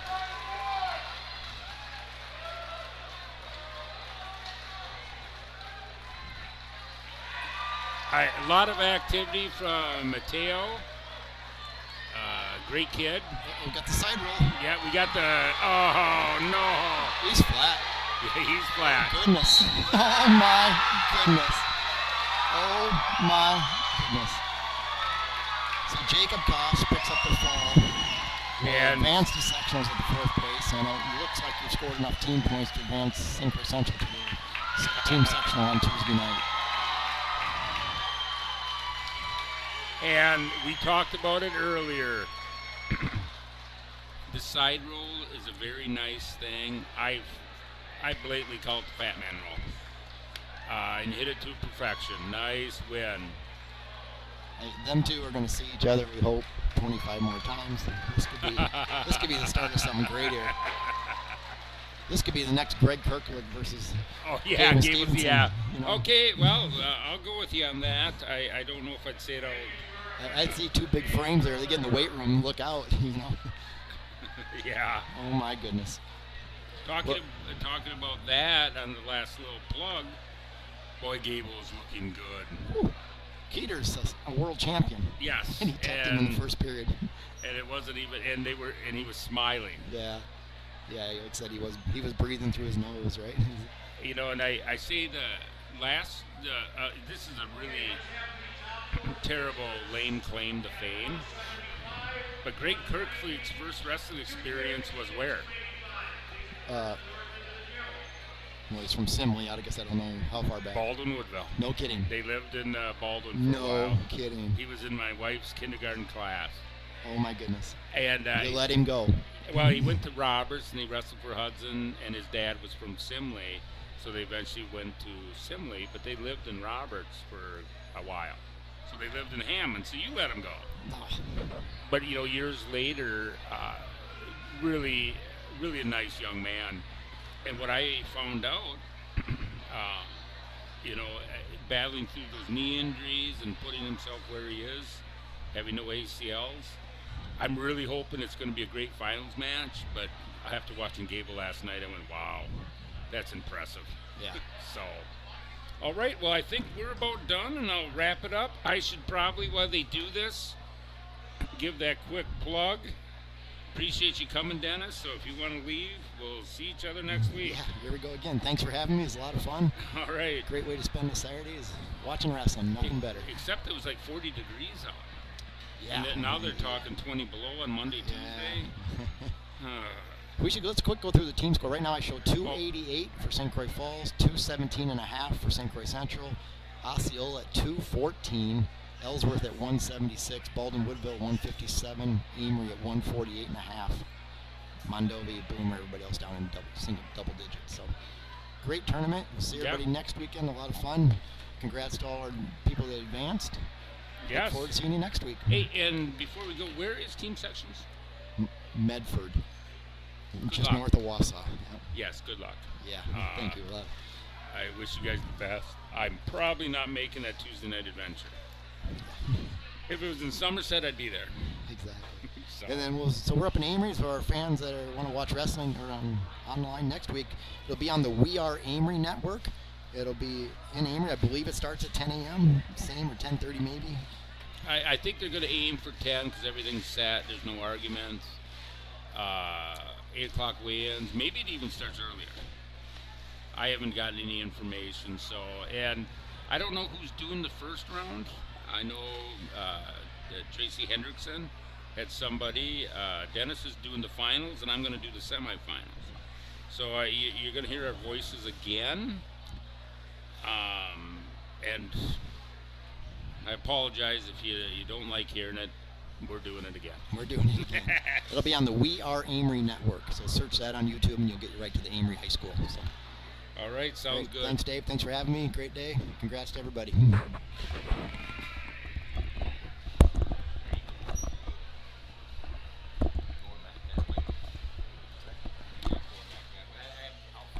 Okay, sounds good. Not if you stop in Baldwin, just let me know. I'll buy you one. All right, I gotta do this for Jeremy, and actually, I'm very proud of this. We have a lot of sponsors to make this happen. OEM Fabricators, they've been around for a long time. Manufactured a year at one point. Great place. They have places in Woodville, Neilsville, and Phillips. OEM Fabricators. Flagship Ford. Hey, if you want a new truck, swing on out, or a used one. Flagship Ford. Good place. You got tax issues, or you just want to get them done? Firehelm Langer. They have a place in Baldwin, Ellsworth, and River Falls. Pretty solid place to go. St. Croix Garage Doors. I think that they were bought out, but they serve. I forgot who bought them out, too.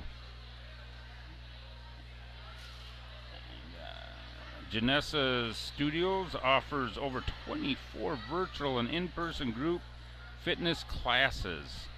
They provide space for everybody and every goal. And plans that fit your lifestyle. Join today at janessastudio.com. I'm all about the fitness. Bolts Heating and Plumbing. Hey, if you're in a jam with your AC, your plumbing, your heating, hey, they're the #1 Lennox dealer in western Wisconsin. I use them quite often. They're pretty good. Bumper to Bumper is a locally owned and operated bumper to bumper located in Somerset. If you got a kid that you trust driving. DMS Repairs, a shop northeast of Baldwin off Highway 63, repairing all makes and models. They have the EFI diagnostic equipment to repair your machines. They do good work also up there. The market is changing. Call Don Timmerman for your realtor needs. Great guy too. Lake's Gas. It's going to be cold next week. Make sure the Lake's Gas is all filled up. We have Nielsen's Foods. Good place to buy some groceries. Big supporters of Baldwin-Woodville Athletics. And the credit union. If you do have an extra dollar, stop down there, put it in. I believe their old slogan was save a penny for a rainy day. I might even have one of those containers from the years past. So, all right, you guys, thank you for tuning in, and on to next week.